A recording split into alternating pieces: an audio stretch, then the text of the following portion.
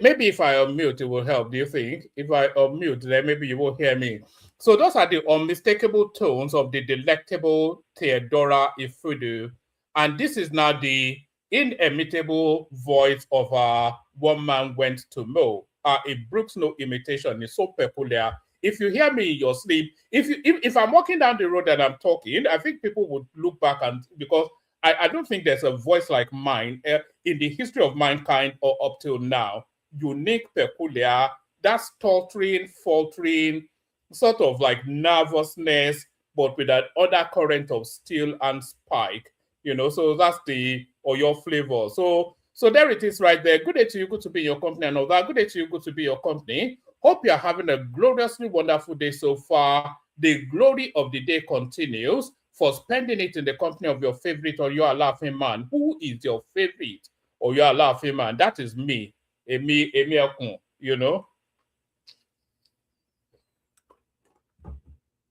So who is your favorite or your laughing man? That is me. This guy right here, this weird looking creature with the peculiar voice. I, singularly, am your favorite or your laughing man. So hope the glory of the day continues for spending it in the company of your favorite or your laughing man. One man went to mow. One man went to mow, the eagle lands again. The eagle always lands, hoping that you are not falling prey to him. So one man went to mow, the eagle lands. The protocol ever and forever remains the same. There is a protocol and you have to follow protocol. What is the first protocol? Click on the like button. That's the first protocol. So look at your screen now and go on and summarily do that. Click on the like button. That's the first protocol. The second protocol is to make sure that you're subscribed. Very, very, very, very, very, very, how many veris is that? Very, very, very important. It is extremely important that you're subscribed. So look at your screen right now and see that you are subscribed. If subscribe is showing in red, then you've not yet fulfilled all righteousness. We are after 50 new subscribers in the course of this stream. So you'll be one of them. If you subscribe now, then we're after 49. And then if the next person subscribes, we're after 48. So that's how it works. So be the first step towards that countdown by making sure that you are subscribed. So every and anybody interacting, engaging with the sound of my voice right now, please check your devices, make sure you're subscribed. It is extremely important.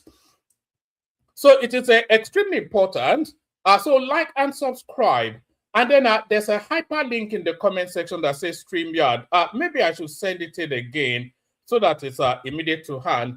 If you want to come and, because we say a lot of controversial things here.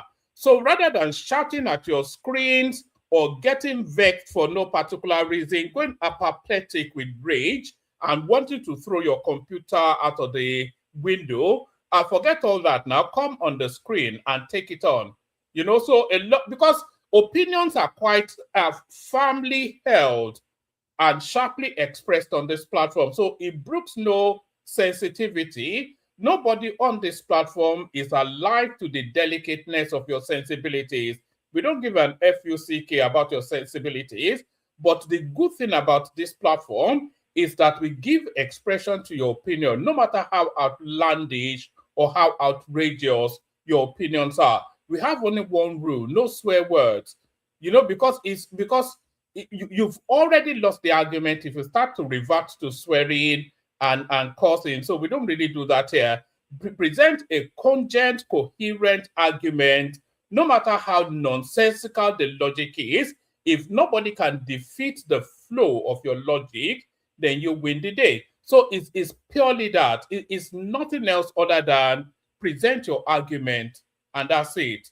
Just present your argument, no matter how far-fetched. I never swear, Solly. You know me now. I'm a Sunday school teacher in church, so I couldn't even swear because the Bible forbids it that I should swear. So like, subscribe, click on the hyperlink that says StreamYard to come and join me on the screen. Share the links, copy the URL to the stream, or click on the share button just at the bottom of the stream. You'll see a share button, just a curved arrow. It curves like this. and it does say the word share as well. So if you click on it, then it will give you a menu list. So if you click on that share button, it will give you a menu list. And in the boxes of those menu lists will be all your social media portals, your WhatsApp, your Facebook, your Instagram, your LinkedIn, wherever it is that you move around on social media. So if you click on that share button, it will give you that pop-up menu. And then on that menu, then click on 2 or 3. So click on the WhatsApp and then send the link to your WhatsApp groups. You know, your old school groups, your church group, your whatever groups, those groups that you all hate each other. So send the link to the stream there and let them come and hate me instead. So share the links. So just, you know how it is to share the links, and say hello to me in the comment section as well, so I can acknowledge your presence. Say hello back. You know I have no friends, so be my friend for the moment that we spent together. So what else do I always say? Yeah, and super tax towards the stream. Nobody ever does that, but you're encouraged to do that. There is a cost to all of these things, and that cost should be borne by you, not me, because I am the one presenting you with something to engage with. So you are the one needed to, even if you don't reward me, at least cover the expenses of the stream with the super chat. Like, share, subscribe, click on the hyperlink that says stream here to come and join me on the screen. Say hello to me in the comment section, super chat towards the stream. A whole raft of so many things to discuss today. What's the word? It's a whole raft. Let me, because I can't think of another word to just tell you how expansive it is. It's a whole raft of so many things. It's an amalgama. It's a potpourri. Do you know what a potpourri is? If you want to know what a potpourri is, it's like an ila alasekpo. It's sort of like an ila alasekpo sort of a session. A little bit of crayfish, a little bit of crab, a little bit of pomo, a little bit of shaki, a little bit of our body. Everything is in the menu. All of them go into the pot, to be eaten with a bar. So it's a whole raft of so many things. What am I talking about? Atiku wins the ADC ticket. So, but that comes as no surprise. But then Rotimi Amechi is crying foul. But then we saw the primaries that took place in Rotimi Amechi's homestead, where they were looping people around and counting each individual 3 times. So Atiku outrigged him rather than Atiku rigged him, because he was rigging. Atiku was rigging, but Atiku, as ever, the master of rigging, he outrigged him. So no reason to cry foul. Now there has to be some sort of honor amongst thieves. So the ADC ticket goes to Atiku. What does that mean? We go into that permutation. So Atiku goes to Rotimi Amechi's home to go and make peace and say, look, just be my boy. So we all knew how that ticket would pan out anyway, long before any primaries. As soon as that ADC formation took place, and we've said this so many times on this platform, so we already know what the ticket looks like. The ticket is Atiku Abubakar head, Rotimi Amechi tail. That has always been the ticket. I don't know why quite they bothered with the expensive. They have saved their money for the elections, for the campaigns. I don't know why they bothered with the primaries. We all knew what that ticket would look like, and as ever, it's not even the cleverness of. It's a very clever platform. This platform, anybody that engages with this platform knows that I am supremely clever. My panelists are even more clever than I am. So I defy you to go to present any other Nigerian platform that can dispassionately analyze and give you a true and accurate reflection of the Nigerian political trajectory. There is none. And I know most of the platforms out there. There is no platform that can give you a dispassionate, true to the fact analysis. Every platform leans to a bias. Some people accuse this platform as leaning towards an ethnic bias. Maybe not. I don't surrender that. But what I will not yield on is the fact that we try to hold on fastidiously to the substance and accurateness of the information and an honesty in the analysis. There is no other platform that can ever deliver that. They don't have the accoutrements. They don't have me. So how can they do it? It's not possible now. It's the personality that drives the platform, as you may or may not know. It's the host, the personality of the host that drives the platform. So So the ADC ticket predictably Atiku head, and almost certainly it will play a hard to get for a moment or two. Then Rotimi Amechi will duly become Omodadi as he always was destined to be. So that's the ADC ticket right there. We already know the NDC ticket. The APC ticket already speaks for itself. And then the PDP ticket, they are still permutating between one faction wanting to present Goodluck Jonathan, and then the other faction actually already putting forward some southeastern name. So that's still, there's still a fogginess there. The AAC, which is the Omoyele Sowore party, I want you to guess in the comment section who their presidential candidate will be or is. They've already announced. So who do you think the presidential candidate of the AAC, the Omoyele Sowore, I won't tell you who it is, so you can guess in the comment section who the presidential candidate of the AAC is. You get $1 if you get it right. So that's that. So there's all of that permutations going on. And then there's also this narrative of insecurity as well. The Americans are now narrowing in on the Fulanis, and the Fulanis are somewhat a panic. So we'll be having it. Oh, sorry. So let me just. We've been having problems with streaming directly from the internet to interact with clips. So I've downloaded some of the clips that I want us to interact with. So if it doesn't play on the internet, then I won't have to hold up the session. So I downloaded some of them. So let me just. Let me show you this message that as I'm uploading these things, let me play you a 30-second message that Tinubu left for Peter Obi 30 years ago. They said Tinubu is an Abameda. If you're a Yoruba man, then you should know what that means. It's somewhat of a deity type of a figure. It goes beyond the human realms, Tinubu, and even Zita hints at it in some of the conversations. So Tinubu, for reasons of being out of the ordinary, he has already prophesied what's going on now, and he left a back to the future message for Peter Obi going back about 20 years ago. So this was the message that Tinubu left for Peter Obi, pushing to the future for when this occasion comes. So this is Tinubu's message to Peter Obi. We see some of their candidates making foolish, unsubstantiated claims.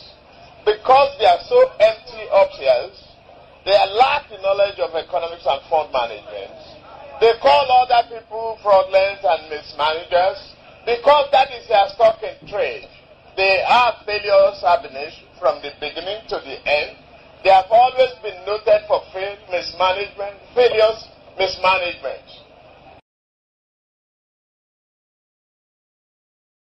That was Tinubu all those years back, already in anticipation of the sort of elements that he'll be contending with in this particular cycle of elections. So we'll be discussing that. What else will we be discussing?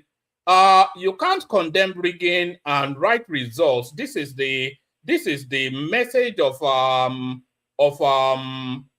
what's it called? Rotimi Amechi to Atiku Abubakar. So it's just a nonsense, the two of them. And then there's let me show you something funky actually. Let me show you, maybe I'll show you in a minute actually. Let me give you the headline. So there's just so many things. I'm just wanting to present them all to you all at once. So on a lighter note, I'm going to tell you the 7 states in Nigeria you have an abundance of gold deposits. So that will be round about an hour into the stream. So hold yourself. Maybe I'll just start to hold you for at least 1 hour. I'm going to be telling you 7 states. Is it 7? 7 states in Nigeria that has more gold than Ghana. So we're going to be having a look at that. Details of article, and then Omo Agege, the extra. You remember that guy that was stealing the maize at the Senate just a few years ago? He has now defected from the ADC to the NDC. So we'll be seeing a lot of those funky goings on. And then top companies in West Africa who are the top companies in West Africa. We'll be having a look at that as well. And this is actually coming even out of the international space. So it's not even an African write-up. So we see who exactly the top companies in West Africa are. I hope it's a tabulated list. All right. So yes, the top Africa's top 200 companies. Yes, we'll have a look at that. I think this is actually with a special focus on West Africa. So maybe it's not actually what to read. There's only one country in West Africa, and that country is Nigeria. So yes. So a whole raft of so much. What else have I got for you, actually? What else have I got for you? Okay, hold on. I'm just scanning through my list to see that we haven't missed anything. Actually, let's start it off. Kick it. And by the way, are people liking and subscribing? I'm not seeing numbers going on. What's all this now? I'm not even yet attacking you for super chats. I'm only asking you to like it. So we'll get to the super chats in a moment, but forget the super chat. At least like and subscribe now. That comes at no cost. So is it just the effort to reach your hand to click on something? Is that too much of a strain? Is too much of an effort? I'm slugging it out 3 hours here, presenting you what's going on in the country, inviting your analysis, creating the space, and I only invite you to take 30 seconds, 10 seconds even, to click on subscribe. Is that too much of an effort? Is that too much? Am I asking for too much to ask you to subscribe? What's going on? What's going on now? Where's the balance in that? Where's the fair play? Just click on the bloody subscribe thing. Let's see numbers go. It's quite annoying, Do you know how many people we have interacting with these sessions? Thousands, every single stream, we get thousands of people. And then you look at the like and subscribe and you wonder what's going on. It can't even take you can't even strain to reach to click on the subscribe for just what's all that? It's like you're a pickpocket now. If you watch this stream more than once and you are not already subscribed, then you are stealing. So what's your contribution? What entitles you to the participation if you're not subscribed? If you have watched this stream, if this is your first time, I can allow it. But if you have ever watched this stream more than once and you're not subscribed, then you're tantamount to a pickpocket. You're pickpocketing. You're stealing.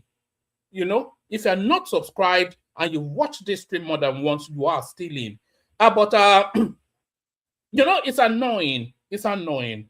Sometimes when I look back at the numbers and then I look at the balance, I look at the analytics, they're telling me 67%, 70% of the people that interact with the stream regularly are not subscribed. Then I'm wondering why. I'll never support Peter Obi now because I'm not a hater of the country. I'm not an enemy of the country. So you already know what the politics. Just subscribe, man. It's annoying.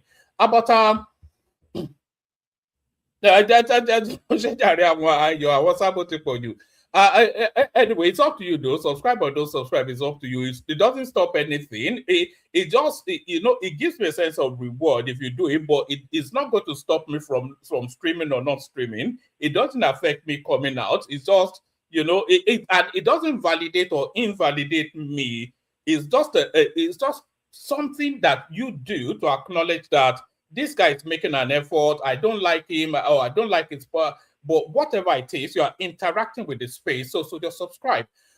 Let's start it off with this one. Actually, these are the results of the supposed primaries held by the ADC. And I'm going to show you some even funkier figures in a moment, but let's start it off with this one first. There's a lot of funky figures circulating around the Nigerian political space, but let me pull this one up. All right. All right. So let's kick it off with what we have on the screen now. So these are the figures now coming out of the ADC primary. So breaking, Atiku wins ADC primary with 1,846,000. So those are the winning figures. And what is the total number of the people that participated? 3,113,000. So no, those were the registered voters rather. So those were not the people that participated, but those are registered members of the ADC. They're telling us that there are 3,113,000 people registered with the ADC. And out of that 3,113,000, 2,527,000 voted. And out of this vote, Mohammed Hayatuddin scored 177,000. So Hayatuddin actually at some point withdrew from that race. So I'm not quite sure how much we're really giving to. I'm not quite sure how much credence we're really giving to his votes. Rotimi Amechi scored 504,000. So you can divide that by 4. And whatever the figure you get is probably nearer accurate, because we've already seen how they primaried in his own homestead, where they were just looping people around. Atiku scored 1.8 million people to win resoundingly. That's over 3 times the amount of votes that Rotimi Amechi got. So that was how the ADC primaries panned out. And very quickly and predictably, Rotimi Amechi cries foul. So very quickly and very predictably, Rotimi Amechi cries foul. Oh, have I acknowledged people in the comment section? By the way, I do beg your pardon. Let me quickly acknowledge people in the comment section. That's Agbadorian right there, always the first to comment. That's Sheson right there. Good to see you. You know, that's one of my favorite Yoruba names, actually. Sheson is not often used. I don't quite know why that name is not as like Femi or Shegun or even my name, Wole, but Sheson, you don't hear it often with Yoruba people, but always it's one of the most elegant Yoruba names out there, Sheson. So that's Sheson right there. That's Bola Hon. Good to see you, Bola Hon. That's Ufoma Michael right there. That's good to see you, Ufoma.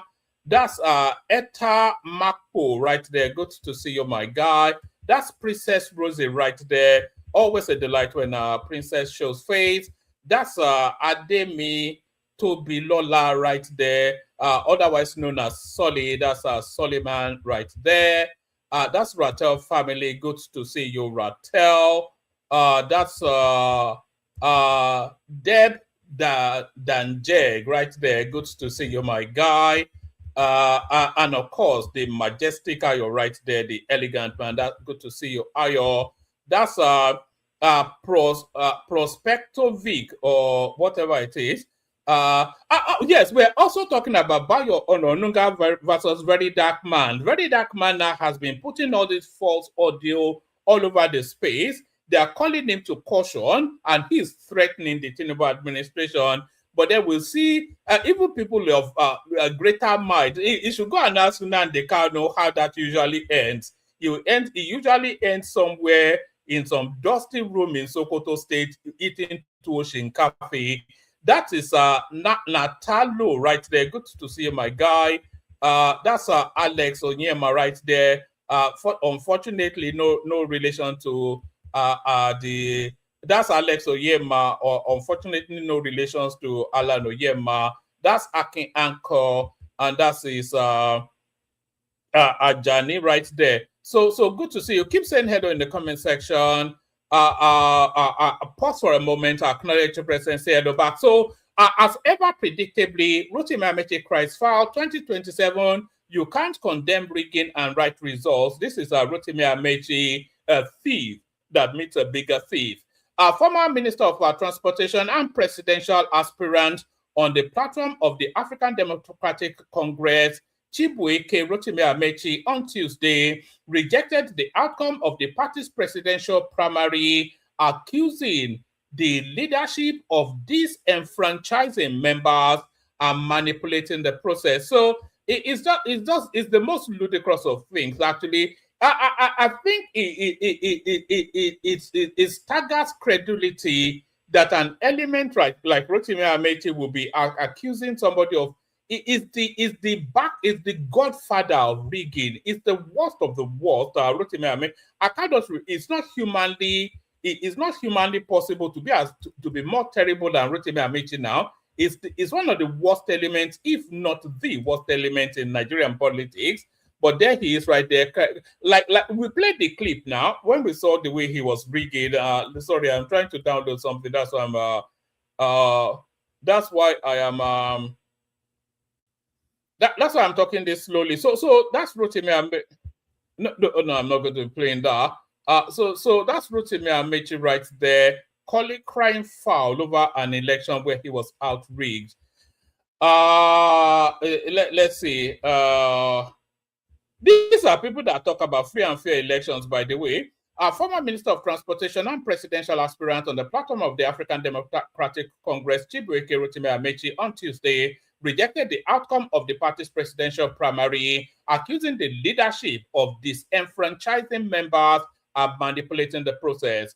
The rejection opens a fresh crisis within the ADC at a critical moment for the opposition party, which has been presenting itself as a credible alternative to the ruling All Progressive Congress APC ahead of the 2027 presidential election. In a statement posted on X, Amechi said he was rejecting what he described as a concocted result following reports of widespread voter disenfranchisement during the primary across the country. Amechi said, I had initially stated that I will only accept the outcome of the primaries if the process was free, fair, and transparent, and I stand by my words. I will not accept results from a process that does not reflect the values that the ADC had pledged to uphold to rescue Nigeria from the impunity and gross mismanagement that our country is currently facing in the hands of the ruling party.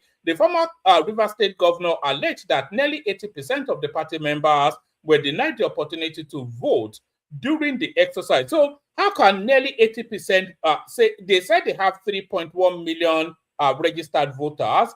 They recorded 2.5, near 2.6 million people that participated in the process. So how can 80% of the party members be denied the opportunity to vote?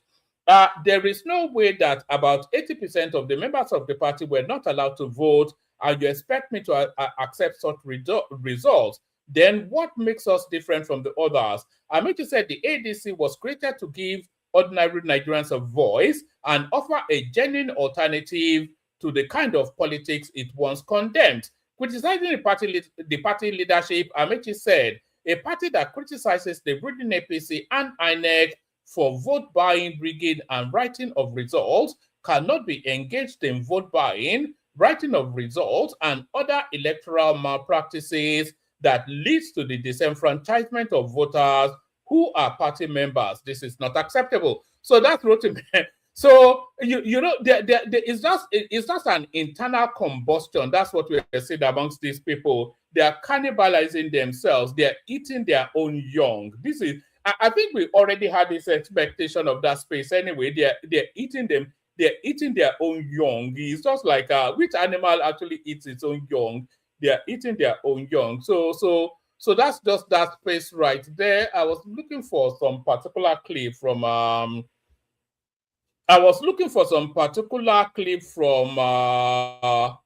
what's it called? Let me close this one. I was looking from some particular clip from Rufai Oseni, who actually went to town on this particular narrative. So he was actually giving it that political space, both barrels. You know, I'm going to show you something fairly ridiculous in a moment. It's coming from the stable of Omoyele Sowore. You know, of course, anything that comes from Omoyele Sowore is always ridiculous. Hold on, where's this? Where's this?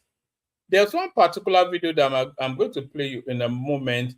You know, this video, I'm going to actually play it to you now. I'm going to play you a video now whilst I'm looking for that Rufai Oseni video. This video that I'm about to play you, I want you to pay keen attention to what's going on there.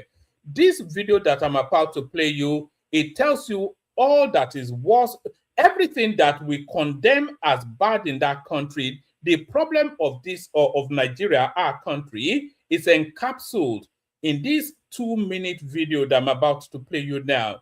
If you watch this video, and after you have watched this video, you will understand in totality all of the problems that we have in this in that country. I can assure you of that. I can assure you. Is this the one? Yes, I can assure you. I think it's actually about 4 minutes. If after you watch this 4-minute clip that I'm about to play you now, you will understand all of the problems that we have in that country. I give you that guarantee. Watch this. This is another concentrator.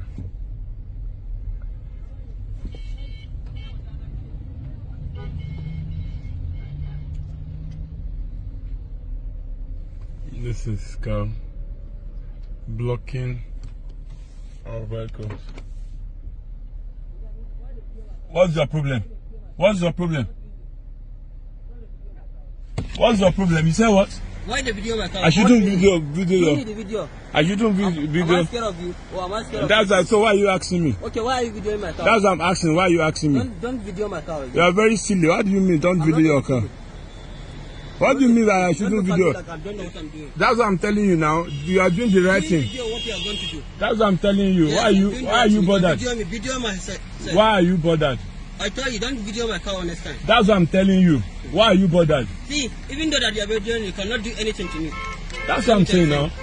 So why are you bothered? Keep videoing it. So why are you bothered? I'm so bothered because it's my car that you are videoing. I'm using your car. Using your car is in the town. What is the reason? What is the reason? So you tell me why I cannot video. What is the reason?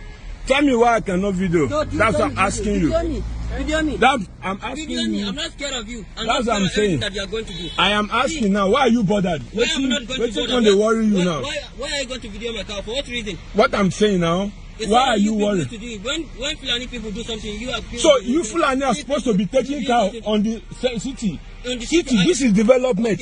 Okay. This is development. Okay. The city is not for the government, it's for you. Are you the one that it's all of us, but Cow, wait, let me tell you.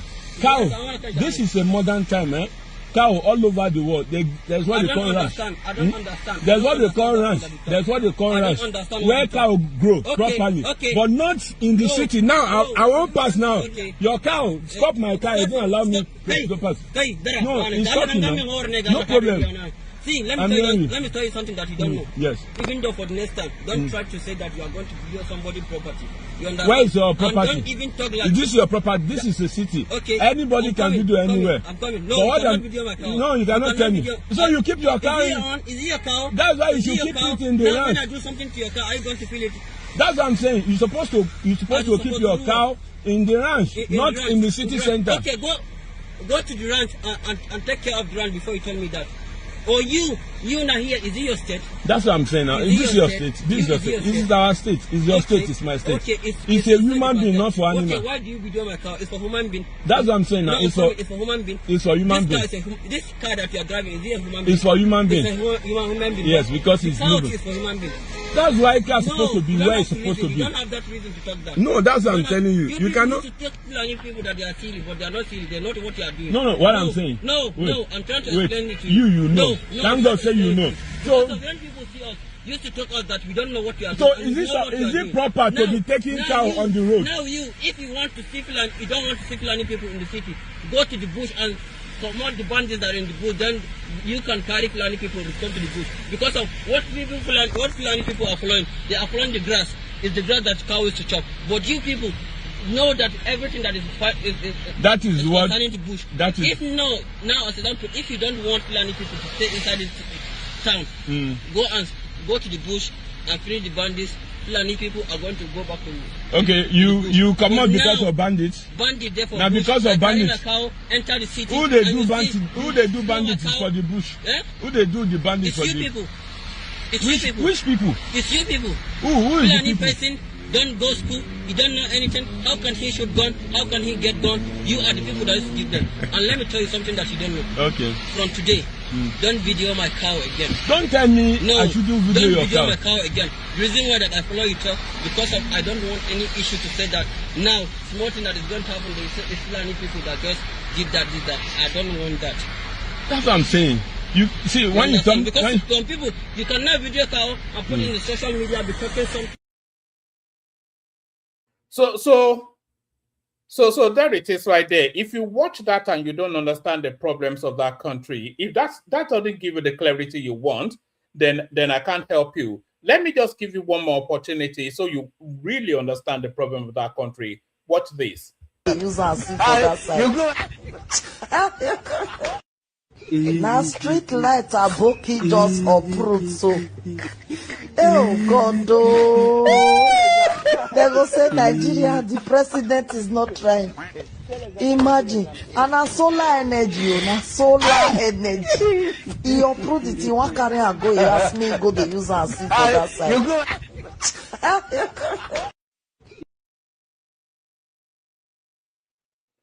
So there it is right there. As the government is trying to upgrade the country, the Fulanis continue. Those two clips, so you don't need me to tell you they're Fulanis. He feels that his cows have more. Abuja is the front face of the country. That's our most celebrated city. That is our cleanest, most gleaning, most modern city. And that is what the Fulanis consider. He just sees it as an entitlement, and it's an intimidation tactic as well, because I don't see any grass there. So I see high-rise buildings and tarmac roads. So quite while he's rolling his cattle on a major highway, you can see that that's a major highway. Why he's rolling is an entitlement and an intimidation for you to do something so that they can spark up some ethnic clash in the country. And you look at, these are all of the roads. You know, as they are putting all these solar panels on all of these streets, I think all of us have the same thought that those solar panels, those solar street lights, they won't last 12 months. These Fulanis will take them down and go and use them for scraps. They will beat them into pots. They will turn them into pots and pans. And that is what you see going on there, especially the one they're doing from Sokoto to Badagry. Although you see them already lining it up with solar street lights, those solar street lights will not be there this time next year. The whole of that place will be total darkness. Maybe they'll still be able to protect a little bit the Lagos Calabar superhighway, because that will be policed and the southerners are civilized. But the ones in the north, you know, call me a banana if it lasts more than 12 months. Don't call me woman anymore. Call me a banana if it lasts more than 12 months. So that's the problem of that country right there. So as Tinubu continues to try and spruce up that country, their bokis are determined to tear it down. So here is the yin to that yang. This is what the government is doing. You've seen what the enemies of progress are doing. This is the Calabar section of the Lagos-Calabar Coastal Highway, one of the most talked about infrastructure projects in Nigeria right now. Here in Cross River State, construction activity is gradually becoming more visible across sections of the planned corridor. While some areas have already moved through early preparation and route development stages, other sections remain under active construction as equipment, earthworks, and corridor formation continue. This part of the project is expected to strengthen connection around Calabar and surrounding coastal areas, forming part of the wider route stretching across southern Nigeria. Today, we're taking a realistic look at the current stage of construction, what has actually changed on ground, and what to expect next. Before we begin, subscribe.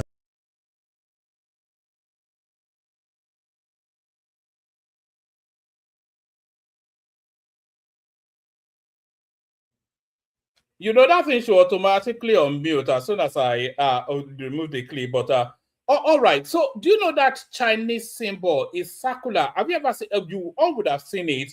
There's a Chinese symbol that is circular, and then within that circular, there's a curve within that circular that goes somewhat like an S shape. And then on what half of that S shape is white, and then on the other side of that end S shape is black. You've all seen it. That Chinese symbol is a circular symbol, and then within that circular symbol, there's an S-shaped demarcation. On one side of that S shape is white, on the other side of that S shape is black.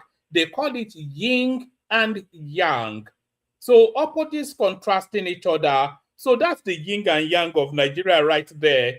The government determined to upgrade that country into civilization, but the Abokis from the north are forever and ever a backward people. They will always, it serves in their interest for that country to be backward, the Abokis, because they cannot compete in civilization. They can only compete in barbarism So it serves very much for the northern solar country to be backward, and they make a determined effort to ensure that that country remains backward.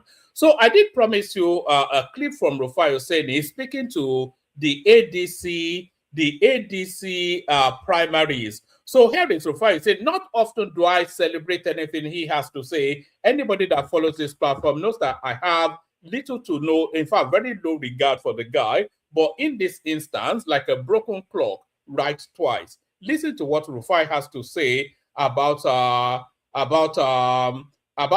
ADC primary. You know, they say an enemy of your enemy is your friend. So this is commentary. It goes in that sort of categorization. An enemy of your enemy is your friend. This is what Rufai has to say. Because when you look at it, Mr. Wike was right. He had a point. And it's that point Mr. Wike is proving that is being proven now. Today, Wike has been vindicated. Let's call a spade a spade. I don't agree with that man on anything, but the fight he made that time, he's been vindicated. Wike, he's been vindicated today. Let's call a spade when he doesn't favor us, zoning is defeatist. Is this not Atiku Abubakar that went to court against Jonathan in 2011 to ensure the PDP zoning formula? And his associates, MPLF, they went to court. His associates went to court.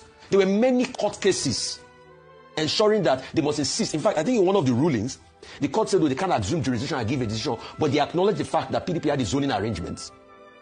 So then, when he was going to court, when he was pushing then against Jonathan, zoning was not self-defeating, Abi.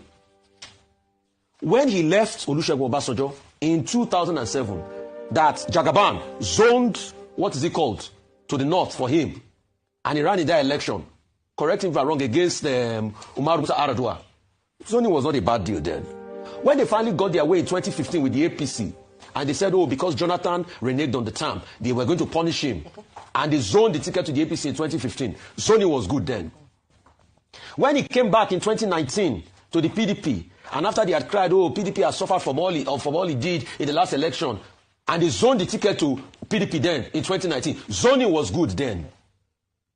But when his own ambition holds sway, and people were saying, after zoning in 2019, they should zone back to the start 2023. He said, no, zoning is not good then, and he scattered the zoning agreement.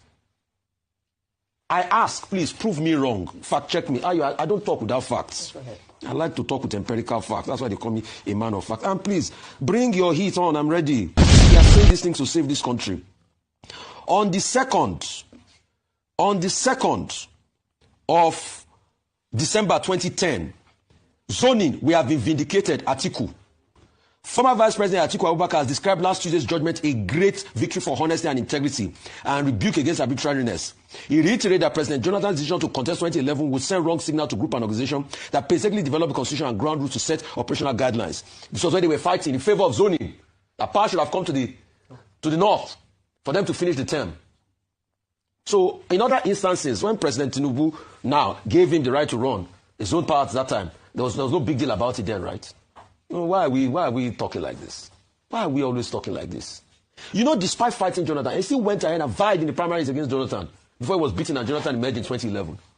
Zoning was good when Atiku is fighting, when Atiku is on the ballot, when he wants to get it. Zoning is when zoning doesn't favor him, zoning is bad. Yeah.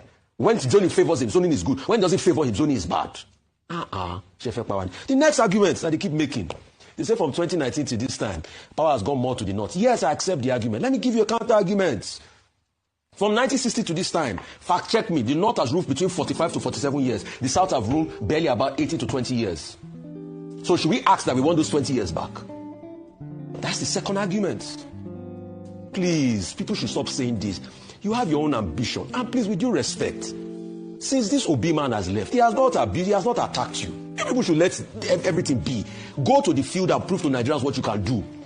But as long as we still have this level of politicians that today, like Atiku Abubakar, when he's in 2011, when he's against them, they say it's a bad thing. They even tell the associate to go to court. But when he's in favor of them,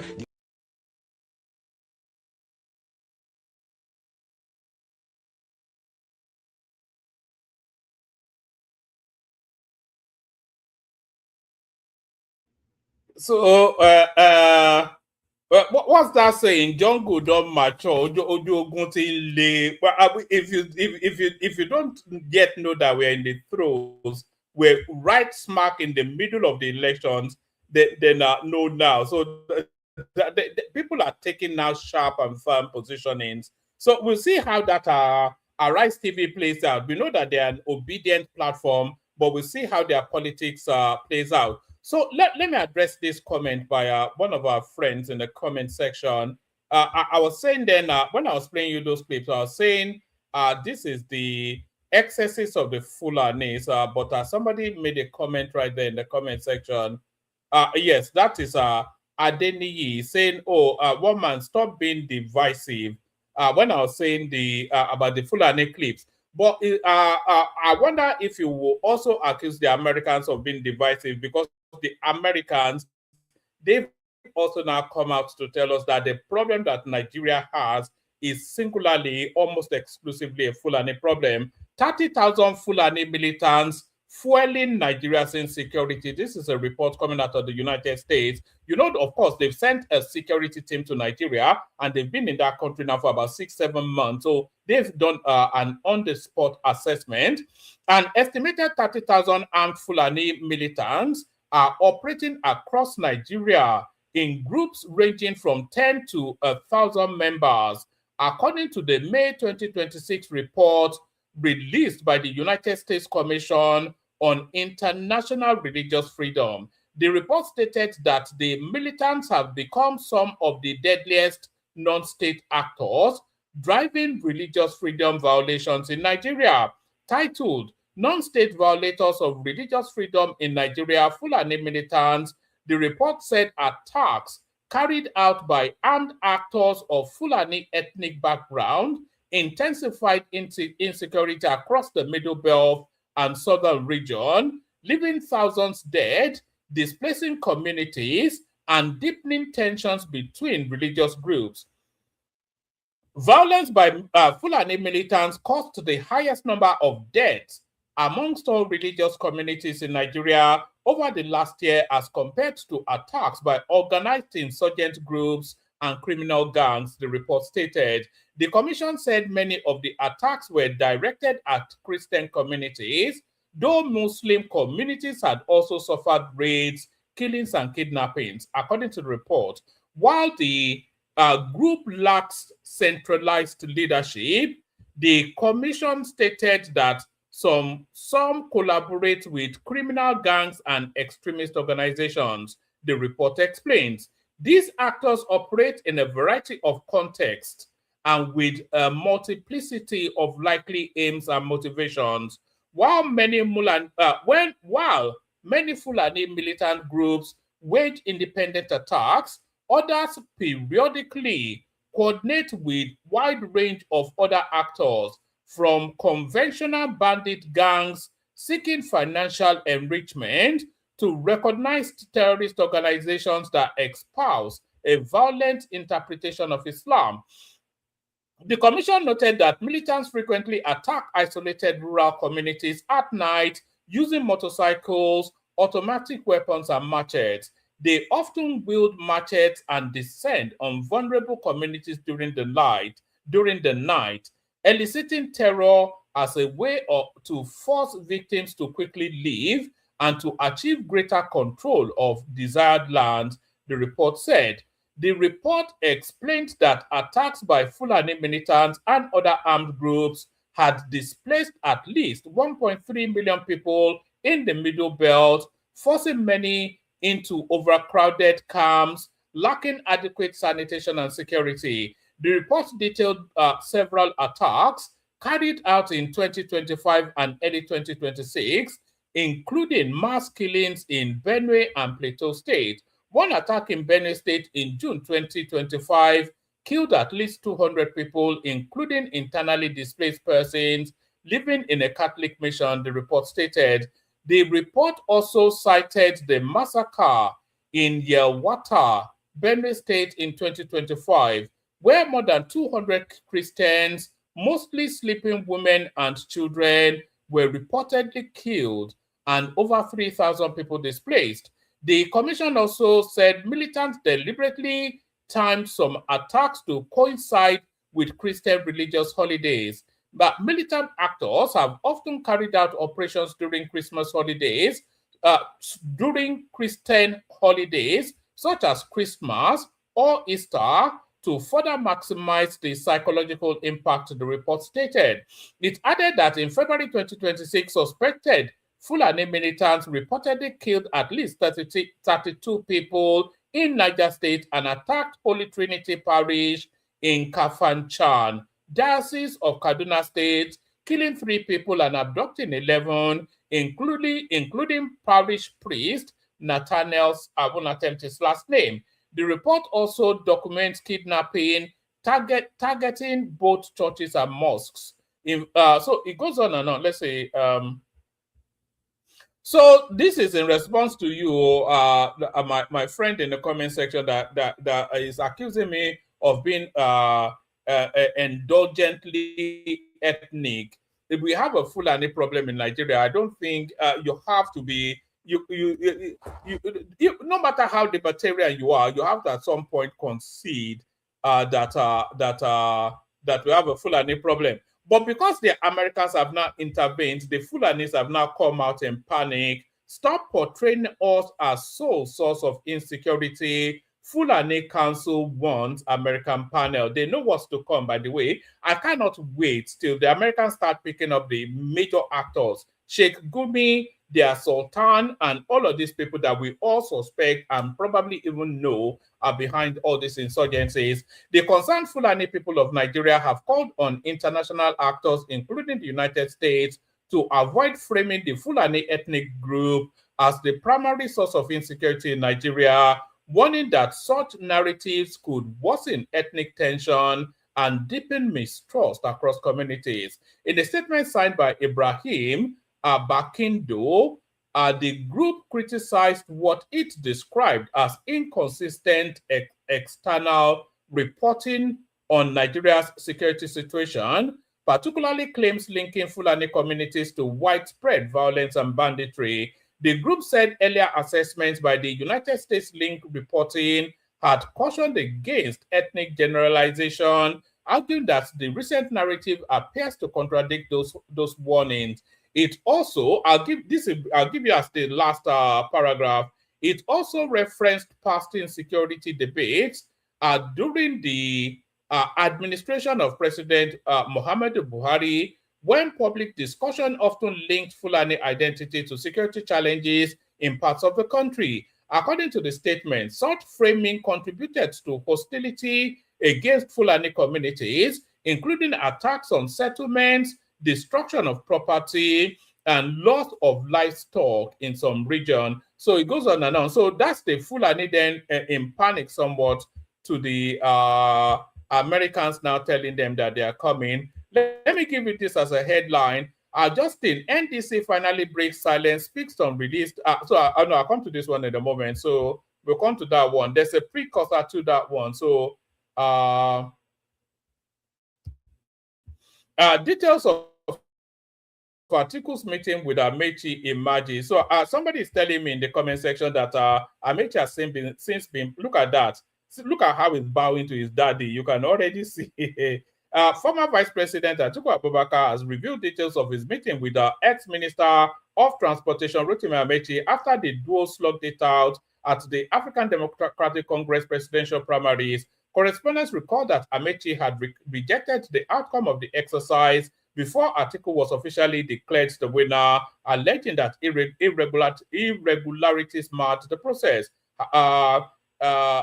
However, Atiku met with Amechi at his Abuja residence on Thursday. In a post on his handle, Atiku revealed that the duo had deep and honest conversations about the state of the country, the growing economic pain, insecurity, and the urgent responsibility on patriotic Nigerians to continue searching for solutions that can rescue the. I think he promised him the VP and told him he will pay him back the money spent on the primaries as well. This afternoon, I visited my brother and compatriot, former governor of Rivers State and ex-minister of Transportation, Rotimi Amechi, at his Abuja residence. Beyond the warmth and camaraderie There, we had deep and honest conversations about the troubling state of our nation, the growing economic pain, insecurity, and the urgent responsibility of patriotic Nigerians to continue engaging in the search for solutions that can rescue our country from drift and despair. I also felicitated with him on the occasion of his birthday yesterday and teased that Arsenal's historic triumph could not have arrived at a better time. Chief Amechi, a thorough, well-loaded gunner, took the banter in good spirit. In true Rivers hospitality, he apologized for not having enough time to prepare fisherman's soup, a delicacy I have now been promised on our return for the second leg. So that's to tell you that that is you know. Otu ló máa ṣẹ̀wọ̀n rárẹ̀ àbí báwọn náà ṣe máa ń sọ otu ló máa ṣẹ̀wọ̀n rárẹ̀. This is if you ever wondered what that means, òun nìyẹn ló ń play out there. Otu ló máa ṣẹ̀wọ̀n rárẹ̀. Ọmọ Agége defects to NDC, Ice Delta Central Senatorial seat. It may well be one of the people that lost out in the APC rounds. Former Deputy President of the Senate, Senator Ovie Omagege, has officially joined the Nigerian Democratic Congress 6 days after he resigned from the All Progressive Congress APC. Omagege made the announcement in a personal statement on Thursday, declaring his intention to contest the Delta Central Senatorial seat in the 2027 general elections. In the statement, Omagege said his decision followed weeks of deep reflection and extensive consultations with political associates, supporters, and stakeholders across Delta State. I formally announced my decision to join the National Democratic Congress, he stated. This is the product of weeks of reflection, wide consultation, and honest conversations with people I serve. He praised the NDC leadership, particularly Senator Sirika Dixon, Senator Moses Cleopas, Mr. Peter Obi, presidential aspirant, and Kwakwanso, describing the party as a credible platform built on inclusion, accountability, grassroots participation, and true. So anyway, that's just bullshit, isn't it? So let's just forget all that bullshit. Oh yeah, let me give you two more. I did promise you this. So 7 Nigerian states with gold deposits. So I did promise you. So if you're ever thinking of prospecting, this is the way to go. And Nigeria continues to position itself as a rising player in Africa's solid mineral sector, with gold standing out as one of the most valuable resources, driving exploration and investment interest. While large-scale commercial mining is still developing, several states across the country already host significant gold deposits, particularly in alluvial and artisanal mining belts. As the country intensifies efforts to diversify its economy away from oil dependency, gold-rich states are attracting great attention from local miners, private investors, and government regulators seeking to formalize and expand production. So these are the states with gold. Zamfara, this is widely known. Anyway, Zamfara is widely recognized as the most prominent gold-producing state in Nigeria. Osun State, that's number 2. Osun State is one of the oldest known gold mining regions in the country, with a long history of extraction dating back to pre-colonial times. Kaduna State, Kaduna has emerged in recent years as one of Nigeria's fastest growing gold mining locations. So if you continue to look through this list, you see this is the banditry belt. Zamfara, of course, already lost to the bandits. So the bandits have a very strong presence in Osun State. Kaduna already lost to the bandits. Niger State. Niger is one of Nigeria's largest states with land mass and is considered highly prospective for gold mining. So that's lost to the and then Kogi, of course, lost to them as well. Kogi is better known for iron ore and coal, but also hosts notable gold deposits across different parts of the state. Edo State, yeah, imagine one of the southern Nigeria's promising gold-bearing states. So those are the 7 states then that gold has been found in commercial quantity. So this will be the last readout. Let me give you the last readout. Actually, this is not even worth the effort, I don't think. Top companies in West Africa 2026. So I thought it was in Africa. That's why I brought it forward. But if it's in West Africa, then there is no other company in West Africa apart from Nigerian companies. So let me just leave that there. Is there anything else that I especially need to? I think you've seen all these. All right. Oh, okay. Let's now start getting into figures. So let's go to the headline piece. So the Nigerian election has been won, and can I please see people clicking on the like and subscribing? I do that now. What's going on here? Like and subscribe. Now, what's the meaning of all this now? You know, that's just like and subscribe. You know, don't be a pickpocket. So don't be a pickpocket. Like and subscribe. I'm just scrolling through the comment sections. You know, I flip through screens when I'm doing the readouts. I'm not in the studio screen. So when I come back into the studio screen, I flip through the comment section to see if anybody has super chatted, and it's only you, of course, that will always ever super chat. Let's not get into these figures. All right, let's bring up the figures now. So I want you to look at the figures on your screen. In fact, maybe this one. I want you to look at these figures on your screen. So these figures tell you all you need to know about what will transpire in 2027.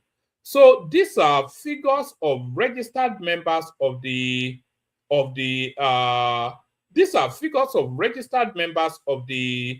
political parties as submitted to INEC.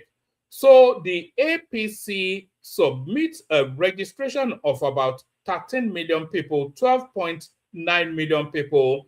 Those are registered members of the APC. So, and we saw those figures reflected in their primaries as well. Near 11 million people participated in their primaries, according to the figures that they published. The PDP, 2.4 million people is who they are telling us they have registered.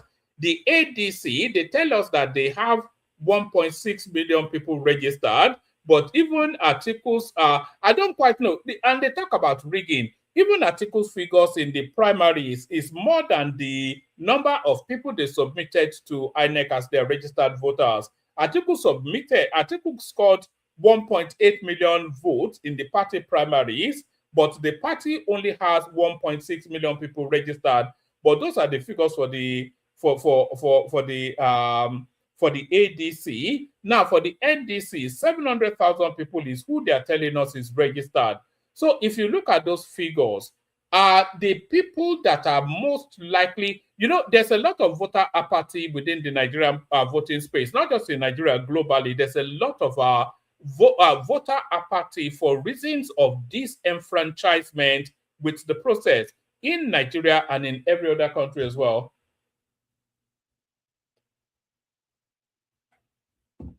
So there's a lot of voter apathy globally, but especially so in Nigeria. Historically, we've never really had more than 35% of even 35% is usually the higher number.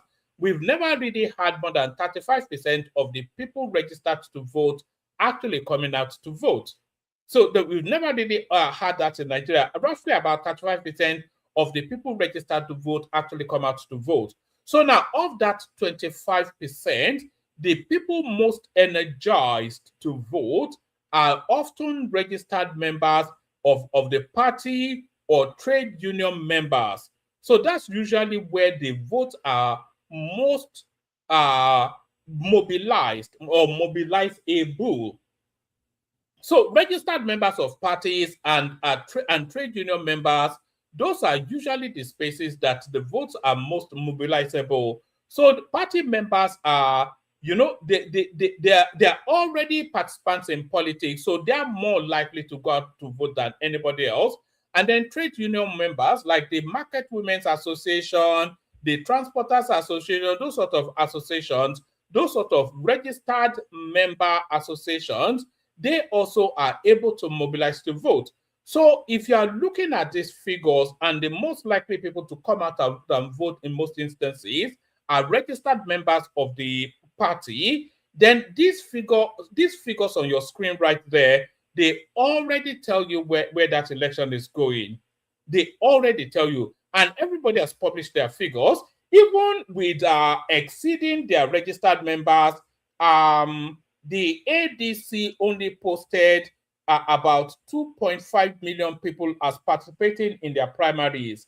The APC, they posted in excess of 11 million people. So you can X5 the amount of people that participated in the APC primaries to the people that participated in the ADC primaries.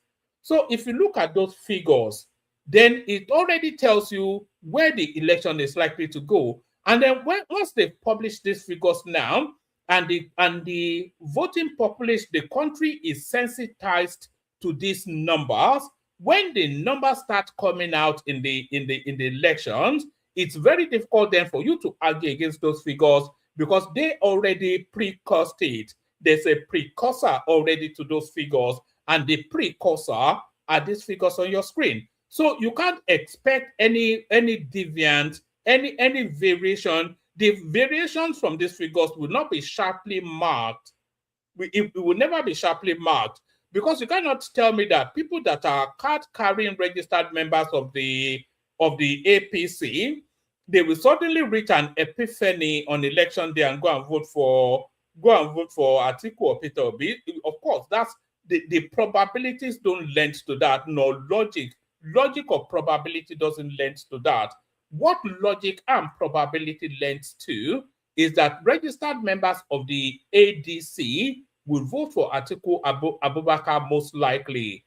Registered members of the NDC would vote for Peter Obi most likely, and registered members of the APC would vote for Tinubu most likely. And then if you look at if you go on that prism, on the prism of that logic, and then it naturally lends you to these figures, and these are published figures.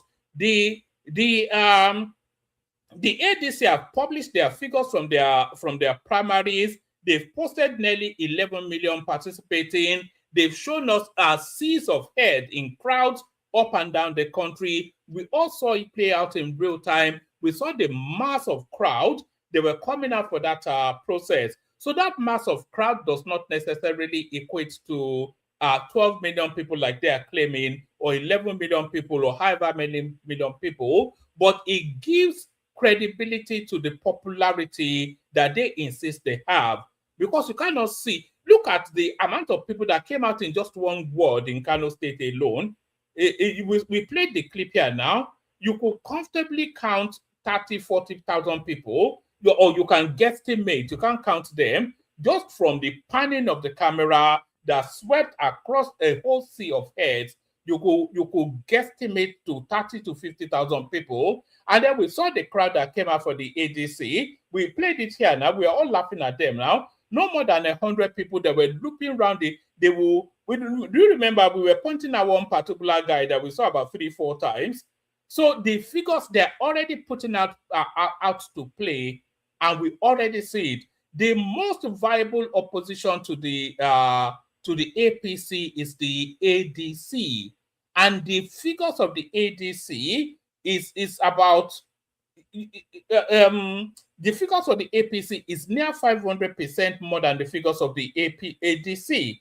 So this is the election playing out now, and you cannot if unless you have some sort of water on the head sort of problem, unless you bang your head and water seeped into your brain, you cannot expect there be a sharp enough variation from already published figures that would then upturn to present anything else. So these figures already tell you where the elections will land. There will be no deviations from that, pretty much. So that's that. But let me now show you funky figures. So this is the sort of funky figures that Peter Obi is coming out with.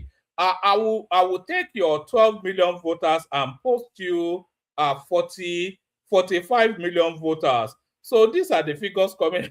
These are the most ridiculous set of people. So I hope you can see that clearly. It's not up. Let me put it up now. Let me put this up. This is just yeah. So these are the figures being posted by the Peter Obi space. It says this is it. From the sublime to the breaking NDC. Here is a breakdown of the 45 million votes secured by Peter Obi during the NDC primaries across the 36 states and the FCT. So 2.5 billion people voted for Peter Obi in Lagos alone, which is already more than Atiku scored in the whole country. 900,000 in Ogun State, 1.3 million in Oyo State. I wonder, let me see, let me do a quick check. I wonder what the numbers of registered voters in the figures from the Peter Obi might well be even more than the registered voters in Nigeria. Let's do a quick check. Hold on. How many registered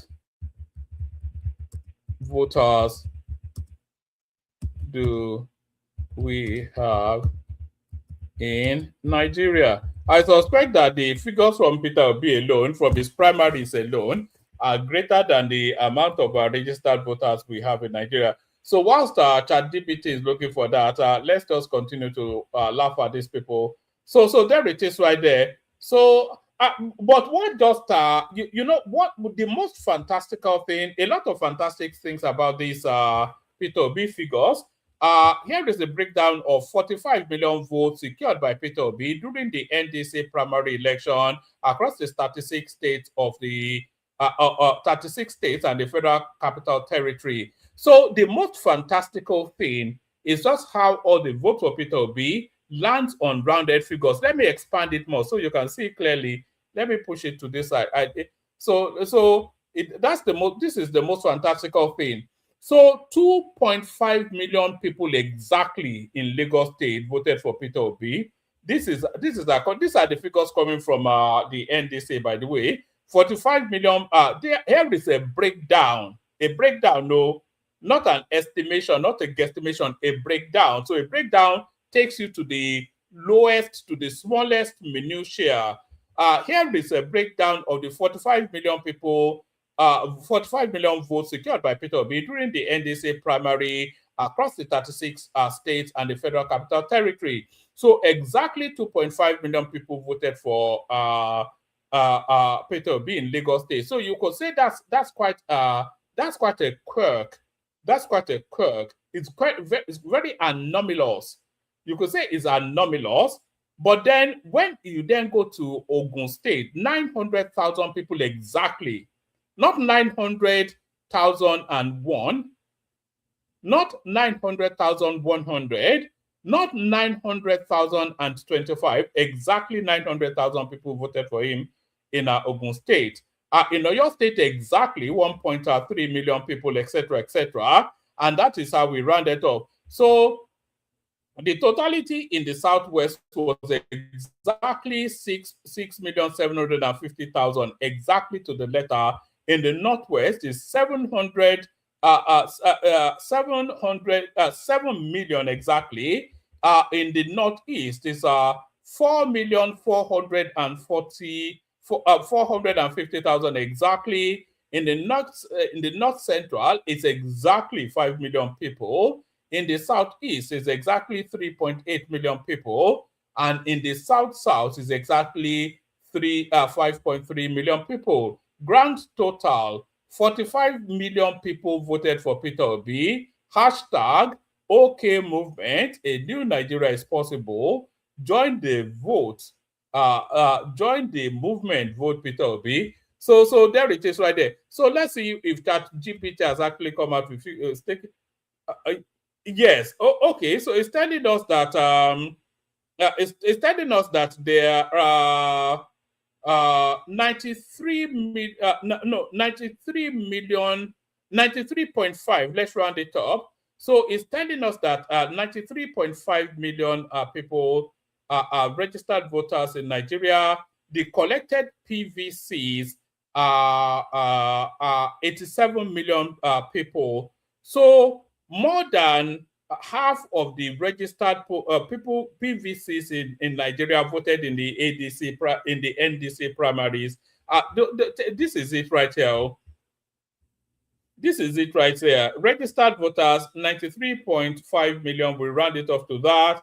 PVCs collected, 87.2 million. And Peter Obi, what did he score in his party's primary? Not anywhere else. So what did he score again? So this is the sort of elections that we are having. That's just what it is. Where is it again? So that's Peter Obi right there. So there it is, 45 million. It's beyond farcical. So that's the sort of funk that we're going to be contending with in Nigeria. As we laugh at Peter Obi a little bit, why don't we laugh at Omoyele Sowore a little bit as well? Here is Sowore. It just gets more ridiculous. It says a minimum wage of 500,000 is not too much for Nigerian workers. Police officers, soldiers, teachers, doctors, nurses, and other public servants deserve a living wage, and those in critical sectors must earn additional allowances for risks, sacrifices, and essential services they provide. So this is Shore's sloganeering. So it's all cute. This is why people don't take him seriously. So if it starts with 500 million as a baseline, and then of course that would be for whoever is at the lowest rung of whichever position. So if you are saying a doctor, newly graduated, starting his first job, started off with 500,000 per month as his salary. Then a senior doctor that's been there for 10 years, then he by right will be on 1.2, 1.5 million, and then cascade that across all of the industry space. And then, so how does that wrap with inflation? What is the cost analysis of that? What is the, because Nigeria doesn't have, and anyway, forget Showorem, it's just the most ludicrous, just a completely ridiculous human being. Was there anything else? I thought there was something else that was sharp that I wanted to bring to your attention. Oh, yes, I wanted to bring you, so this will be the last one, by the way, sorry guys. This will be the last one. So some of you may or may not be aware about some Sapele water guy from the creeks. I think it's from Edo State. Some of you may or may not be aware of some Sapele water guy from the creeks that goes around the Nigerians. Hold on. So yeah, some of you may or may not. Sorry, I'm just trying to do two things at once. They say men should never attempt to multitask.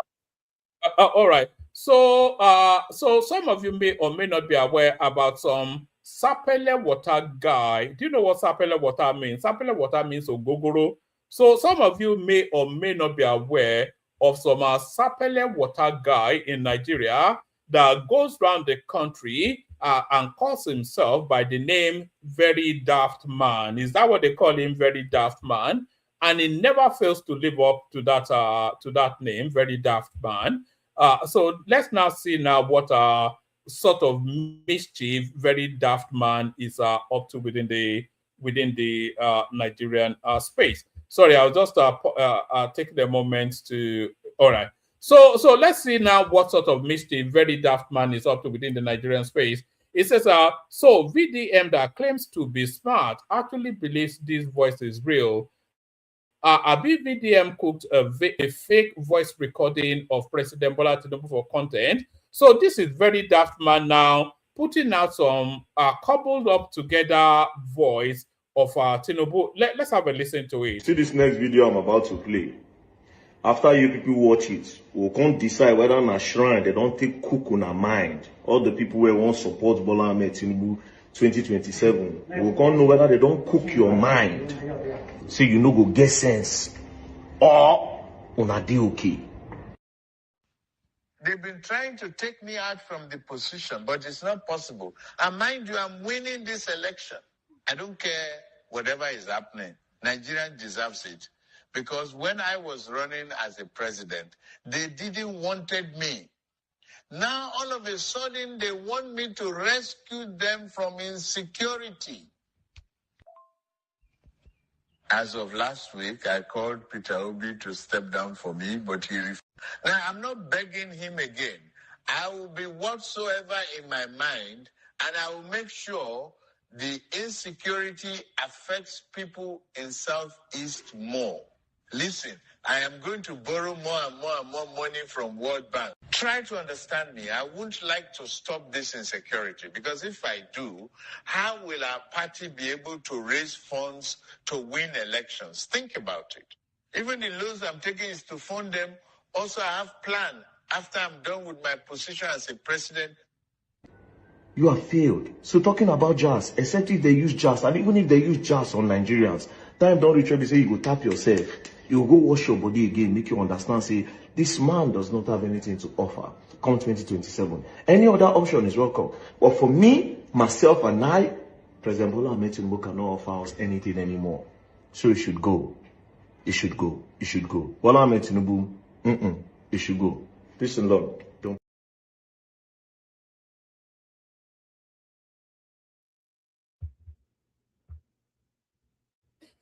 So there it is right there. So that's the Sapele Water guy living up to his name. Very daft man indeed. Very extremely daft man, you might want to add. So, of course, the country has been looking the other way at his excesses, because this guy has been excessive for quite a few years now.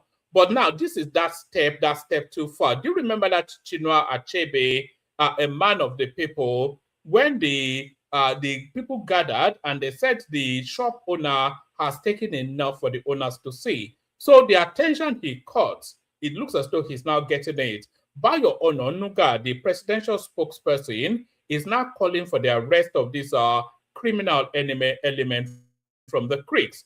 Sapele Water, you will be drinking. There's a spare room next to Nnamdi Kanu in Sokoto. I wonder who will be occupying it. So that's my presentation.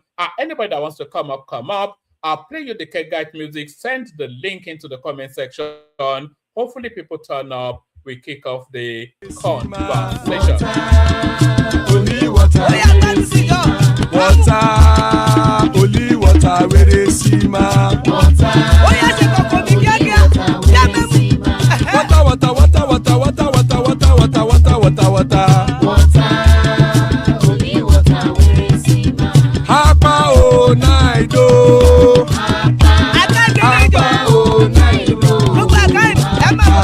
Hapa you don't come oh.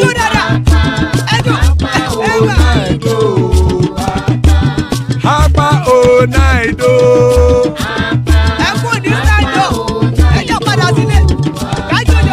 Oro kẹ̀kẹ́ ẹlẹ́mù yé o. Ilé sọ́dí kẹ̀kẹ́ ẹlẹ́mù ré o. Bobby master kẹ̀kẹ́ ẹlẹ́mù ré o. Chief Wáìlà tí kẹ̀kẹ́ ẹlẹ́mù ré o. Eruku lẹ̀lẹ̀ ẹlẹ́mù dé. Eruku lẹ̀lẹ̀ ẹgbẹ́ ẹlẹ́mù dòde ojàre o. Eruku lẹ̀lẹ̀ Ghana ti dé ẹgbẹ́ bọ́dì o. Ọmọ ẹlẹ́yẹ ẹyẹ o ó dilé o. Odúyẹ̀lá ẹyẹ o ó dilé o. Petrosonana ẹyẹ o ó dilé o. Petrosodúnkẹ́ ẹyẹ rẹ̀ ó dilé o. Ẹlẹ́kọ̀ ọ̀run mú ìní o.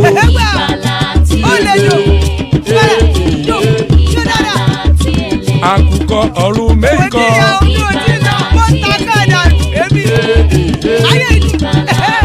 Ikú kò ní ríwà gbéṣe o.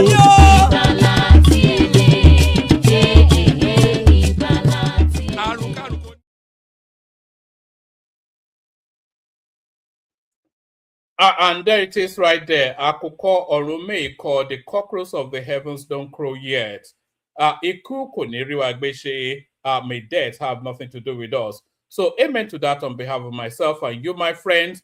amen to that on behalf of myself and you, my friends. So amen to that. And people, please make sure you're liking and subscribing as the unpredictable Solly joins us. That's Solly right there. The cleverest woman on the planet joins us. Zita, of course. I defy anybody. I think it's only probably my mother and my wife are the only two women that I know, and my sister and my daughter are probably the only women that I know that are cleverer than Zita, or at least as clever, or maybe cleverer than Zita. Ola joins us as well. He's smart too. Patrick Kute joins us. No comments on that. And that's our Uncle Benno right there. Always a delight when UB joins us. You'll be in the building. And a DSS, also known as Patrick. So good to join. Thank you for joining us, ladies and gentlemen. So the room somewhat populated, still a bit more room. Anybody that wants to hop on, like a bunny rabbit, hop on. Hop like a bunny rabbit, hop on. So let's start it off, kick it off. We'll do a 5-7 minutes monologue just because we have somewhat of a bit of a panel. So we do 5-7 minute monologues just so we get around everybody quickly and they document their thoughts. Start it off, kick it off with in the order it is on the screen. Solly, you're up first. Solly, Solomon. Thank you. Always the first and always the best and always the rightest. So I don't know how many streams ago it was. I said that there's going to be a battle at the end of the day, at the end of Nigeria, for the most dominant tribe. Well, man, do you remember that I said that? And that was what was happening. Everybody's bet was on the Northerners, right? But I was thinking, but we are the most intellectual and we do not shy away from violence also. All Northerners have is violence. And that is what you see. You know, winner takes it all. We should start teaching Yoruba to all the states in Nigeria. That should be the official language. Anyways, Article 1, the ADC primaries, not a surprise. Amechi is just there to do what everybody has been doing for the past few decades. Chop Article dollars, as expected. So, nothing surprising there. The only people to surprise are probably obedient. And Very Dark Man dares Tinubu spokesperson. So when I saw the video, you know, that miscreant, Very Dark Man and his illiterate followers, you know, I just said, oh God, this guy is looking for a distraction again. Every time that guy makes a video and he defames somebody or he cries wolf or whatever, he loses his credibility more and more. So I just assumed that the video was real because he always seems to be crying for attention. He really has. I don't think he has ever done anything in his life that has ever been this successful before. So it really depends on Nigerians suffering and being desperate. So he always needs their attention. So I just said, okay, this is one of his moments of attention seeking, you know. And he probably went too far, and probably they are going to lock him up for a very long time. I was so happy and I was so excited, you know. But at the end of the day, I'm not an obedient. You know, I went back and I did my findings. Then I realized that, oh, wow, you know, because I went back to his page. I always want confirmation because there's so much propaganda out there. You know, obedience will just eat its hook, line, and sinker. But, you know, we are not that. I went to his page. I saw the original video. And that's when I realized that, okay, this is an edited video. Then again, knowing that this miscreant, Very Dark Man, is a very mischievous person, a very crafty, sneaky person. Just that, you know, his standards of craftiness is Nigerian standard of craftiness, which, you know, abroad, the 2-year-old can figure out the nonsense that he's doing. My thought was that, what if this guy intentionally puts that fake video out there in order to garner attention? But then again, I did more findings, and it turned out that it was an obedience that made the video. Is anybody on this platform surprised? Well, he was reacting to it now, and it was obvious even from the content of that video that it was fake. No, you know? You see what they did? He was reacting to it, yeah. So what they did was they took a real video and then they used oh God, this obedience. They have so much talent for rubbish and stupidity. Then they took AI voice, right? Cut that part, put it in a WhatsApp, and cut that part out, and then put it in his video, in Very Dark Man's video. You know, so Very Dark Man was in the situation of the boy who cried wolf. You've cried wolf, you've cried wolf, you've cried wolf. Now that something happened to you that is not real, everybody thought it was real. Right? So you can't really blame Bayo on Onuga. Everybody has been watching that miscreant do his rubbish up and down all over. But sorry, it's a window to arrest him now. Whether it is yes, but you can't they can just arrest him and just go and put him in Sokoto now. Yeah, but the video is not real. It's an obedience that makes the video. That's what I'm trying to tell you. I did further investigation. Then how did he get to his WhatsApp? That's what is Madam Sita, that's AI. Do you know what? You've not answered my question. No, how did he get to his page? There is no WhatsApp was on his page. No, it was on his Instagram. It was on his Instagram page now. I am the young person. I am the young person here. One man. I hope they will not scam you. If you believe this thing, hey God, please, can you go to Very Dark Man's page and I can show you exactly what he did. Everything is AI. Everything is completely AI. Hold on. That is not the question I asked. I said, how did he get to his page? It is not on his page. That's what I'm trying to tell you. They took a video. Okay, it's one man. It's like we're discussing right now, right? Then somebody downloads this live stream and then they use AI to edit part of what we are saying. They can copy our voices. They can even bring out fake. No, you can imitate voices. Wait, what I'm saying is that what did he say about it? What did he say about what? The man in question, what did he say about it? Because there is nothing about the video that is real. Even the English language is even very poor. So what I'm saying is, what did the man say about it? Like, you saw something that my face is there as if I'm reacting to it. I disassociate myself from it. This is not me. Please, to who it may concern, please verify. Period. Did he say that? I think he did. I don't follow him again. Because if he didn't say that, he's going to jail. He did not say that. No, he only came out with a volley of abuse against Bayo Onuga. Listen, let me tell you. If he didn't say that, listen, he will go to jail. He's not going to jail because somebody defamed him. Solely just some seconds. See, if they clone your page for cybercrime purpose, you don't have to say anything. You just prepare yourself unless whosoever want to come and attack you, come and you don't need to waste your energy. You understand? But if you know who did that and you take that person to court, it's another thing. So I've known Very Dark Man. I don't know why some people call him miscreant. I see him as a great guy. See, he does not need to respond to every nonsense and rubbish. Like Tinubu, you know, when he was campaigning the other time, they say, oh, like he's a superhero for body. You know, it's not a matter of superheroes. Sometimes save your energy. So what he did to B-Lord was a great guy. What he did, and how we try to besmirch or name okay, one man. Wait now. Let me tell you. No, I have to tell you more of what he did. He now even defamed Mr. Jolloff's wife, and Mr. Jolloff's wife took him to court and sued him. Let me even ask one man. Let me ask one question. No, sorry. Mr. Ola, you will never allow anybody. Mr. Ola, you will never allow anybody to do that to you or your family members. You will never allow it. You will never allow of course, yes.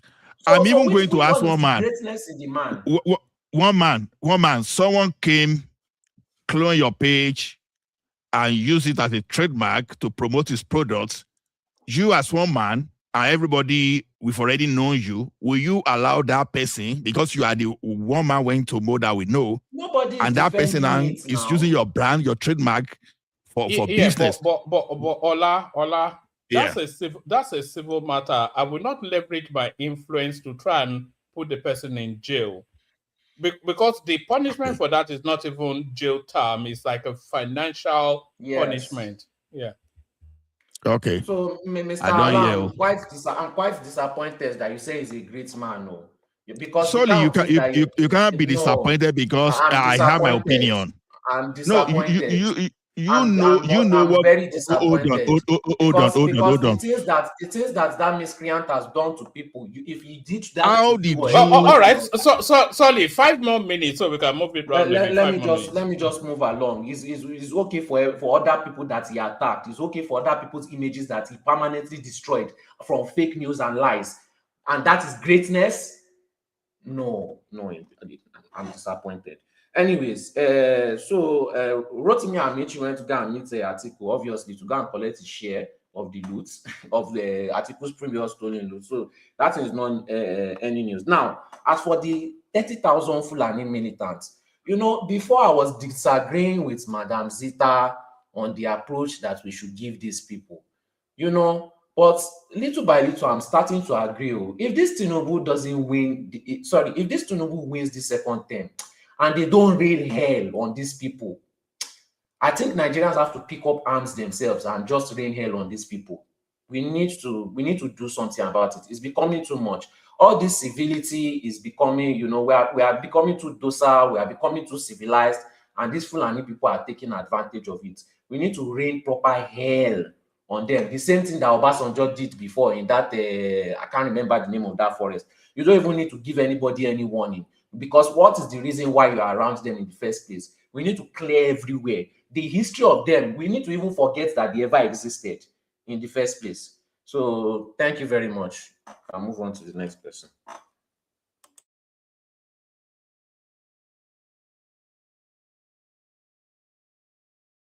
Hello? Where's Woman now? Sorry, I was unmuting myself. I was speaking. Sorry, brilliant, excellent. Well done, Solly, for keeping to the time. By the way, historically you don't. But we come from you, Solly, to Zita. So we'll go in the order on the screen. Just get through it fairly quickly. Open it up. Zita, you're up next. 5-7 minutes monologue from you. Zita.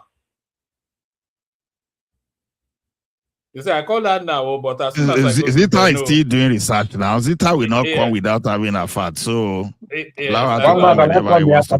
want to go to work. You can't come in now. No, we're doing it turn by turn, my guy. One man. Yeah. Did you hear the part that I said that the person that made that fake video is an obedient?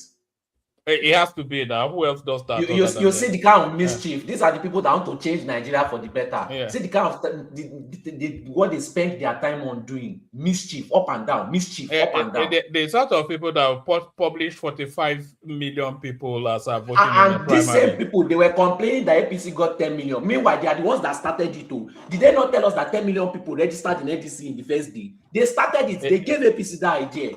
And they are complaining up and down. A party that started yesterday, but stay with us, Solly. Let me move it round. I'm determined that people are not held too long before. Let's go on to Uncle Benno, who joined us. You'll be in the building. Uncle Benno. Yeah, one man. Okay, Good evening, boss. Uncle Ola, good evening, everybody on the I greet you, Uncle Benno. Long time. Yes, sir. I did. Basically, one man, I just came in when I heard you talk about Very Dark Man. And I'm also surprised that one of my the brother that spoke earlier, was accusing, blaming everybody, blame Very Dark Man, blame obedience for everything. And he did not talk about Bayo Nanuga himself. So if I have to use my time, I will just spend my time to talk about Very Dark Man. And of course, you did not include the children who are missing, who were kidnapped in your monologue. I would like to talk about that too. So first of all, I know a lot of people don't like Very Dark Man. Even me myself, I used to like him, and sometimes I dislike him for how he moves. But I believe with the situation we have in Nigeria, a very dark man is needed. Anybody who think is Showore is functional in the society. And if you think the APC touts and the rest, they are functional in the society, but then you have a problem with a very dark man, I think that is hypocritical. Very dark man is needed. Very dark man is regarded as the voice of the voiceless. Nobody can talk in Nigeria. We all know that everybody is afraid of the Tinubu administration. And it's not Tinubu himself who is going after people, but those who are eating crumbs from his table. They are usually the one who do the dirty work. So everybody is afraid to talk. Everybody kept quiet. Don't talk, don't talk. So for we having a very dark man who can actually say, you know what, you can't kill me but once. When he call out the excesses of the government or anything he found out that is not right, I think it is heroic. I'm not expecting anybody to agree with me on that one, but I think it is heroic. And sometimes when I see people go after very dark man out of shared hatred, I just shake my head. What I do preach is this: very dark man can be a stupid guy at times. He can overdo. He's full of ego. Just describe him. But at the same time, when he showed up for the voiceless Nigerians, for those who are downtrodden, I don't see many of the people criticizing him standing up and speak for them. I'm sorry. What I see a lot of people do is to just talk online, but when it's time to really put your foot on the ground or say what you want to say and thump your chest and say, yes, I said it, everybody will just coward. But then, because a very dark man with his rough background and history, when he speaks, people just hate him for hating sake.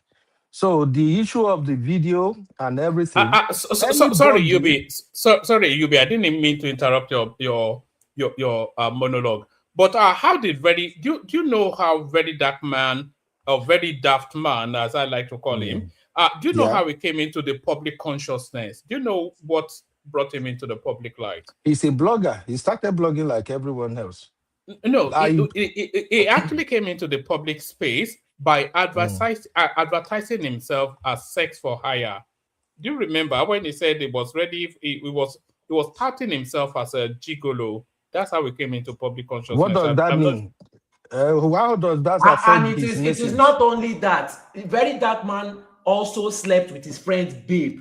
Just because let him sleep with the president's wife, who is a saint among everybody. Right. As long as it's not your own babe, right? It doesn't matter, bro. Don't let us do that.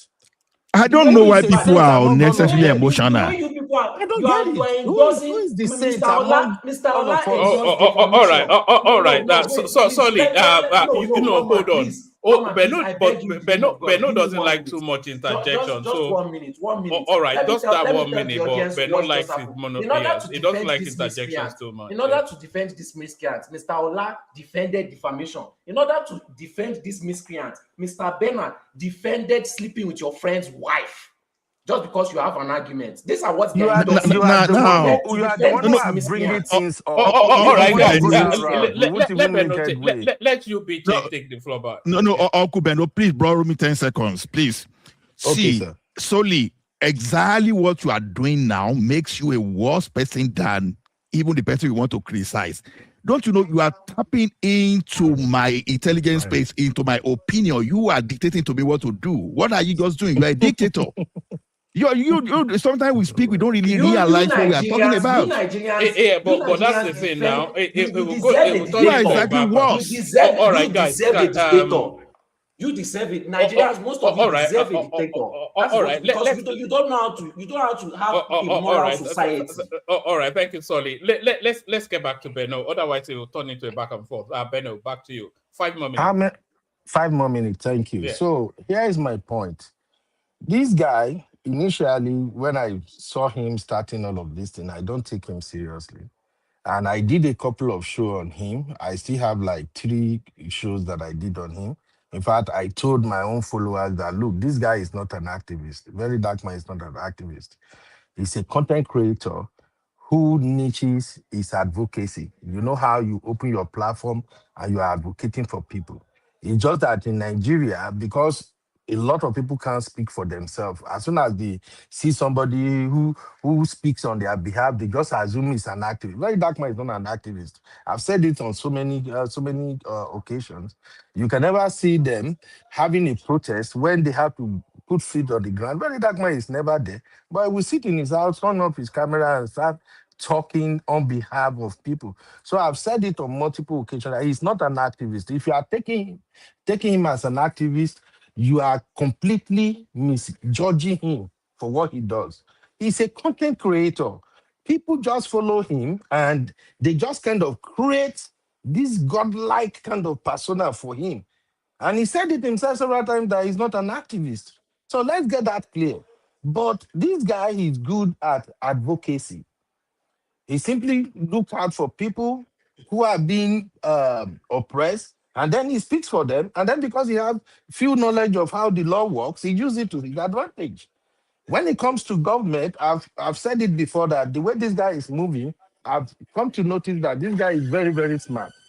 Of all the people he has been running his mouth on, one person he doesn't necessarily run his mouth on is President Tinubu.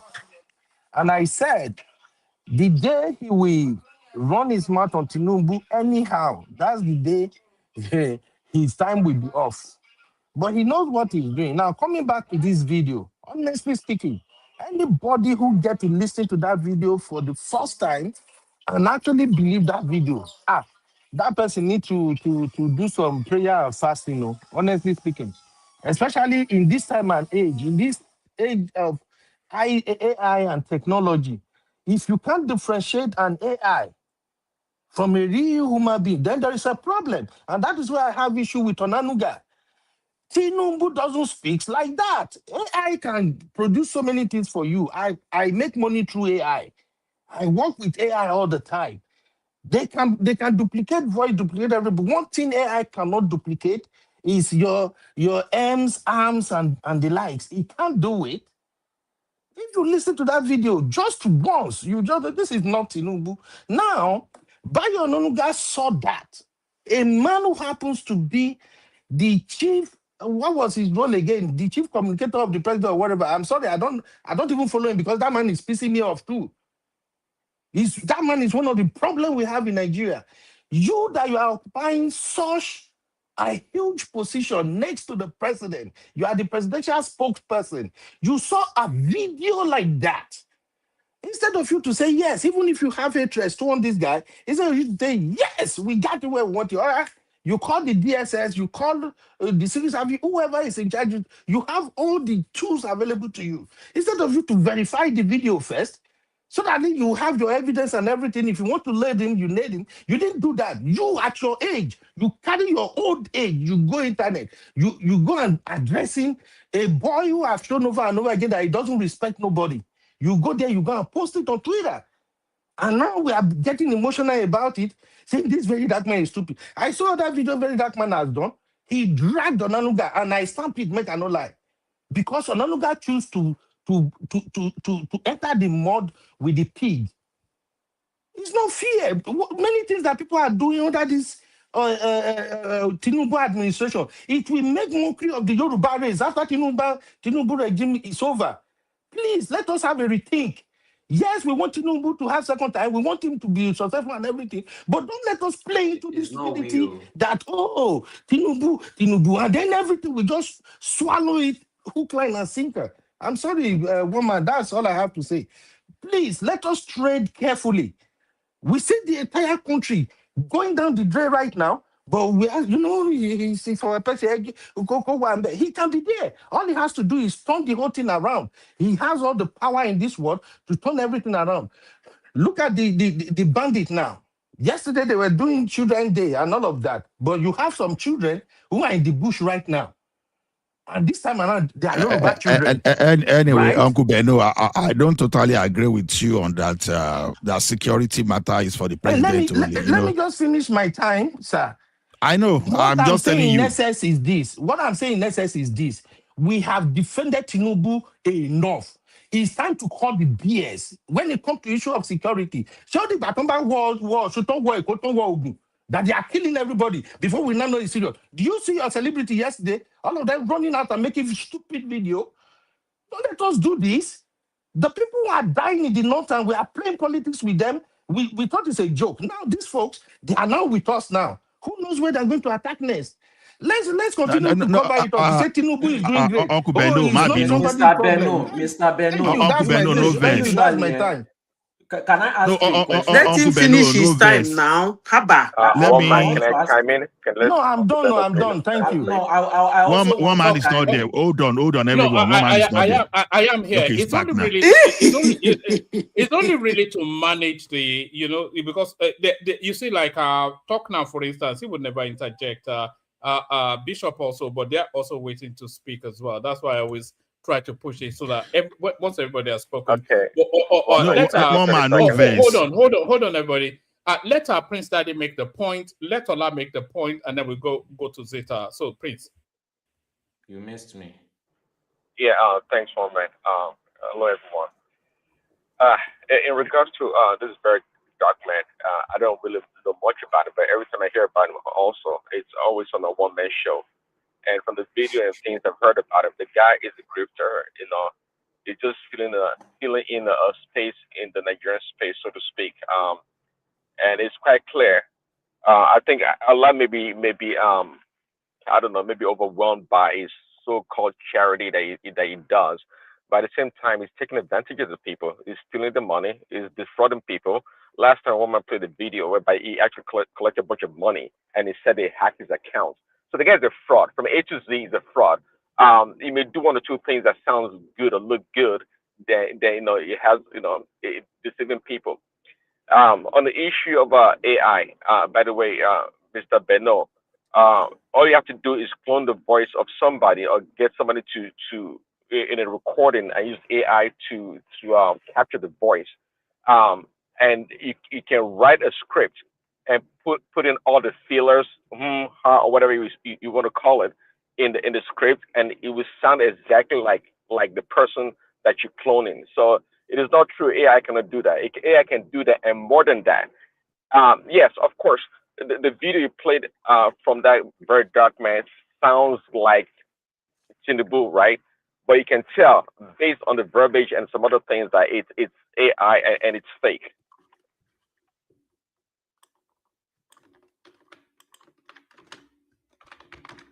All right. So what's your point then? If should Ananuga apologize? Or would you just castigated? No, I'm the next one to make comment, George. Yeah, I don't want to open up the debate. I'm after me.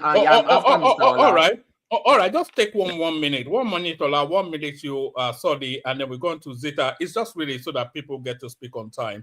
Ola. Okay. You know the only reason I wanted to make comment about Okubeno is just it's a blogger and information is so powerful. Let me tell you something. We are doing something very wrong and it's not helping us. As a matter of fact, it has become a essential relegation of duty that we even think president is the one to protect us. Don't get it mixed up.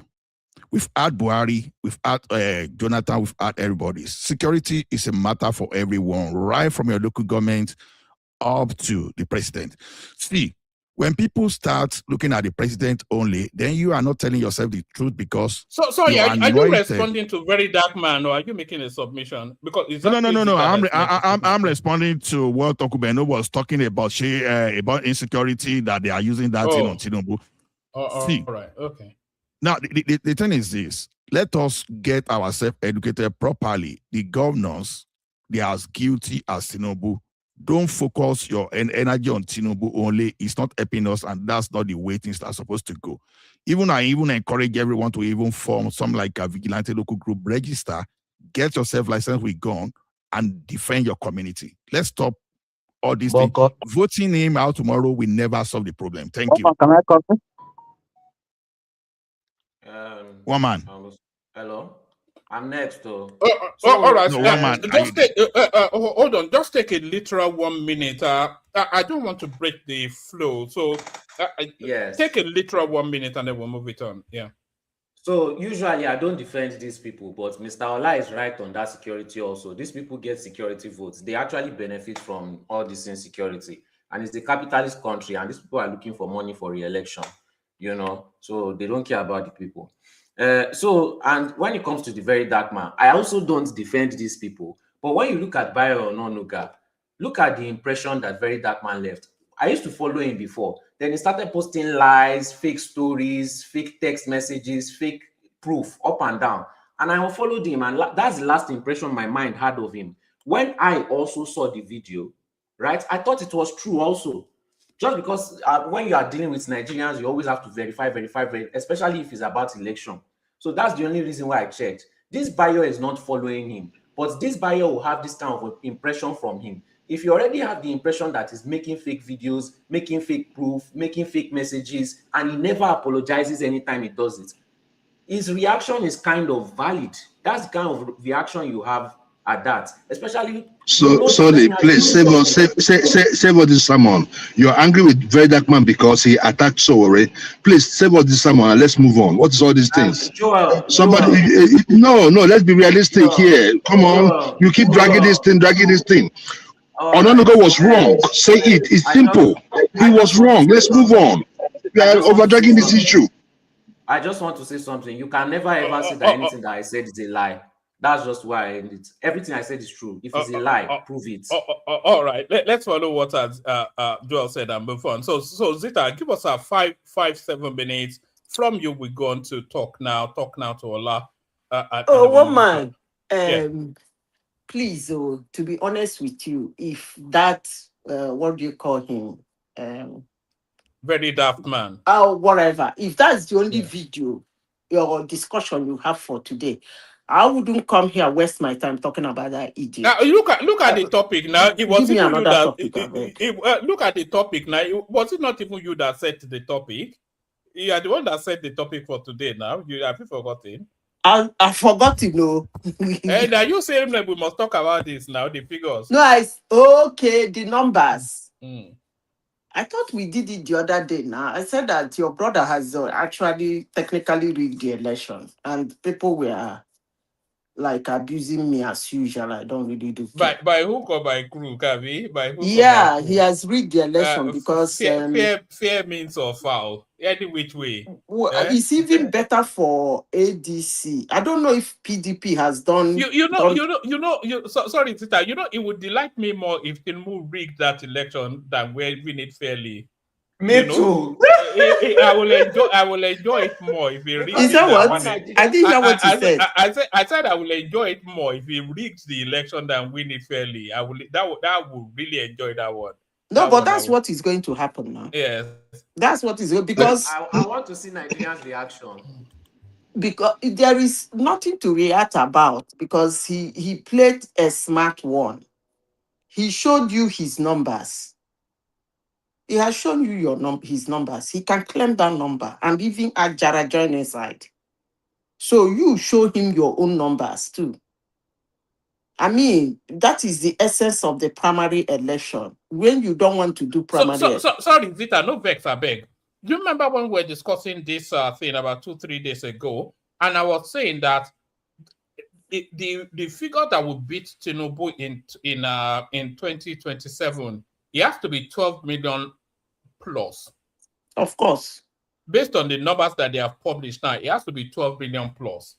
So how Obi or Atiku will tell us they got 12 million? Because he has already told us that he's going to get 10, 11 million.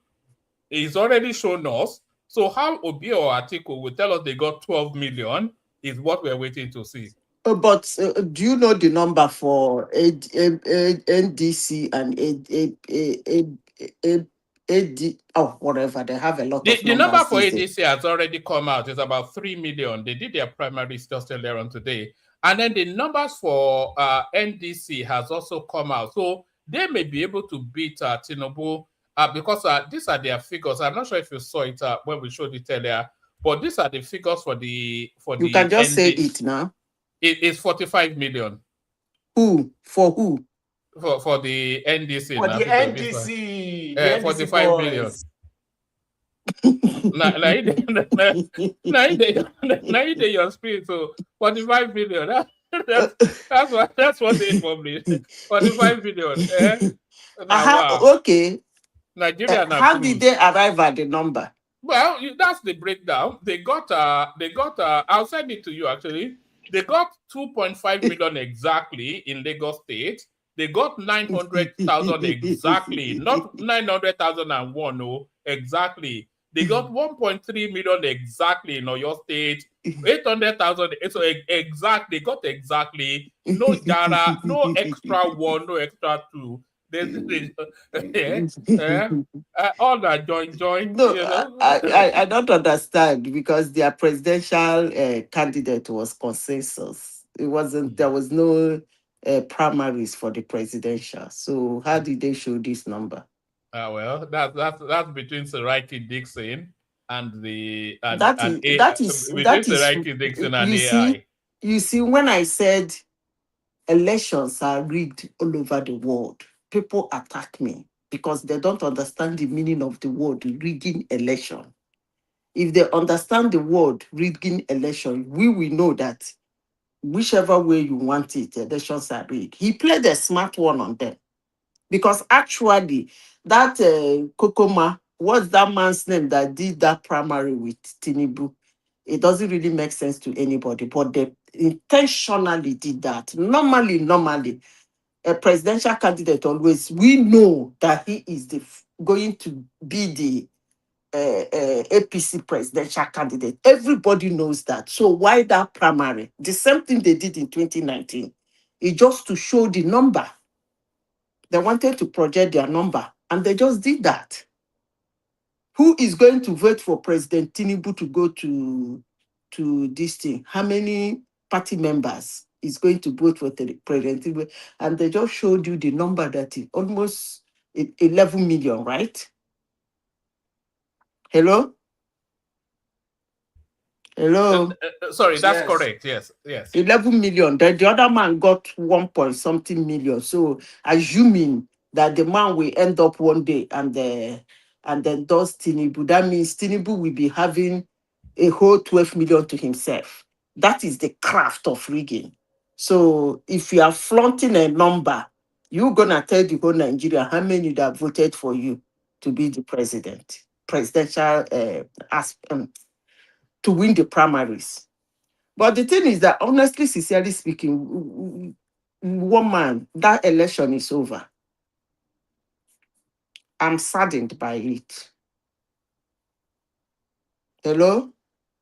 Yes, We're we can listening. hear you. We're listening. Yeah, the election is over. The election is over. Well, Tinubu, most of us. Tinubu did not give opposition breathing space.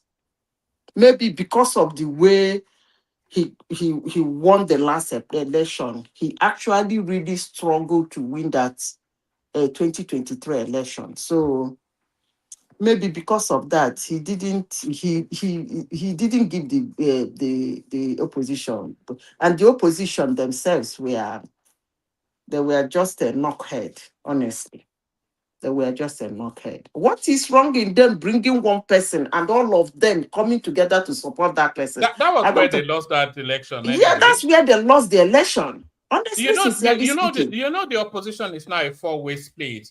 You have Obi, you have Atiku, you have Goodluck Jonathan wanting to come in, you have Sheyi Makinde. So where are You all have of those people? Donald Duke. You have Donald Duke. So you where have this guy, Kachuku.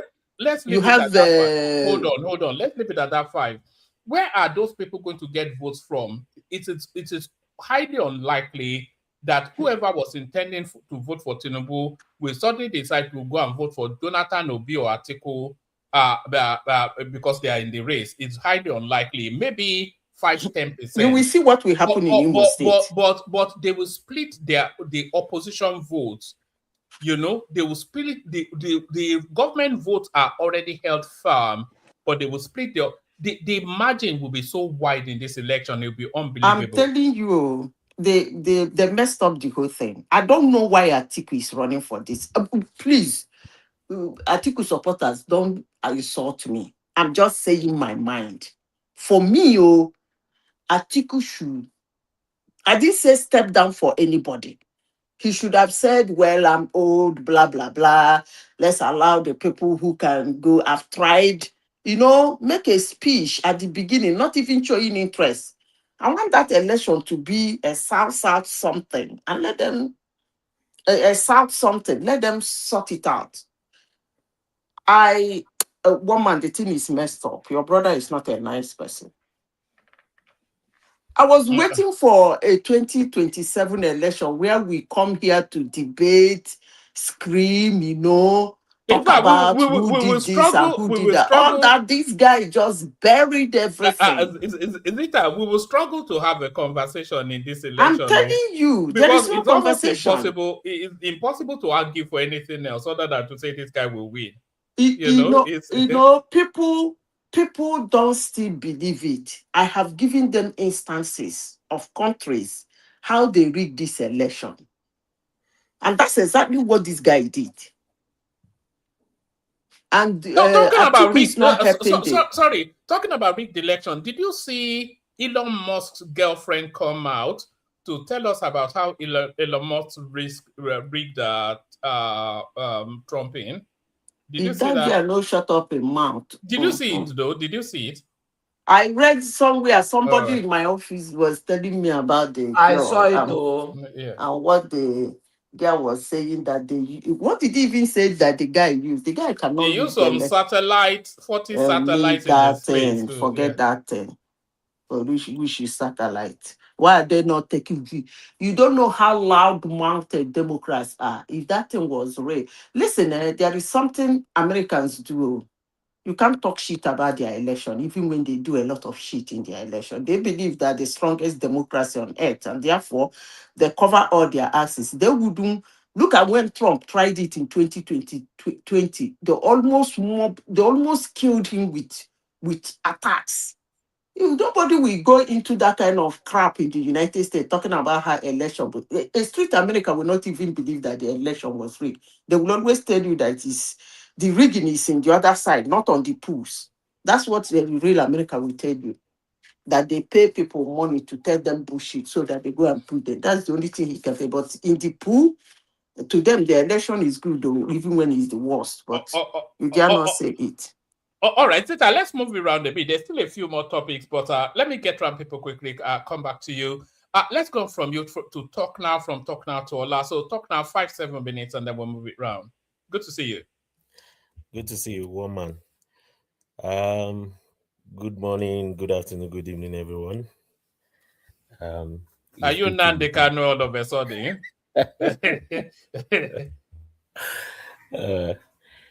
Anyways, I'm not sure I will spend a lot of time here. I don't know a lot about whether he's very dark man. I just know a little bit about the man, that he has his both good and his challenging side, and he is a fairly young man.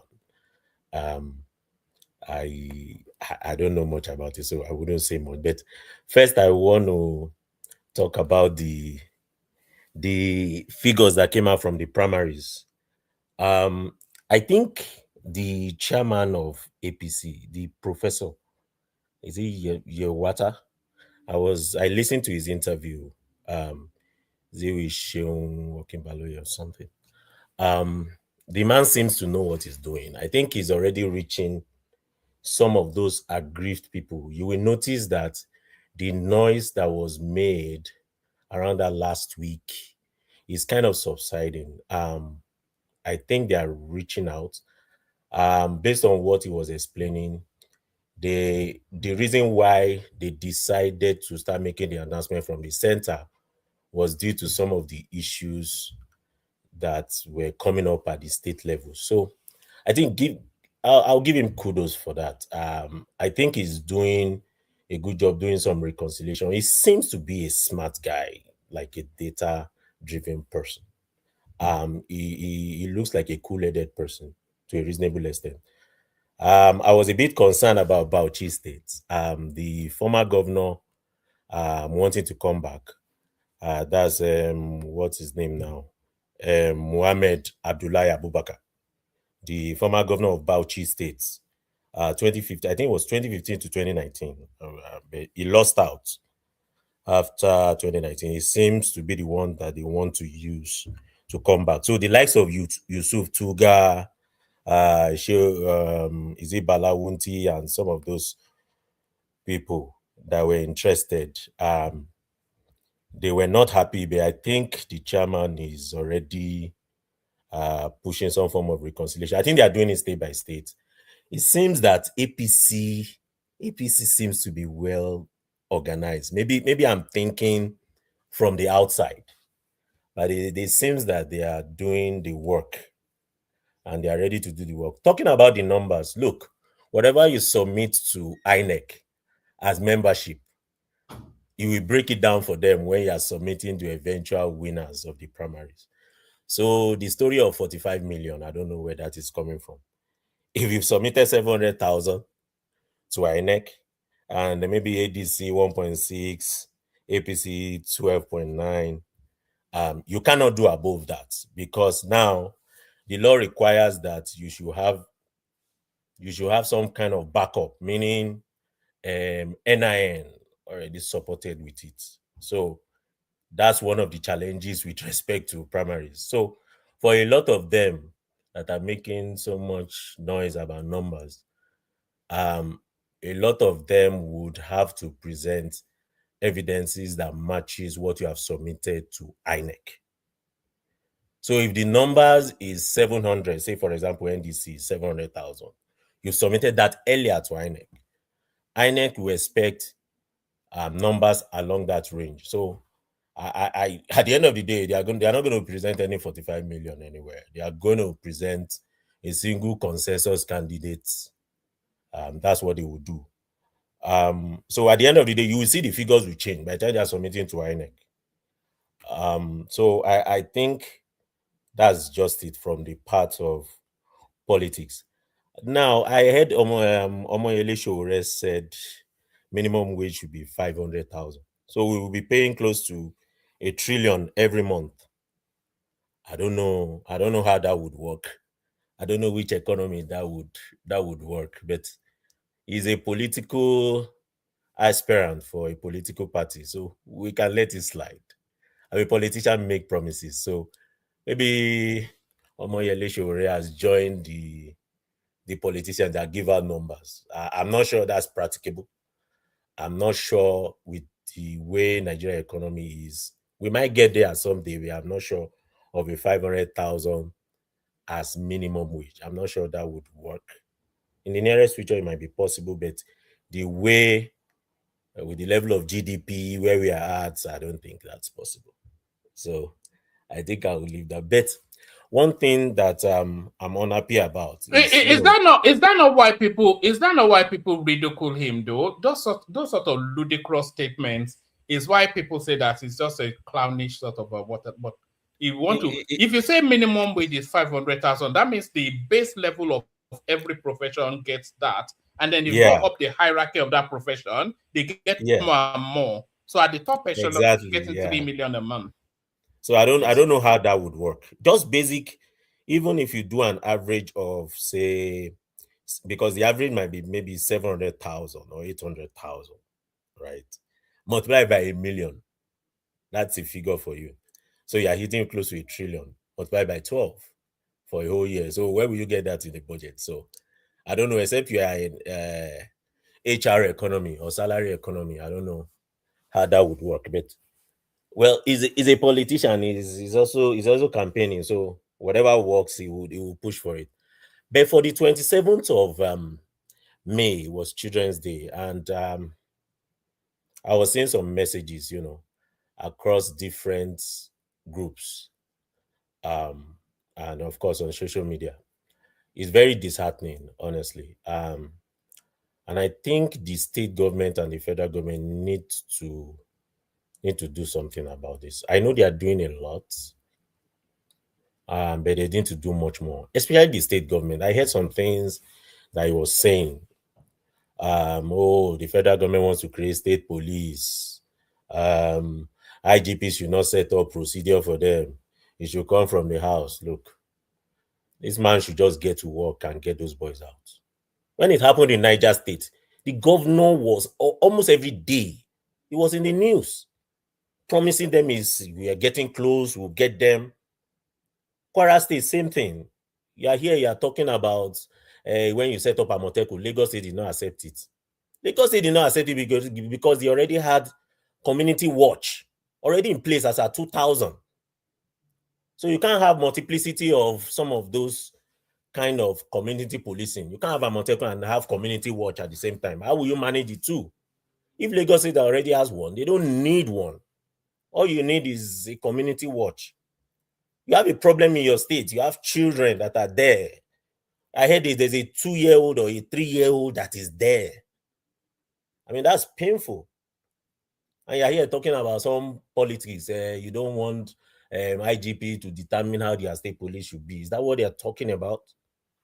That guy needs to wake up. I'm not impressed with some of those. 3 more minutes. Talk now. 3 more minutes. Carry on. Yeah. Anyways, I would say that we should pray for those children to get back. I think this both state and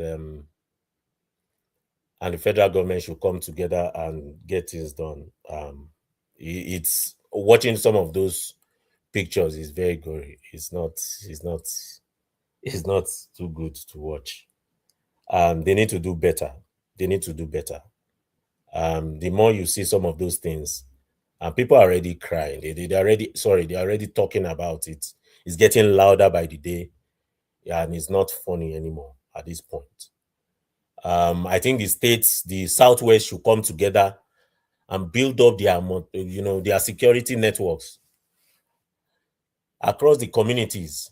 They need to do better. They need to use the hunters as they did in the olden days, way back. Let them do it. If they need any form of noise to the center, they have to come together and do this. It's really getting embarrassing. I'm not even talking politically. As a Nigerian, it's painful. It's not something we should be keeping for that long. This is two weeks down the line, maybe more down the line. And this is raining since I heard it's raining in some place. Just imagine a 3-year-old in that same bush for two weeks and it's raining. They need to do better, I'll yield the floor. I cannot even bear to think about it. If you're a parent, you can't bear to think about it. Can you imagine? It's just it kills you from within when you think it's too much. Whatever they need to do, if they have to pay some ransom, let them just do it. Let them just do it. Get those people out of there. Let them get those people out of there. For all you know, they might have left the state to other places. You don't know. There's no control over the bush, over the forest. They need to do better, honestly. They need to do better. When things are wrong, let's call it out. When things are not right, let's just call it out. It's not easy because, it's a guerrilla war. It's not a war where you know the location of the place. That's why sometimes talk is cheap. But, whatever effort they need to put, DSS, police, army, let them get to it. I'll yield the floor. Yeah. All right, brilliant, excellent. So that's Talk Now. Of course, you all know Talk Now. So thank you, Talk Now. Stay with us for as long as you can. We come from you to Ola. From Ola, we go to is it Joel, and then Joel to Larry? I don't know the other, but correct me if I'm wrong. But Ola, 5-7 minutes. Let's hear from you, Ola. Yeah. Hello, everyone. Okay. I think we've talked about that VDM, and one thing people should know is this. As a private person, you understand, you can do whatever you like as long as you stand within the legal framework. So I don't subscribe to all this all this moral, that is how you should shake your head, this is how you should move your mouth. You don't tell an adult like that, because adult is the one that is going to face its consequence. So castigating someone to be a bad person, it's just true. A person like me, I see VDM from different lengths. You understand? If you are not seeing all those helpless people that he has helped, that you only focus on this political angle, they're good for you. You understand? There's no man on the surface of this earth. You will have your good side and you have your bad side. Sometimes you have to be very careful. You don't let the bad side looms larger than the good side. So when Nigerians are teaching you how to speak all those things, I would like say, I know be Niger, we don't know ourselves. You understand? If you want to talk of good people, how many of us they good? How many of us? I be maybe we carry some Shango Ogume, we begin this way. Let's stop all this thing and stop being a moral police to someone. I beg. Then I want to go back to this matter of security. You know why I'm concerned is this. There have been a lot of misinformation, and there's been a lot of relegation of duties that we fail to perform our duty as citizens, and our focus is always on that Messiah, that omnipotent, that once he speaks, all the criminals will disappear. Let me tell you one thing. If it is like that, there won't be a room for self-defense. For self-defense to be part of the rules of law, you understand, it means that we have a situation whereby you have no alternative other than to defend yourself. Why some people are still twerking about the person that is going to occupy Asher Rock? The person that wants to occupy Asher Rock, some of them just want to fulfill ambitions. They don't care about you. Some of them, they are there to empower the ethnic group. For example, Buhari, he did that very well.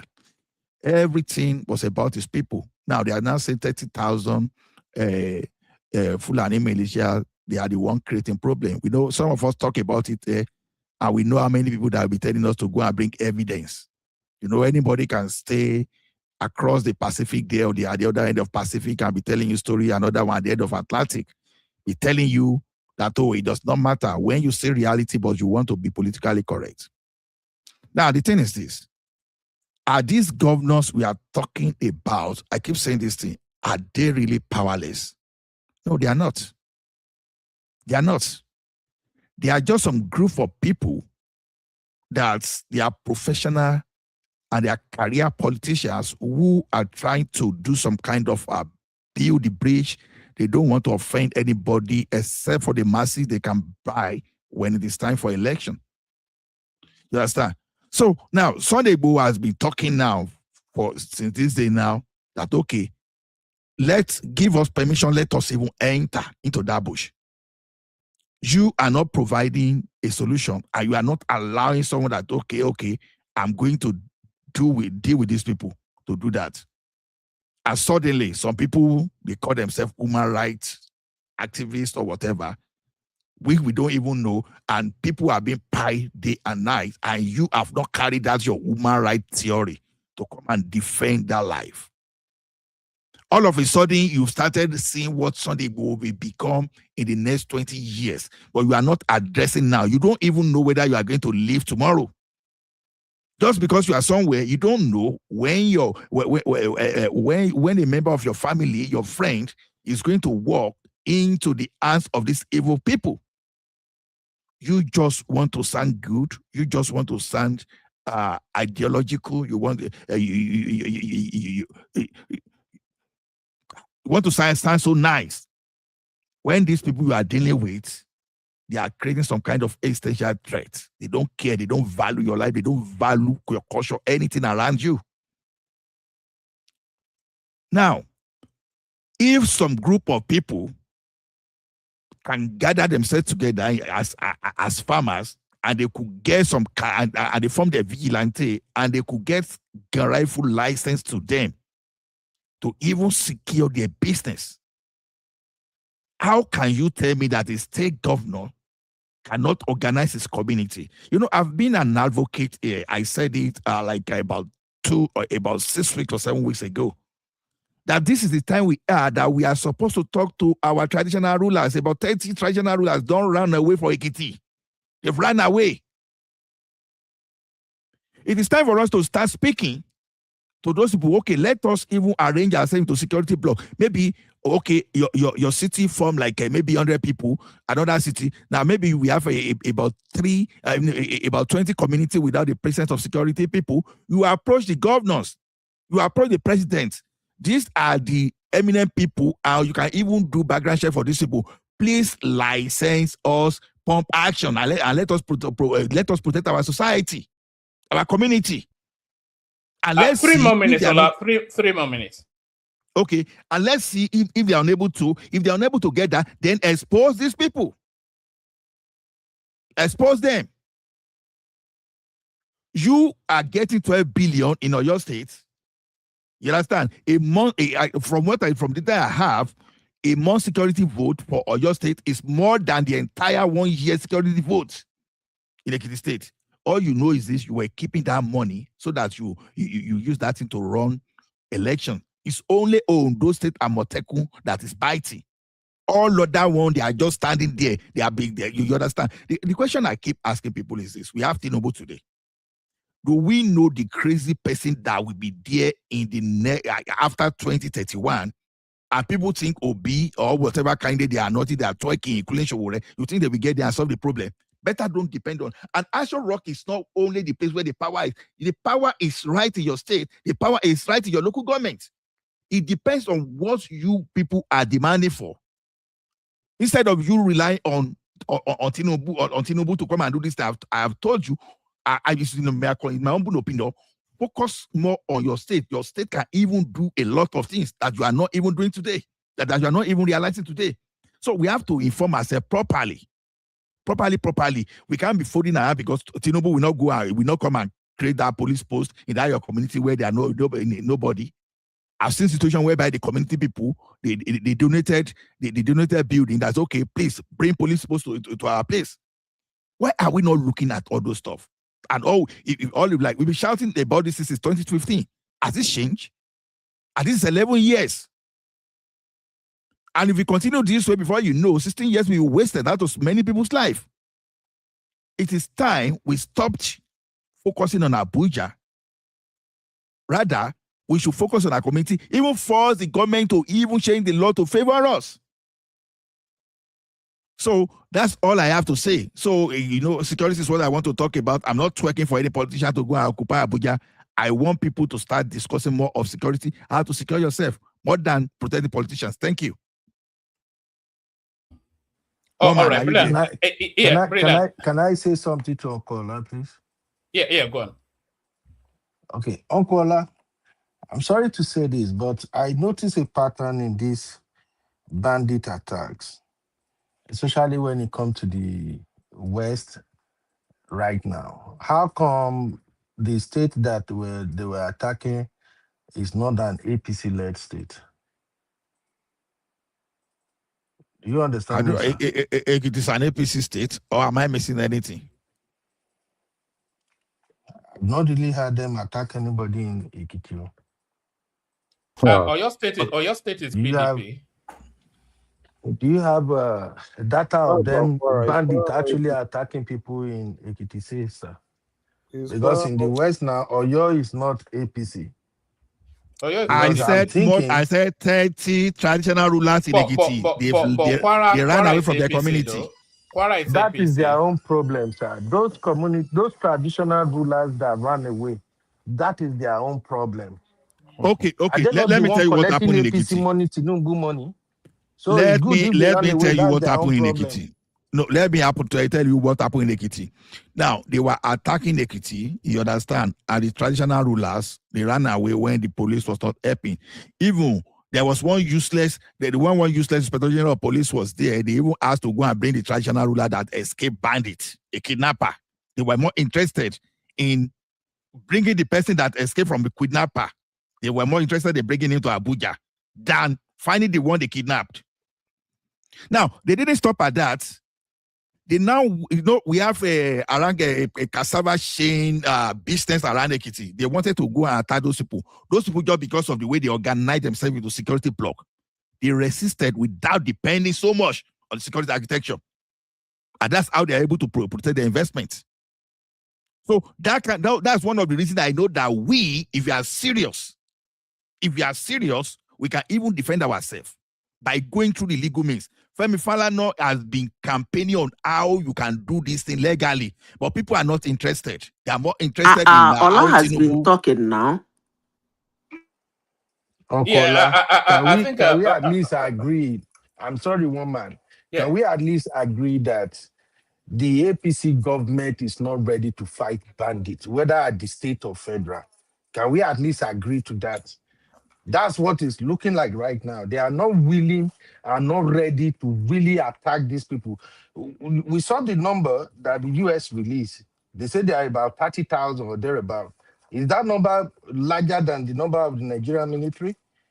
I just wanted to put that out there. Thank you. Security is not meant for the federal alone. All state governors are member of Police Service Commission.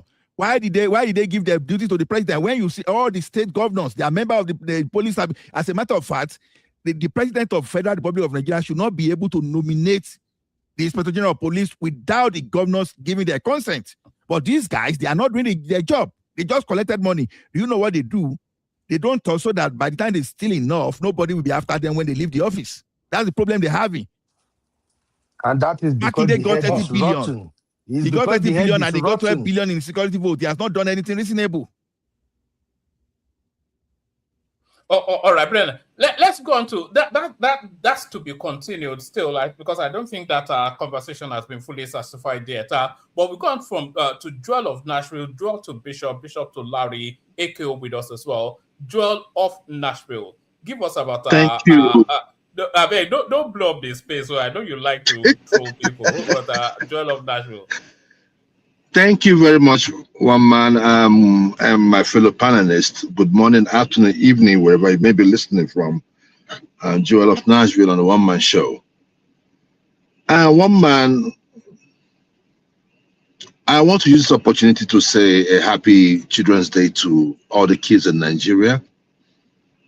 I have 3 of them.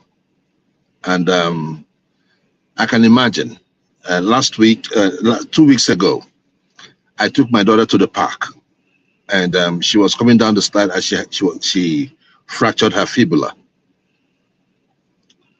And I knew how I felt. I blamed myself. I said, oh God, I took you to the first one.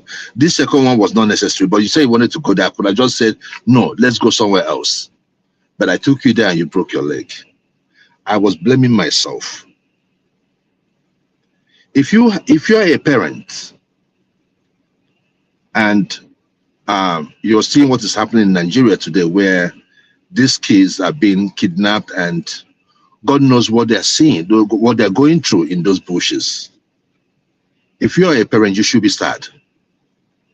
You should be saddened by the fact that the society failed those kids and they do not deserve what they're going through. Having said that,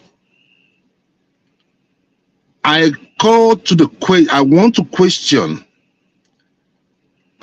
the citizenship of Mr. Tinubu. I do not think that Tinubu is a Nigerian. I don't know where that man is from. Apart from Lagos, tell me which any other place in Nigeria that is flourishing. I have listened to many of you tonight, and all I have had are excuses. This damn man told us that the ball stops on his table. And today everybody is saying, oh, yeah, if you do not want those governors to have security votes, you are the president. You have the National Assembly wrapped around your finger. In fact, you have it all good. If there's any amendment that you wanted, you should have gotten it.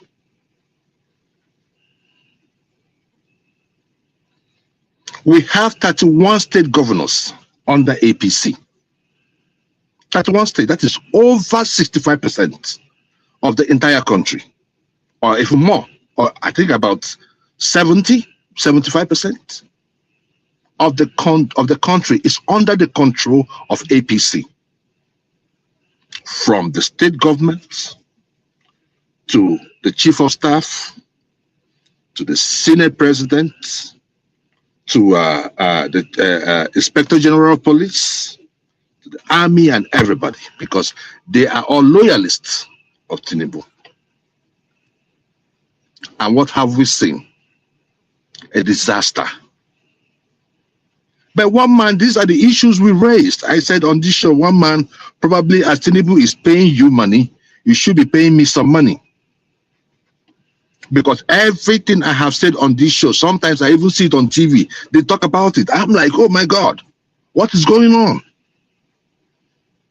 I am not putting so much praise on myself, but the thing there is that if you walk like a dog and quack like a dog, it's a dog.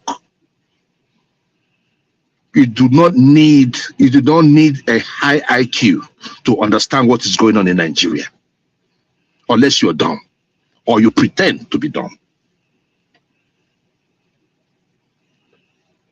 How can we explain it? Tell me one sector in Nigeria that is doing good under Tinubu. One. For 4 years, this man was taking us through Owambe economy. Buy this here, buy this there, travel here, travel there, do this there, do this there. There was no concentration on the people. It was about signing, doing useless legacy project. And what do we have today? The core issue that should be taken care of is not being taken care of. It's not being looked into. And some of you, in fact, I was disappointed when I had one man tonight say he would have loved to see Tinubu rig the next election. But one man, it is your state, your own state, that we have kids in the bush as we speak. But you want somebody to rig themselves into power. To do what? In order to do what? To make you feel good. Oh my God. Oh my God. Oh my God. And to support you, somebody seconded you. Madam Zita seconded you. That is the country we live in. A country is as good as the people. I am not here to preach tonight. I'm just here to speak to your conscience. Wherever you are, I'm not here to argue. But one man, let me tell you something. If you think that Tinubu has done well for the Yoruba race, you must be joking. Tinubu has downgraded the Yoruba race, because every major positions that we have in Nigeria today is being manned by Yoruba man. He has Yorubanized the economy. He has Yorubanized the security. He has Yorubanized everything. Yet, you claim that you are the bastion of education, the bastion of administration. What have you administered? I am asking you, your race, your tribe, what have you administered? Sorry, Bishop. Joe, rather, 3 more minutes and then we're going to Bishop. Thank you. Thank you. So the issue here is that we must start asking ourselves questions. Who do we present as political aspirants? It has gotten to that point. If you think that the North has been in power for 40 years, the Yoruba is about to do 12 years, or it's about to do close to about 20 years. Apart from Lagos, what do you have to speak for it? It's a disgrace. I bet we must change it. And that leads me to the next topic, talking about the numbers. Today we were talking about APC having 12 million, while in the glare of camera, we saw where they were counting 1 to 2,000. The amount of people that came out for the APC election was no more than 1 million to 2 million people. But they had to boost the number to make people like you feel good, or to portray the stupidity called Nigeria. And ADC did theirs, and it's the same thing. I don't know what NDC is going to do, but I'm watching. But even if Tinubu has 12 million, INEC has a registered vote of 90 million on the register. It is a choice for Nigeria. It is a choice between doing the right thing and doing the wrong thing. It's a choice between going forward or going backward. It's a choice between being successful or remain with the old ways. It's a choice between relying on these old politicians that could not do the job than versus someone that has shown and proven that he can do the job, and that is Peter Obi. We must change this country on 2027. The people will speak. If the people refuse to speak, it's their toro, not their toro. If the people decide to speak, if they decide not to speak, it's their business. If the people decide that they're going to come out that day and defend their votes and make sure that their vote counts, because from experience, I know for sure. All right, I know. Round it up. Yes, I'm rounding up. Just give me less than a minute. I know for sure that voting in mass kills rigging. So come out on that day and vote. If you cannot vote, come out and protect the vote. Everybody has a role to play on election day.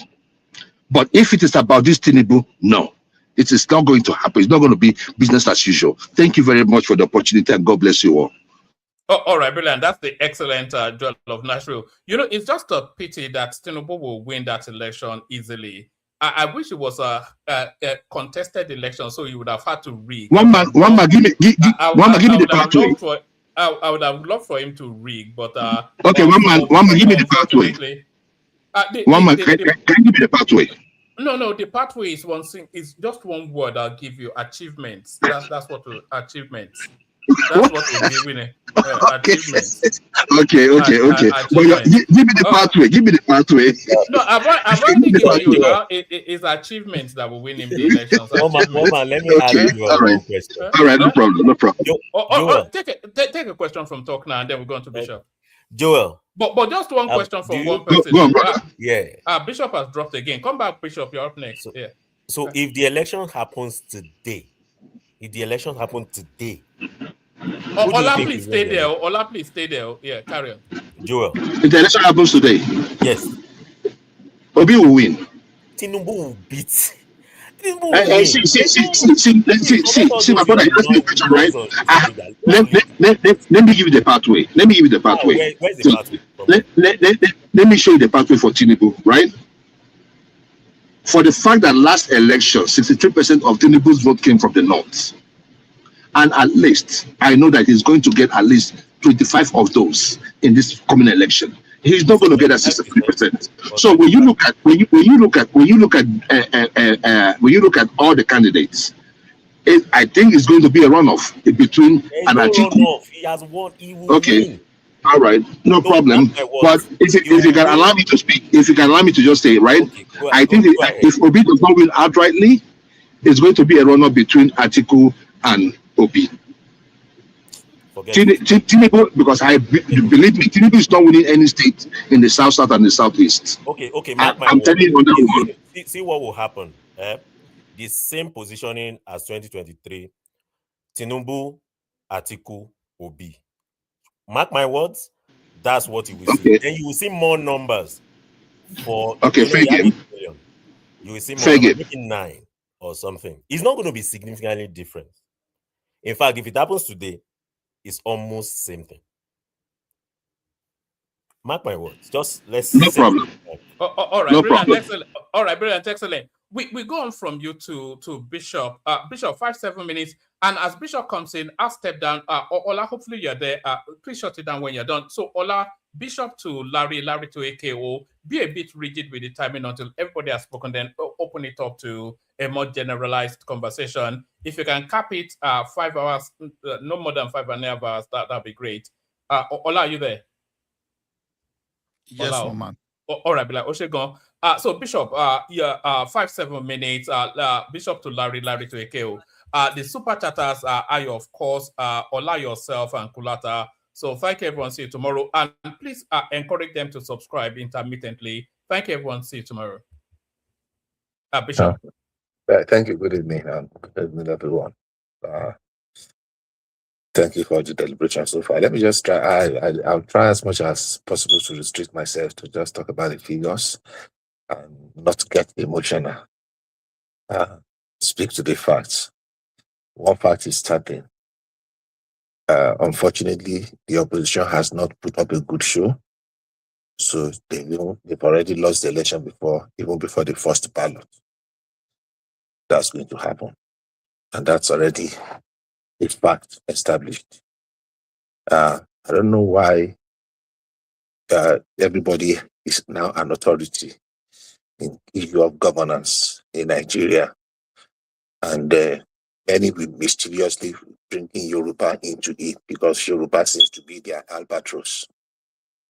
If we cannot beat them, let's run them down. It's an unfortunate scenario that has already taken root among many. Peter Obi, about the worst thing that has happened to the Nigerian politics. He brought the worst out of our youth and many people. There's many believe that by being loud is translates to being intelligent. Unfortunately, that is not going to happen. The election will happen, so will win. Anything anybody wants to bring on, let them bring it on. I am beginning to pray now. I think I'm tired of this Nigeria. This is not the kind of toxic Nigeria I want to hand over to my children. So if Nigeria is going to break up, please let it break up very fast. Let everybody go so that we can redefine the basis of people, of our union. How are we going to be? Based on facts. Let's remove sentiments and emotions. Insecurity is everywhere. Today, there are over 250,000 unaccounted for children that are missing in the almighty United States of America. Why I'm not giving an excuse for the insecurity that is ravaging our land. But some people, of course, are enjoying it because it seems it's going to give them easy pathway to win the election. I see people that are frothing in the mouth because of the insecurity of the what they've been praying for, wishing for, hoping for.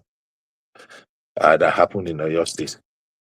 Same people, that was a region that was on lockdown, that children were not going to school, people were being beheaded every day. We were seeing cops every day in the forest in their hundreds. At that time, they were mute, but now they can dare the president, they can give ultimatum, they can threaten, they can do all manner of nonsense. That's fine. That's the kind of Nigeria that we have come to be. Yoruba, I don't want to come and defend Yoruba. We are not in contention.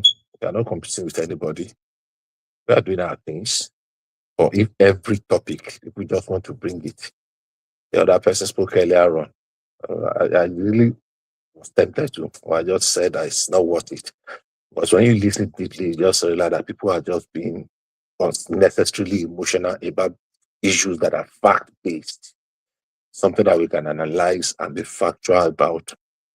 But they're just wanting to rant and be emotional about it. So I said, look, don't let me bother myself. Let them have their field, be having it. Now, so if you listen to a lot of people, you say that is what is happening there. And that's not going to win election. If you don't win election in 2023, he's not going to win election today. And he still won't win election tomorrow. We're seeing when the ballots, when it is time to count the ballot, we'll see what will be counted. People are already threatening. If what happened, they will not do this, we are waiting for them. Let them bring it on. We are more prepared than we were in 2020. 2023 was a shadow of what is going to come. But quite honestly, prepared than 2023. I listened to some conversations around so basically the election is a done deal. So don't let us go into the mathematics or the arithmetic of it. I listened to some argument about this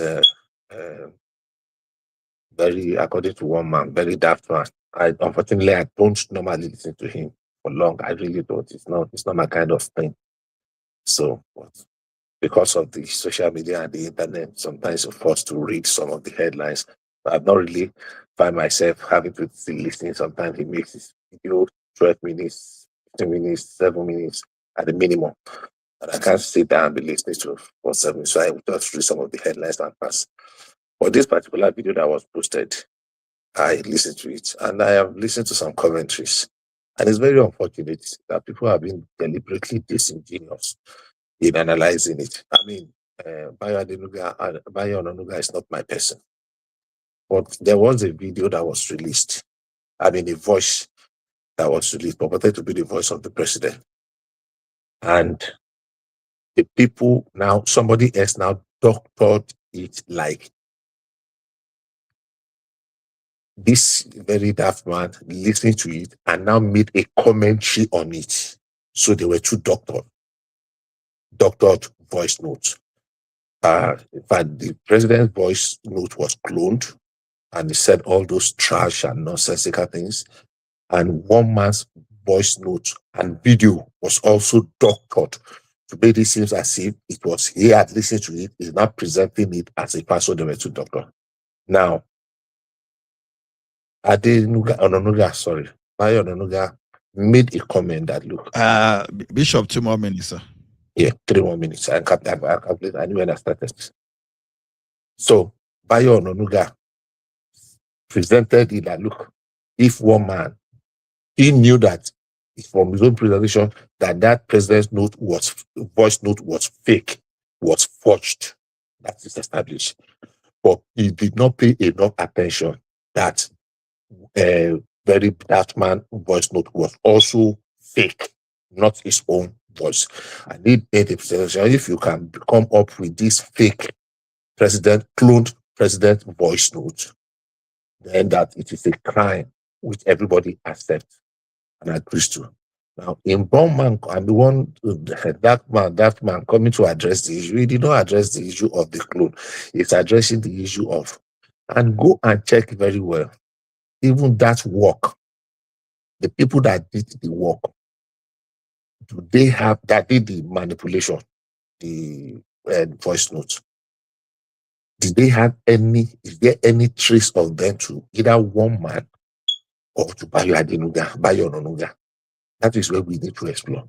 So, leaving the subject matter, coming to rant and to abuse and to disparage and to insult, I mean, of course, it's not surprising. That's what he does anyhow. That's what he does.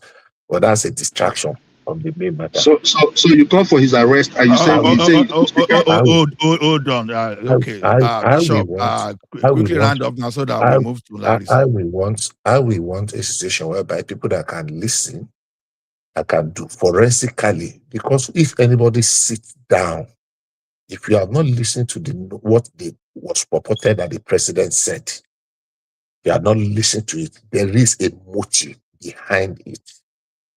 Cloning the voice of the president to say that he deliberately encourages and sponsoring insecurity in a part of the country, and we know how volatile things are, and we are leaving we are not just living, we have all left the substance, and we just take this shadow and talking about irrelevancies. People start down, they use devices. Your 7 minutes elapsed, so bye bye. I have had. I mean, allow me some. Give me some slack. And we are now concentrating people that sat down and conceptualized and actually carried it out, and they forged that thing. If not for the hula baloo that it has created, a lot of people will believe it and they will form an opinion about it. There is a motive. What is the original motive? But rather than talk about that one we are talking about, because Adenuga expressed an opinion, it's not my person.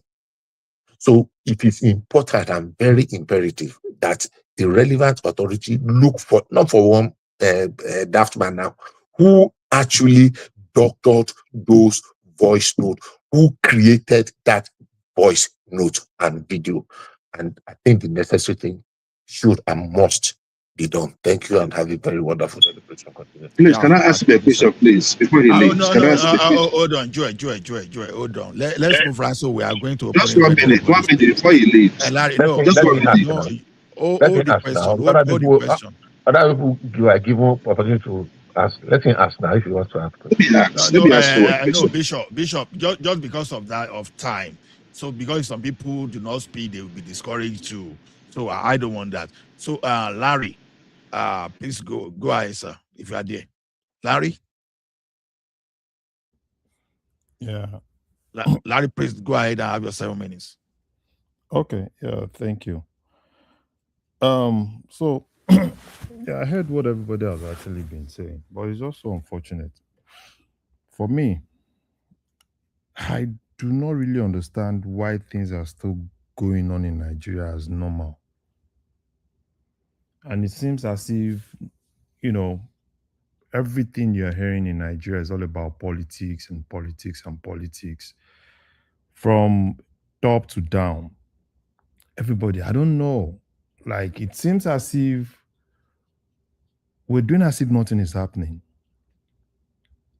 And this is not me being emotional, but this is just me looking at things in the context of, is there anything wrong with us as a country? Because I seem not to understand what is happening in that country.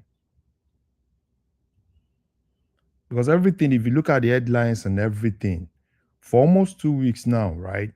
What is supposed to be the top burner, you are not even hearing it. All you hear is, oh, probably this person is defecting from this place, this person is going to this place, this and this and that, this and that.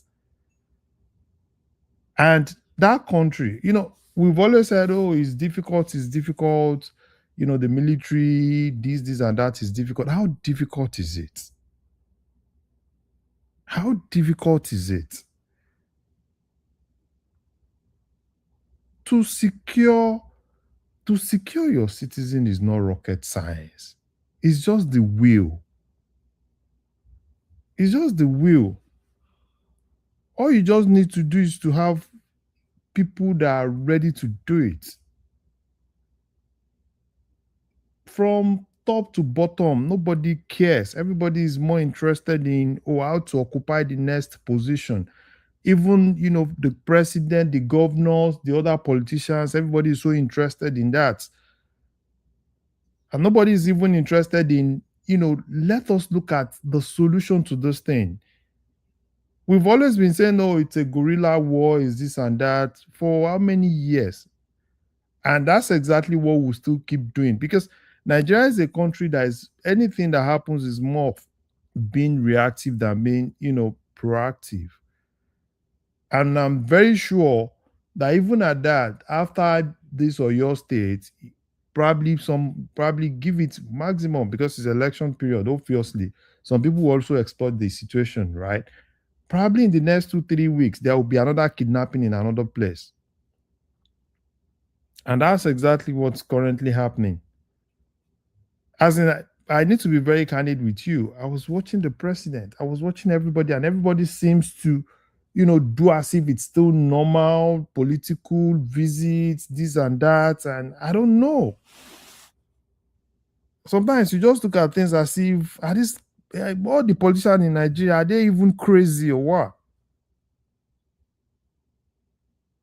Are they even crazy or what? What exactly is happening? Fine, it's easier for us. And even the governor, that guy, the governor in Oyo, I do not even understand.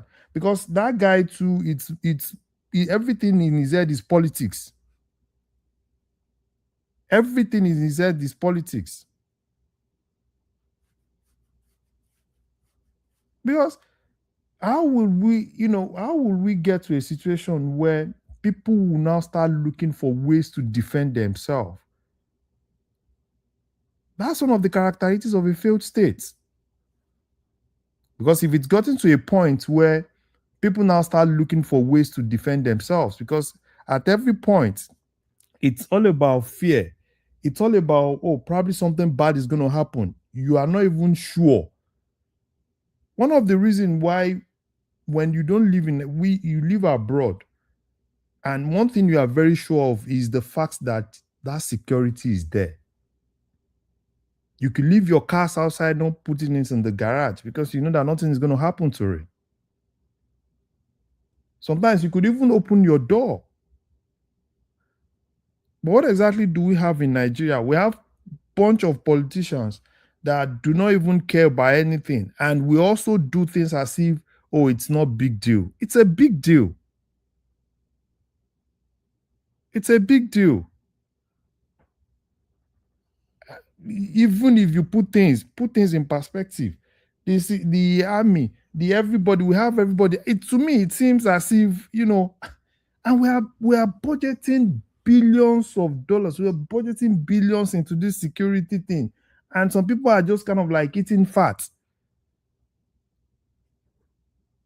Because all those things, all we just need to do, at the point they said, oh, they are going to imbibe technology into it. We're going to do this, do that. All lot of talks and no action. And at every point, you always wait to, probably want to go and strike. No, this is not. We know these people. People know them. This is okay. They took some kids from a place, right? Not until probably yesterday that you now heard the chief of army staff, he wants to deploy special forces. After how many weeks? Even if they are trekking with those kids, they would have even gone far now. Just because people are saying no, so as not to make it look like they are not doing anything. Yeah, okay, we'll deploy the special forces. What exactly are the special forces going to do? The bottom line is immediately this thing happened, I'm supposed to see what we are supposed to have is probably in one situation room. Probably a president is in a situation room with probably NSA and all of them. Start doing something. With that, people will definitely know that something is happening. But when all we do at the end of the day is we still do our normal thing. Oh, it's all about APC primary, PDP, this primary. It's all about people are beginning to visit the president as if nothing is actually happening. So for me, sorry, Larry. So you expect them to announce their operation and show you bro, what they are forget doing? all those things. Those are the normal jargons that they keep telling you. They don't want to not announce normal jargons now. See, it's not normal jargons. Please, let me be. Please let me be. I don't want to go into all those. They are doing one magic or they don't want. I don't want to go into that. Please let me be. I'm tired of all these. Oh, they are announcing their operation. They are doing this. They are doing that. When there is a problem, you don't even need anything. All people need is to see that these people are doing something. And they don't. I'm not even saying, oh, probably the president you should know that this is a problem and somebody is trying to fix it. All the president needs to do. Okay, take for instance now, when even in the US here, when there was a problem with Iran, I don't expect the president to be everywhere now. What did the president do? Was in a situation room with people that are doing the job. And Larry, 2 more minutes. So we just be, but probably no, that's not it. There's a problem.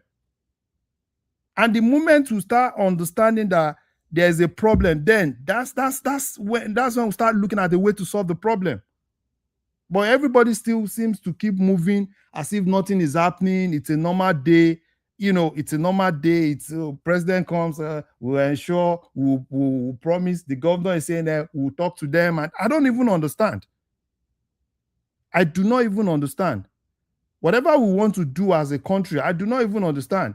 Sunday Igboho came out and said, oh, let me go and for me, I don't blame them. I don't blame Sunday Igboho because if people believe more in Sunday Igboho, that's the characteristics of a failed state. These people should just do more. Sometimes I just even, because the unfortunately, there is no alternative.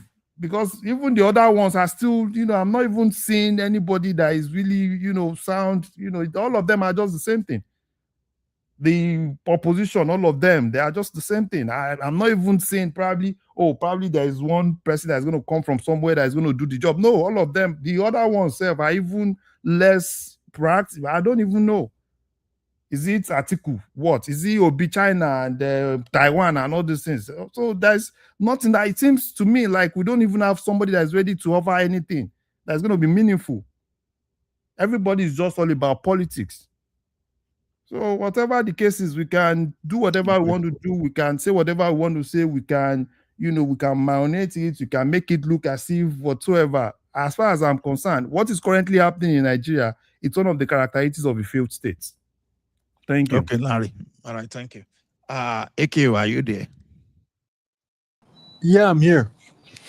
Yeah, take your floor. 7 minutes. Oh, I really don't have much to say regarding what's going on. I was listening to some of the news in terms of the voting and whatnot. I really don't have much. I think for me, what I just wanted to, I just find it what I want to talk about. I just find it interesting how, a lot of these incumbent politicians are dissatisfied with what's going on in APC and how they Some of them haven't gotten re-elected, and it's just I just find it very hilarious what's going on. Um, Even for what's it called? Even for the I don't know. Like for example, I don't know why the foreign Minister of Foreign Affairs, Mr. Ambassador Yusuf Togo, for example, I believe that he should have stayed. He should have stayed on his post with under the administration rather than vie for a position to become governor of Bauchi State. And look at now, I think he lost his he lost his this thing, the APC gubernatorial elections. I think that's what happened. And I was like, I saw this from the get go. I knew that he was not good. I was like, I don't see. It was such a gamble, you know. I was like, why would you want to leave such a post just become a governor of a state? You know, I don't see. I really didn't see the value. But hey, you know, you can't. You know, people have the ambition. So, you know, so that's that. In terms of um that's pretty much what I wanted to say. I don't have anything else much to say regarding what's going on, you know.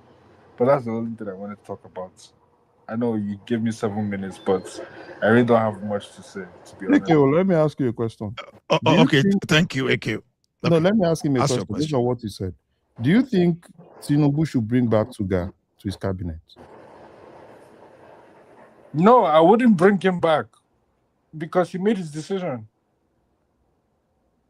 Okay. Sorry, bring who back?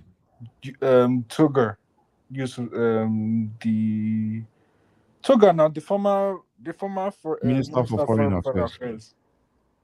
Why? Why do you want him to bring it back? So for me personally, right, I think he should bring him back. Based on what?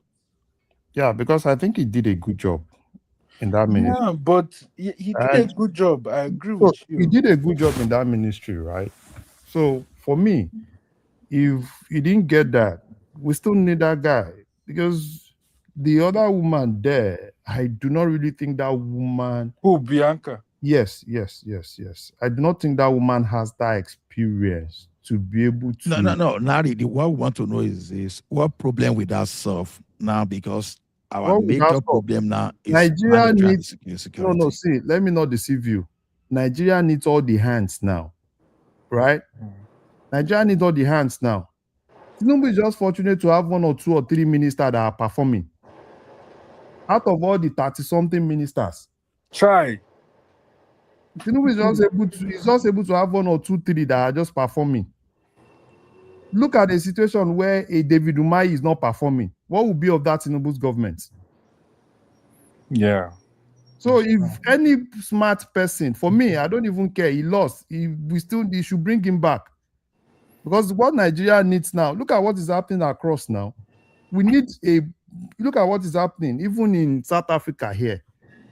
Yeah, that South African one is terrible. Look at Nigeria what has Ghana just been did. dormant. We are not talking. Even Ghana. Look at what Ghana repatriated all their people back. Being proactive, done something. What exactly have you been seeing all across? So you need a strong. So what Tinubu needs, because to me personally, let me not deceive you.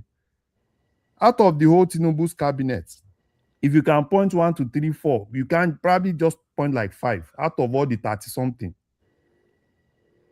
So Tuga should come back, let that woman learn more. So probably if Tinubu wants to let that woman learn more from Tuga, because as of now, I'm telling you, we need the best hands. We don't even have ambassadors everywhere. Our ambassadors are probably, they're still looking for acceptance. You know, some countries to accept them. And anyway, I think we can talk about that maybe after everybody must have the time. So Mr. Ola, just one more thing I want to say about Tinubu before you move on to Should you say talk to 7 minutes No, now? That's just why one I don't time sorry, you. just one more thing before. There's something I really want to talk about Tinubu. I think, you know, Tinubu wants to be the president. There's no. I think for me, in my opinion, if this problem of insecurity is now solved or made, there's no progress under his presidency.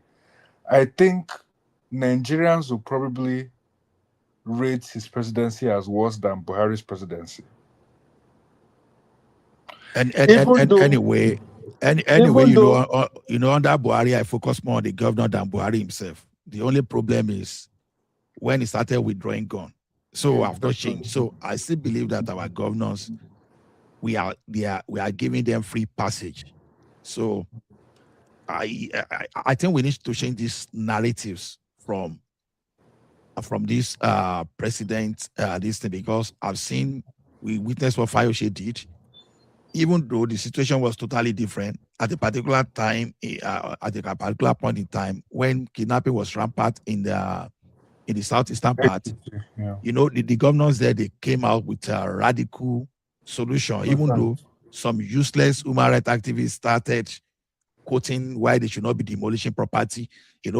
When they started demolishing property, that thing went down. They went after those people. So we can't give these people free passage. Otherwise, why should they be governors? Let them get out. So we have 36 and better than one and. That's the problem we're having in that country. If state governors can negotiate with bandits and free bandits, why the Nigerian military are getting them? Need for me exactly. When need. So I agree with you on that one. Thank you, AQ. Patoski, do you want to have your time?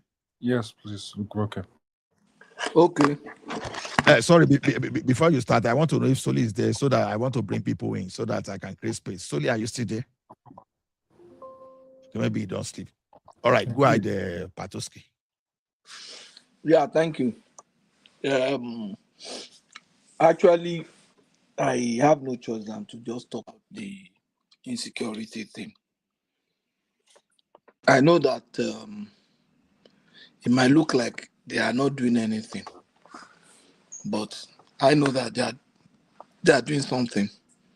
You understand? I know that they are doing something. But in this area of insecurity, when you don't have the results, there's no explanation that you can give to it. That's one. But the only place where I really blame Tinubu, which I have done in the past, and I will keep saying it, I don't know why it is taking them this long to have state police. I don't know. Is it until everybody buy before they are able to come up with the state police and round it up?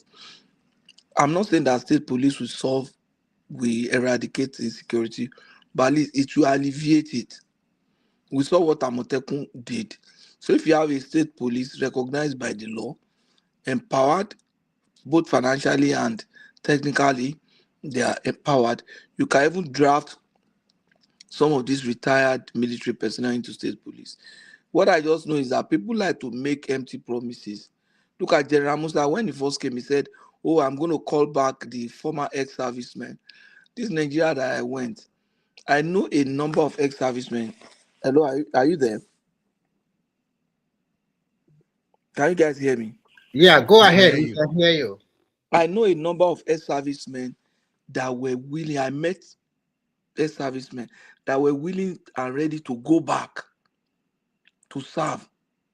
And very experienced young people, because they joined the army early, their service year was completed. You understand? People that are just about 61, 62, and before you knew it, they already did 35 years. You understand? Because some of them joined the army at the age of 25, 24. That's the age that you join the army. So you got that by the time you are, because if you're already 30, they won't take you. You understand? So by the time you are 61, 62, you are retired. But they are willing to go back. The guy make mouth and disappointment, everybody was hailing it and things like that. Nobody is talking to him again and telling him, look, we are not seeing your impact. It's been some time now. But Oscar, you even see the guy at all? What's been between now that he's there and when Badru was there? Nothing. You understand what I'm saying? So even if your effort is not yielding results, we would have seen that effort that, okay, now some ex-servicemen have been drafted, because If you are saying boot on ground, you get new people on ground. You are going to take time to train them. Training depot, it takes 6 months to train a soldier. Are you talking that? Are you talking about the current defense minister? Yeah. What's he not doing? See, I me personally, I don't want to sound like defending them because that's not even the point. No, I defend them when I feel. I've defended them here, and Larry was telling me I was making excuse. Yeah, I would defend them, but where they are wrong. They've actually decimated all those ISIS terrorists and all these things more than any regime in that country. Yes. But the problem is this: they are not looking at how they are running toward the southwest. That's where I have the problem with the governors because exactly. the like of Gani Adams. Hold on, let me finish now. Maybe it's my time. Okay, go and ahead. That's what I'm saying. I said something. You understand? Because you can't really blame the governors too much. The weapon that the governors need is state police. What's the governor going to do? Is the government going to raise soldiers and then give them buy gun for them? What will the governor do? Let's be objective. The only thing governors can do is the existing police, the federal police that are not enough. That some of them they are using to carry back for their wives.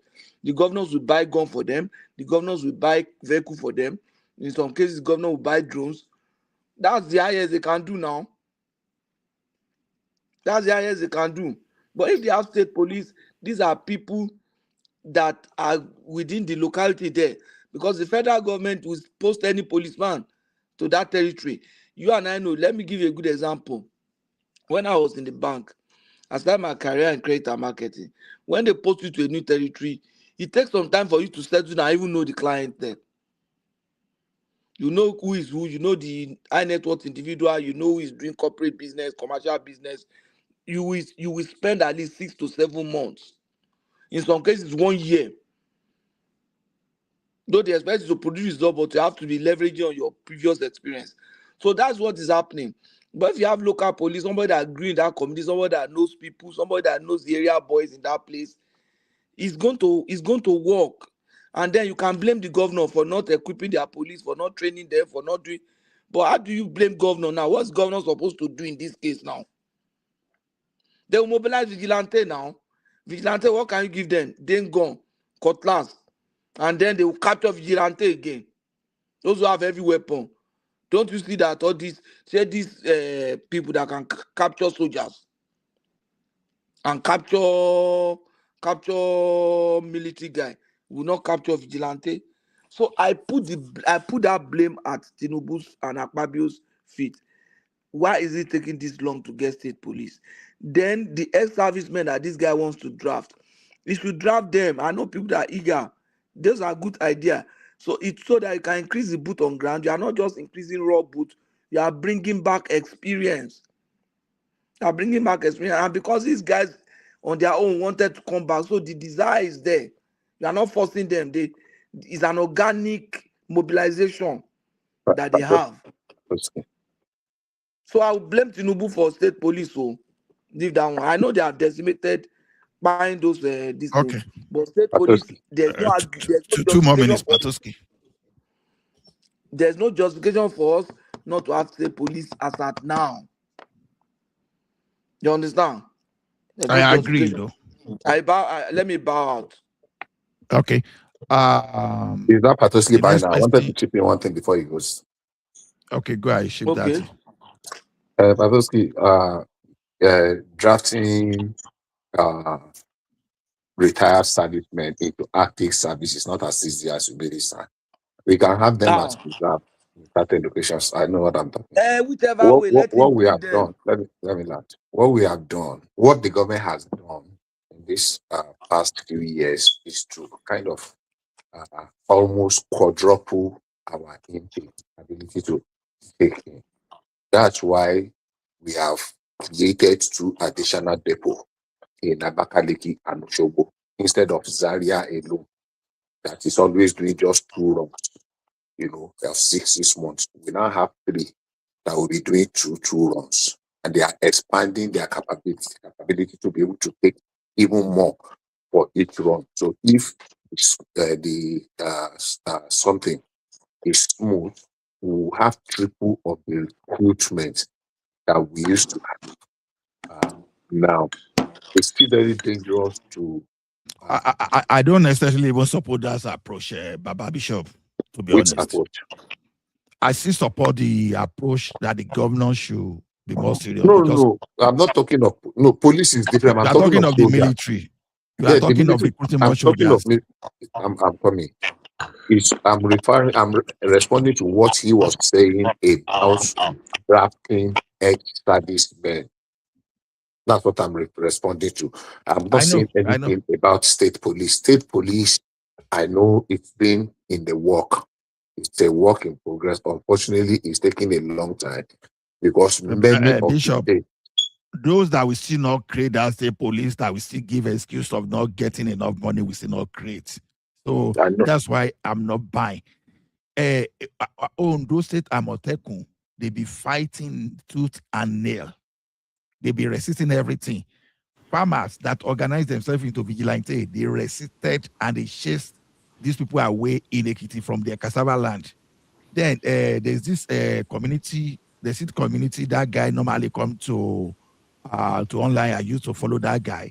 See, all these herdsmen, they came to attack them. The guy organized a group and they went to government to register and they got gun license. They got pump action. Since that time, the Fulani militia, they are not coming to them.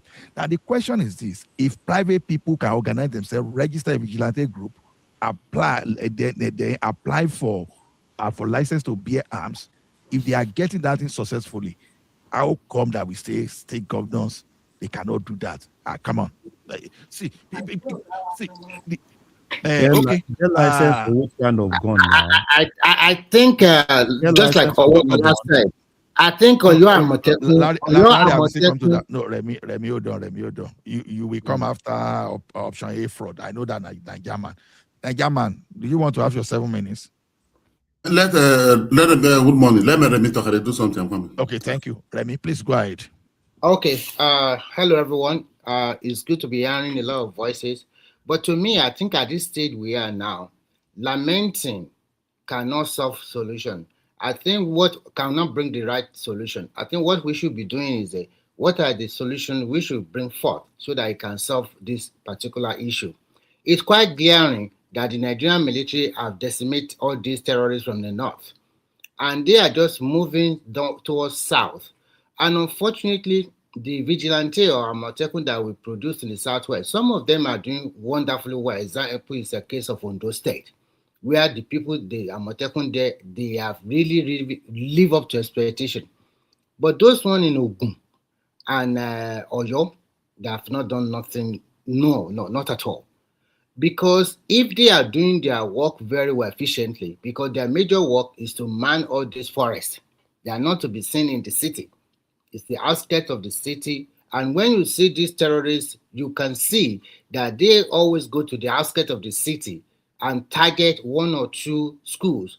And unfortunately, because our people also collaborate with some of them, they can be Fulani Yoruba or whatever you can call them that have been living in the Adome, or they can be even Yoruba people because of money. So at this time today, it's very difficult for just the army just to go there and release those small 2-month-old people, which I don't even know. How can somebody in his right senses kidnap a 2-month-old baby? So they need, and everything you have said here, all of you guys are right. But unfortunately, our governors too, they are not proactive. You cannot be telling us every now and then it's the federal government responsibility, but you are smiling with millions of naira every month as security vote. In this so-called Nigeria, even if you gather boys and you said you are going to give them 100 or 150,000 a month, and then you get them a pump action, they will gladly go to the forest and root all of people out. But you take the money, you fix it in the bank account to generate interest, highly corrupt people. The major problem of these countries are the governors. The money is supposed to go to the local government, you hijack it. And then to now make it worse, unfortunately, the people themselves are docile. They don't talk. Everybody just sit down and look.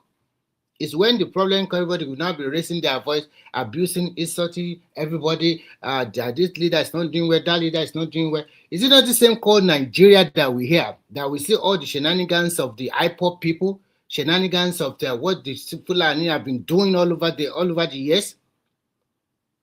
This insecurity did not start today. It has started more than 20 years ago.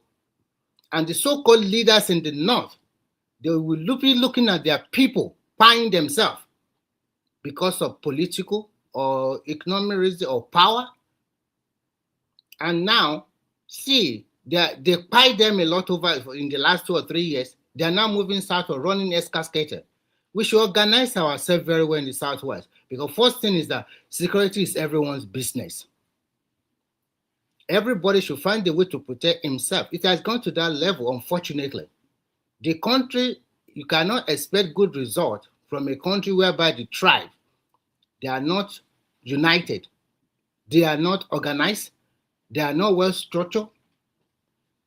You cannot expect good result where an average Nigeria is so selfish and greedy. So what do you expect? You can also not expect good result when you have more than 200 million people and the police that you have, they are not even more than 600,000. This is a joke to take it too far. Let's call it spade a spade. Is it not for the first time in the history of that country, this guy is recruiting over 60,000 people into the police into the police force, recruiting more men into the Nigerian military.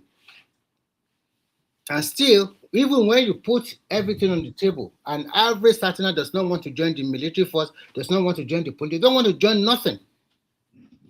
Let me quickly add to this. You know, when they were recruiting, when Inspector General of Police was busy recruiting police, the Police Service Commission guys, they were able to fight back. Who were those people? Who are those people in the Police Service Commission? The state governors.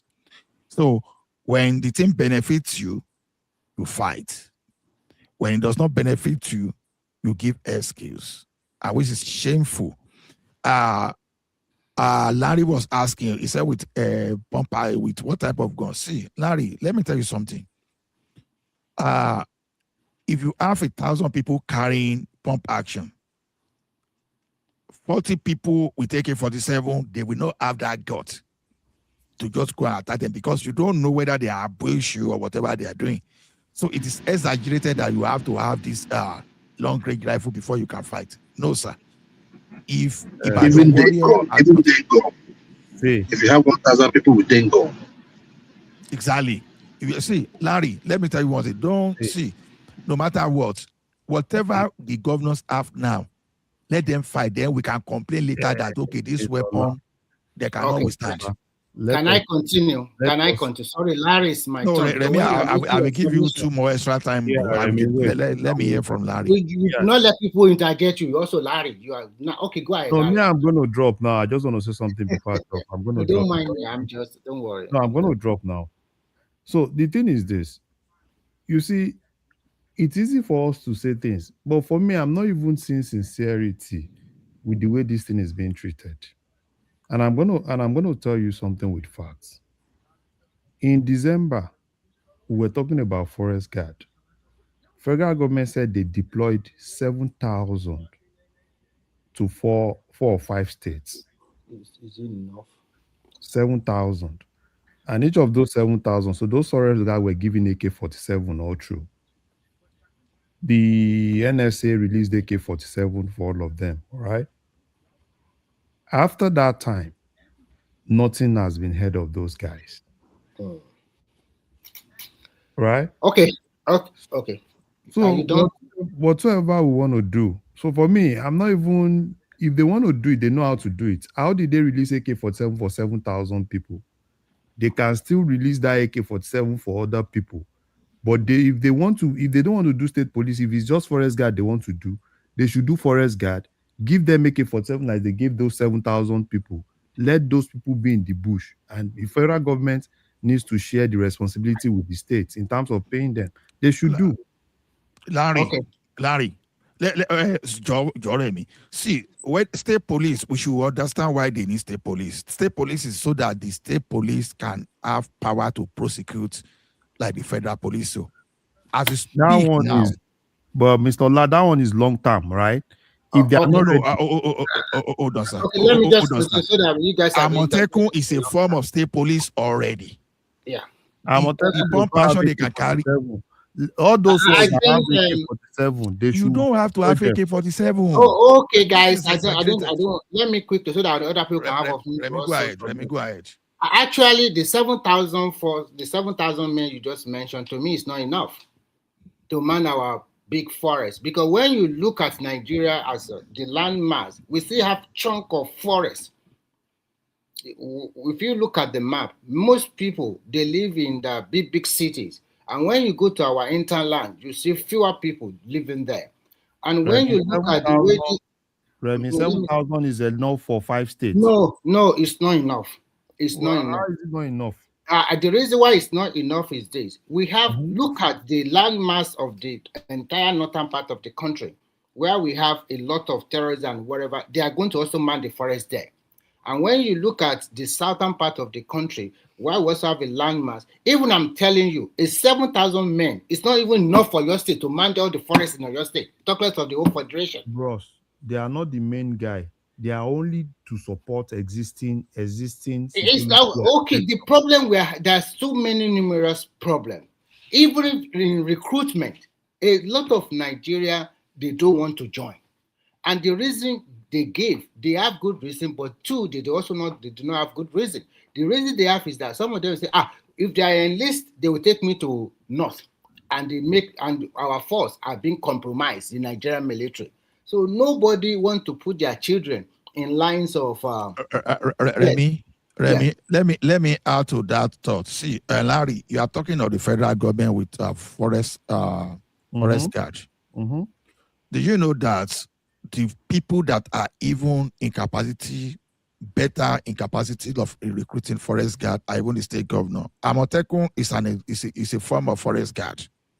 And since when I was young, growing up, I've always known that the duty of the state then was to recruit all those forest guys. We call them Olopaibu, Ashogbo. We saw they are with their green. I think, let me continue. So sorry, Larry, you come. You can still stay. You don't need to. No problem. Good night. I'll see you guys some other time. Okay. Actually, what we are saying here is that we should have that state police, because when you continue to say that recruit men all over the country, and how are you going to bring a man from Sokoto to come and man the forest in Oyo? Does he know the area very well? No. Does he understand Yoruba language? No. Does he understand the Yoruba culture? No. The state police must come as quickly as possible. And I think, unfortunately, we in Nigeria, we should also push the National Assembly. We should start making laws. I don't even want us to wait for that state police as early as okay, Bishop, go ahead, sir. Yeah, just a correction.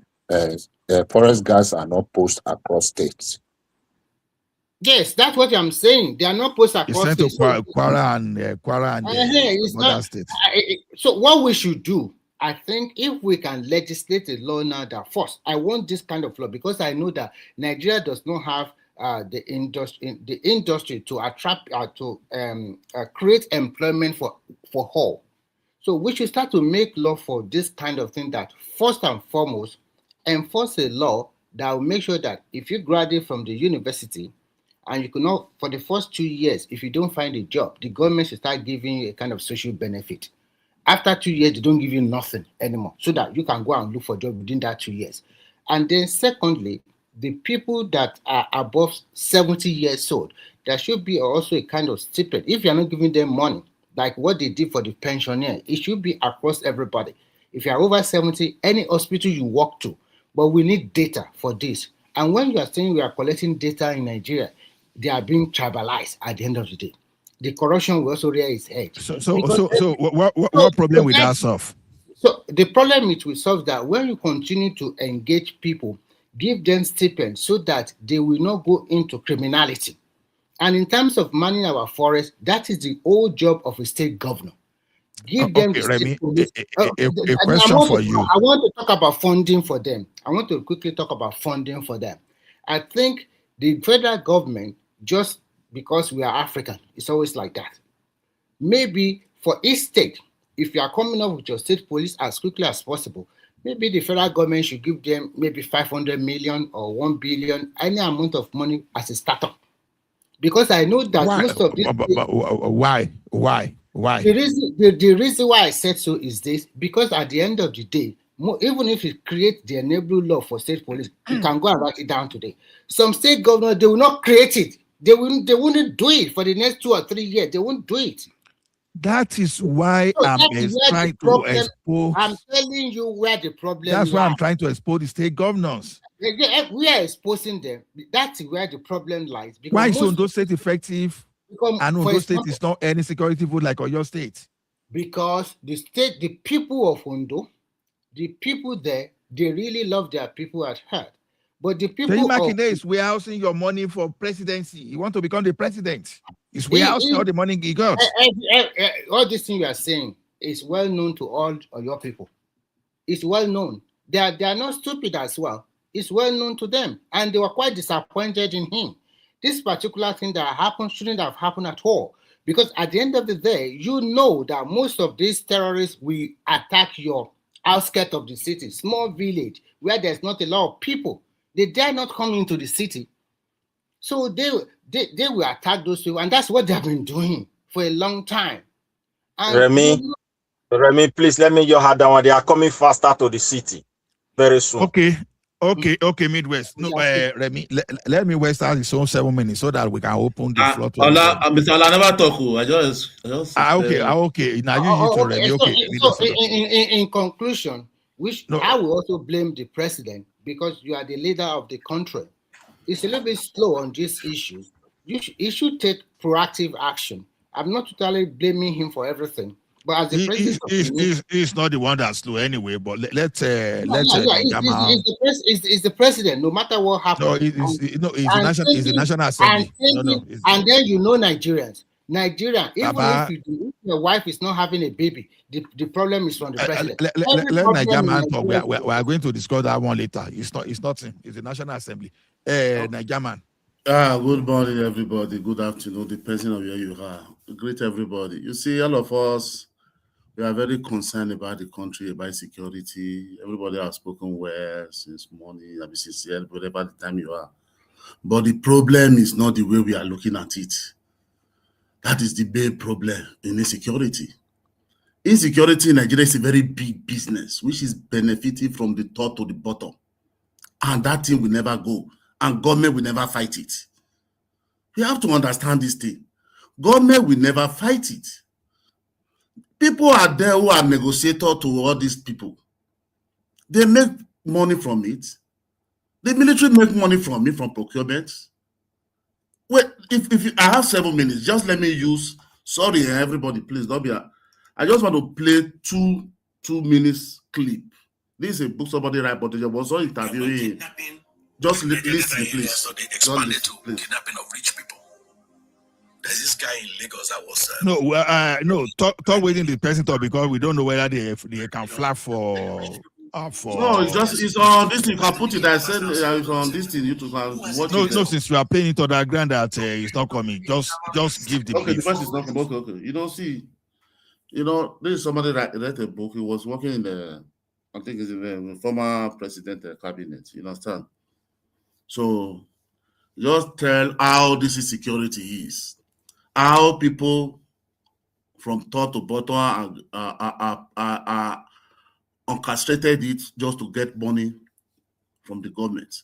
Because because today, after the Niger Delta, this thing, during the Iraq kidnapping, the Niger Delta, the insecurity in Niger Delta, after they were able to solve that one. So those kidnappers now say, who is the next way now to get more money? Then I say it's government. They have the deeper pockets. That is why when they go, they will kidnap 100, 200 people, negotiate with the government will pay. Say they were paying. During Buhari, they will pay. And there is people who will go and take that money to the kidnapper. And if you are going to that kidnapper, they will meet like 3 to 4 checking point of military. You understand?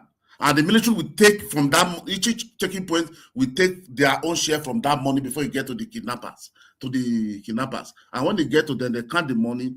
They will tell you this money is not going to be tell you, it's the military people on the road. It goes, okay, no problem.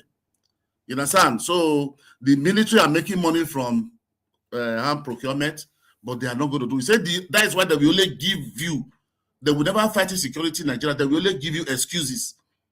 And which is true. They will tell you, there will be casualty, there will be collateral damage. If you go and fight them, bomb that place, even the victim will die, or the village people, that area. Say that is the excuse they will be giving us. You understand? This is not somebody write a book is on this thing. He was interviewing, he was talking to this book. You understand? So we should just know all these things we are talking, the state police, this and that. Those people, they know what is there. They are making money. Say from top to bottom. He said there is the brother during that Kaduna, that one that happened, that Kaduna, Abuja, that train that time. They kidnapped one of their brother, the family member. They donated about 100 million to go and give that. He said when the person comes, tell them the story. You understand? Because I said this, there's one guy who said this thing that time in Nigeria. He's doing this in mind. He said when they go to that village, those they are traditional ruler. They will go and meet. They will call all these people. They will come down. They will give you portion of land. That way you go to man your home. They will sell for you. And if you are coming, you pay security, pay DSS as your truck is coming out from that place. You see all checking points from that place there. But you will not wonder how these people are doing. Why they're not, So Nigeria, we just think this thing is just normal. It's not normal. It's not normal. They are making money. And those people will never fight it, and they will be praying for more insecurity to happen, for them to make more money. The more kidnapping, the more money for them. The more they make more money from the government. He said there is even a middleman, and even the police. If they kidnap some person, you went to the police will link you to that person to go and negotiate with that person. That person is the one that will not tell you. They will not collect the money from you. It's not a policeman, but police will link you to it. That will collect money from you, go and give to them before they will release your person. You see the problem we are in that country. So it's just a business, just a rich chain of business, and that thing will never go, which is fact. We may be talking, state police, say this or not, those things are just fallacy. They are just used to wipe out our time. You have to take our time, give us something to be discussing. Even Bible speak on it, I think 2 days ago, just to give us to discuss. This thing are really big industry for people, and they are not ready to let it go. That is in that one. And the other one, what is the name? What is it they call this boy? Very dark man. Sometimes Nigeria, we are so funny the way we do something these days. When we are growing, when somebody is doing, you have bad attitude or doing something bad, your parents will tell you, they will warn you. Never be like this person. If I see you, even they see you mingle with that person, you're in problem at home. But today we make excuse. We make excuse for bad attitude. We make excuse for evil. And what about the other one who is? So because the other one is doing it, so these people must still doing it. You two must still be doing it. So because this person is doing bad, so they didn't do anything to it. So you two must copy the same thing I be doing. We can't move on like that. Honestly. If very dark man, no matter if it is him or it's not him, because I said it was the action during Anuga before this thing. So is him or it's not him, he should go to the security agency. If he come there, arrest him. Go and explain himself. We cannot just be running a country like this because we are preaching, we want to make it good. These people are content creators. They are not fighting for you. They are not fighting for anybody. If they see that nobody is discussing, then they create one scenario. People begin to talk to them, they get more view, they make more money for their own pockets. I don't know where Nigeria, every time we just want to lord evil, want to lord back. Very dark man is talking for Nigeria. How? He's making his own content. How many people have he taken to, how many people have he went to court for? To go and fight, to go and bail, or to go and, I don't know. That is when they say Aisha, you sue for all this MRP, all these people, they are activists fighting for. Who are they fighting for? These are content creators making their money there. That's where their enhancements come from. There's a benefit to it. They will just create social media. This thing, Nigeria just really want to listen to something that makes no sense, that doesn't take us anywhere.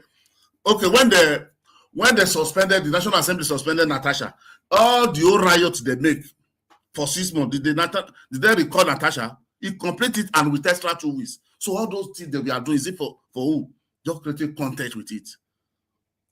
If you are fighting for people, as they suspended Natasha, they will say, the way they 2 more minutes. Okay, they recall her back within a month or 2 weeks. That is, I don't know. People fight the same way politicians will do us fighting for people will defending politicians. Defend politicians. People are there siphoning you, making their own life with their family. They don't know if you are existing. We'll be here fighting ourselves. This become tribal, Yoruba, this and that. I don't know all these things are going to. We are not even ready with the citizen. We are not even ready because we are not thinking deep. We are not even thinking to what is cause of all these things. We're going to liberate ourselves. All this Spanish, all this UK, Thailand, all of them, they went. Their country was worse than Nigeria. Those that travel out after suffering, they came back to come and rebuild their country and fight for their good country. But our is done. We are still deep. We lack our oppressor. We will still be fighting for one president must come back. Somebody will be telling you, Tinubu must come back. Obi must win. Obi must. Who are you? You have one vote, and maybe you don't even have voter's card. Self. How is that benefit to you? Who win if those people win? Any of them, they win. How is the benefit for you? How is the benefit for your family? How is the benefit for your tribe? Those are elites fighting themselves. We, one person, will put ourselves inside, carry enmity with our own self for nothing's sake.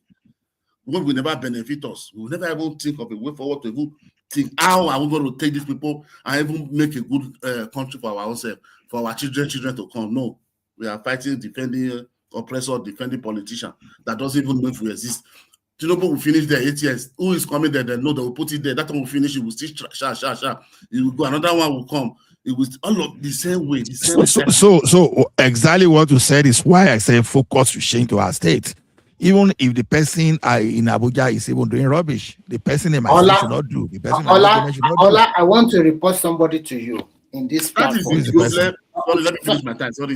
Let me okay, when you finish. You see, that is the problem we have. Mostly, I blame majority of us in the diaspora. Honestly, sorry to say, man, I'm offended, but that is the right word I'm saying. Because we are here. We see nobody call prime minister here, call president here. You focus on your council, anything you want there. But still, we will still be joining them on social media. How can me now I'm in Oredo, those things, I will be thinking Abuja is coming to solve my problem. Is that normal to me? Is that normal? Okay, what is the councillor doing there? He receiving salary, receiving allocation. What is the local government doing? So if a state a governor can able to set up vigilante and use them to ring election, use them to fight his opponents, use them to disappear people in the state, so they cannot use it to secure the people in that local government. Exactly. You got the point. Thank you. So they cannot use it to secure people in that local government, and we are making an excuse. That is no. So you expect the person from Abuja to now carry AK-47 and come to each door and be guiding you. Exactly. I don't understand. Thank you. Okay, Ola, can I report the person? We're supposed to be telling people how let Nigerian round up. So that telling people how you work. We are here. All of us here, we don't even know. Majority people don't even, unless on TV you see the prime minister or president. Even your own local council chairman, you don't even know it.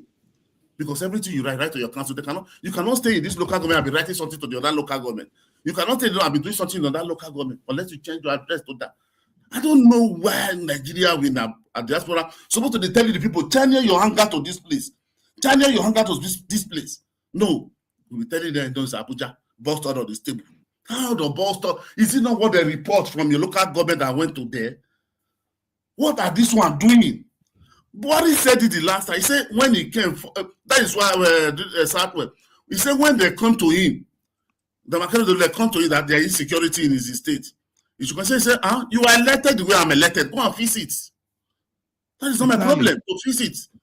You elected the way I'm elected. Thank you, Nigerian. Let's Remy report who we want to report so that we can. Yeah, his name is. So after that, we his name everything open.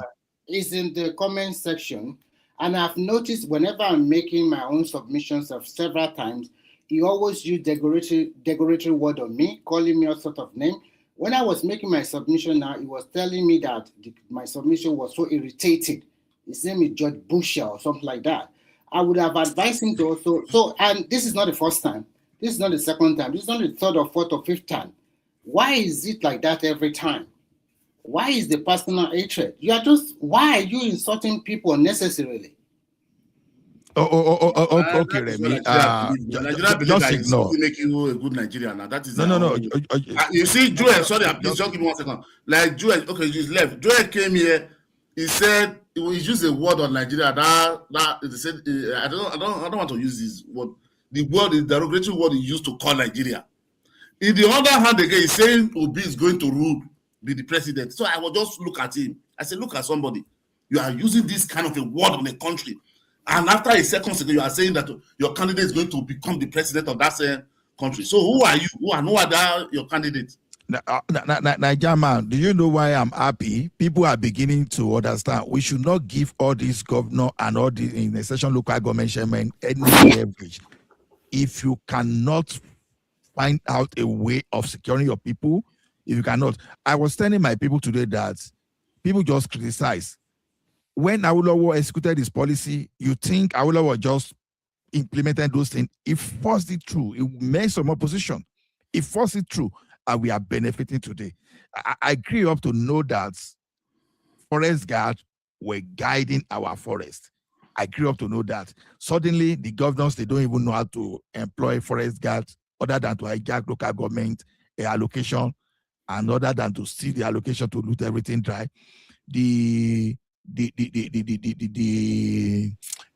Bracing something that is regulated. Please, 1 second. Sorry. Midwest, you can come for your 7 minutes if you are there. 10 seconds. You see, I don't know if anybody remember here, early 90s, even during the military era, every street, I can remember every street have vigilante. Yes, now. In the night, they will come out. People in that street will come out. They will stay till 5 a.m. in the morning or 6 a.m. in the morning before they will go. They will be shuffling it every day. Sometimes our father, when my senior brother, they're not grown, but they were not the one that will not substitute my father. They will go out.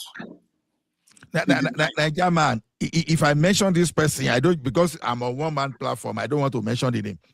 You know, when these S-men came to their community to harass them, they just go arrange themselves. What would they do? They started consulting. They say, okay, they should form a vigilante group and go and register and get licensed. They lobby. They got pump action. Someone are telling me that I will with what gun? You understand? What gun as which gun Amotekun on those say branch they use? Which gun? And they are still recording success. This guy said immediately they got that license. And those guys were aware that they've all got pump action. He said since that time, this thing was under Buhari. Since that time, those S-men, they've never touched their village, their area. They've never come to try rubbish with them. Then I'm giving an example. Even if I mention the name, if I go background, if I mention the name, Patosi, we know this person I'm talking about. You understand? Yeah, in UK. Come and see every street. Hold on, sir. This guy invested. This guy invested over 600 million in cassava value chain. In fact, he uses his tractor to help people clear farm and all those stuff. The Nigeria security could not protect them. Just because they have their own security, they organize themselves, they hire their own security. Oh boy, they push these people away. And someone is telling me that governor cannot defend his state. Now lie. Because if individual can organize themselves to vigilante and they have license pump action, and they use that. Use that with the security area to push people away. Let me respond to Prince Daddy question. He was asking this security vote. who check governors' expense on this security vote. I think this is the major work of the state assembly. But unfortunately, who unpicked the state assembly men? Is it not by the governor? I think the thing we should do now is that one thing I would like Nigerians to be doing, instead of protesting against sugar or gari or whatever, we should continue to protest for institutional change. Let us remove that immunity that they have. No, Remy, you are going too far. Remy, the question I will ask you is this: why is it that the president cannot harass National Assembly, but the governor of a state can harass State Assembly? Why? The president cannot harass the National Assembly. How come that the governors can harass the State Assembly? I don't know. Because the politics we are playing, the politics they play in that state, for you to become a state assembly member, it's most times the governor that unpick them. No, Remy, it is just because we are not putting pressure on them. When we discuss it now, 90% of the time, I'm disappointed in Tinubu. We are not saying someone that say I'm disappointed in my local government chairperson. You will not hear someone that say I'm disappointed in my governors. And people believe that Tinubu is the almighty and the governors are just there for decoration. Come on. Few months ago, there is this pressure on Dakpa Abiodun, and you can say hi and Trinidad. Sorry, I'm Babati. We keep on putting the pressure. We even demarcate in that what he's doing in that state is not good. And a lot of people in Ogun State start talking about that guy, and probably it starts working. It started working, and then there's a lot of changes. But for your state, I don't know how and why. You start putting pressure after 1 year to go. I better not forget you. No, it's not. It's not 1 year to go. It's not that time. It's going next year. So what you well, at the same time, at least it gets some job done. That's what 6 years. It gets some job done. It gets some road fixed. It kept on working. Maybe it's not enough, but at least it did something. But for your state, we are not seeing your state people even talking. I'll tell you, your state is not talking. No, you are seeing where they are busy Makinde because he's looting their money. But Makinde is even working. If they have been abusing, Makinde is even working. Let's be realistic. It's not working. It's not doing something. What is he doing? Tell me what has he done? Tell me one major road. Wait now. Tell me one major road. One major road in the Banade that doesn't have a light. Okay, I will give you major road. No, you're not going to give anything. I will give you. From Old Warner. Yes, well, let me finish now. I want to give you an example now. Let me finish now. Okay. So you said that I should tell you what he has done. Let me tell you. See, go to all the garage now in every local government. He built the terminal is almost, I don't know how to. It's very big in all, and take all majority of all these cars that in the street block all and put them inside those terminal. Big terminal, not first class, not Kwekwe one, with fence and everything. All the old streets, go to all those. He's saying that all those roads. Go and see the one that they are leaking now. Okay, that is federal work. Go and look at those. He says, go and see all those places from beginning to the end to that place. So that there's no way you are going in no road that you will see darkness. In no road, even this road, these are Ajibode road that have been there for years. They are constructing it before, since last month, since last 2 months. I will give you one example. The road from JLN all the way to Old Honor, all the way to Akpata is still like that. They are doing those two. That's what I'm telling you now. From that Ajibode junction, it's going to that Akpata, it's going to that. It's under federal government. You say it's under federal government, right? Is that what you want to say? No, it's not that one. The one saying it's under federal government. I was mistaken that. Okay, I just give it. Look. I will be frank. When Ajimobi was because the guy is not sharing money. No. Let me talk now. At least I allow you to talk. You won't allow people to talk. When Ajimobi was the governor of that state, he introduced these big buses that carry students to school and the rest. There are several of them. Relax now. He's still there now. So what are you talking? Calm down. It's no more there. They already. He's there. He's painted with the color. Can you let me talk? Let me talk. Even the road from Ring Road to Challenge, That road, the condition is not good. It's not that they have not widened it, and all the old Ibadan was dead. Actually, to be frank with you, maybe he did something outside of Ibadan, I don't know. But that Ibadan, there's nothing he has done that you are right. It be like I know there is 3 bus terminal in Challenge and the rest. Oh, you are right, and also Ojo.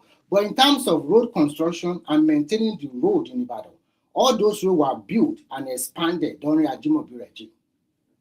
So there's nothing special that he has done in Ibadan that people can see. All those roads. The only thing you can mention in Ibadan he has done that I agree with you is that 3 terminal. In terms of road construction, the roads are not even, the roads are so many potholes, so many wahala. No. I beg not be no. The capital city was extremely You have never been to any other state in Nigeria. That's why you have. If you go to your state, about my brother, forget that thing. Don't say that one. Not there, but that I know. Yeah, I stay. Maybe you go once in 4 years. Maybe they your area there. You just want to condemn it. No, I know it's still money is looting their money, but say that guy didn't do work on road. All the whole road. Which road now? Which road? Which road does he work on? All the whole major road now. I'm telling you. Like I'm telling you, those. Okay, let me give you an example. Let me ask you a very good question. You know the road from what do you call it? From Mokola. Mokola. You see that bridge? That bridge. Who built that bridge? That overhead bridge in Mokola. That one was during the former governor. It's not Makinde now. Yes, thank you. And that road from Mokola all the way to UCH, who built that road? Who expanded it? Yes, what about it? Are they not maintaining it? Did they destroy it? No, what I'm trying to tell you, you do not calm down. We are not fighting. No, what I'm trying to tell you is this. He has not done visible development in Ibadan. I totally agree he built terminals. But in terms of road maintenance and road network, he has not expanded the road network. They were still like that. The university, you upgrade to this in this place. You upgraded to university, build it. What about that one? That one, but no, don't. Which one upgraded? What's the name of this place now? What's the name of this? What I don't say inside or something like that. You know what? Do you know what? I think one day we'll be picking all these Southwest. The build shop, all those markets before that is. In overall, his performance is below expectation. You can say that one. I agree with you. Okay, don't worry. That's my personal opinion, okay? I agree. No, even all the old governors in Nigeria, they are not doing what his performance is below expectation, considering that during his tenure, he does not have a lot of people that are distracting like Oyo State Police used to be. And people gave him the leeway because when he came in, because so many civil servants and teachers, they voted for him. And when he came in, he started giving them 30 months salary. That one attracted a lot of the people, civil servants and teachers to him. They like him. But after about 2 or 3 years, after about 2 years, and they see that so many wahala, the capital city was extremely dirty. Even when you are coming from Lagos, when you enter Ibadan, it's like you are coming from Lala Wonderland, and then you just enter gutter. It's true. Okay, if you're coming from Lagos, where will you test it? After you pass toll gate, you maybe go to Challenge. That toll gate of Ibadan. I'm not the only one here. Maybe everybody would have passed through that toll gate we are talking about. It's as dirty as anything. You will know that this state is not being governed very well. No. If you like him, fine. I'm not saying you should not like him, but let's say the reality. During Ajimobi regime, you will see a lot of people sweeping the ring road, every road they will be sweeping with their broom and whatever. During his time, they are nowhere to be found. Everywhere was. Now you can't keep your. Let me tell you now. You can't take your bin. You can't take your bin and dump it in your front of house anymore. You understand? All houses, they tell them that they will bring their bin. You know that middle of the road, that place you will stay if you want to cross. That place they put street lights. You understand? So that is where you put it in a bag, sack bag, and that day is only that day. Nigerian, just let us move on, because no matter what we are saying here, you only have some few more months to spend, and after that, another governor will come in. He has done his part. I hope that the person coming in can better him more than 500%. Because what we are getting from that your state, considering how rich the state is, resources in terms of human resources, natural resources, and good land for whatever you want to do, we are not getting a bargain for our money in that state. It's unbelievable. That's why you are not sharing money. Now you must be bad to. It's unbelievable, considering a state that is receiving 1 billion security vote and the kind of security we are getting from that governor. No. It's nothing to write home about. I was even disappointed considering. You are saying the security you are getting, but it's in Nigeria now. Ibadan is already. No, we are talking about Oyo State now. Forget other Nigeria. At least everybody know that. Ibadan is not Oyo State. No, what I'm trying to say is that Oyo State is hot now because of what is happening, because of the abduction of people and school people. Because it's all those people in Oyo that they receive every type of people. He did not do very well for that state. No, let me tell you something. Sorry, to see the problem in that Oyo State is all those people should go and that Oyo should go there and regulate that place. Because every people you see there, you will understand. You can even. I sent one video to one man when I went there. Those people. Hold on, just wait. Midwest, are you there? Because I've not heard you speak. In case you want to speak, you can join the conversation. Yeah, go ahead. You see, go ahead. People they are set in those areas. That is where all those people, these people you are talking about, that is where they come to. They can't see them in another place. It's that place you see them. You see some kind people, strange people. You will wonder. They can't speak Yoruba, they can't speak outside. You don't know. If you understand, you don't wonder. The mark in them said the way they look like. So, how kind of human being are all this one? Where are all this one coming from? Where are all these people coming from? Are this from Mali or from where? You know, there is or that or just Yoruba say one bagbakuba. That is what I don't know what the kind of agreement they have in that place, man. You will see some kind of people there that you know say that is where all these things, they're not able to control that place. That is only where that all those is saying inside. That's where all these people they only go. That's where we'll be seeing them there. Those are your.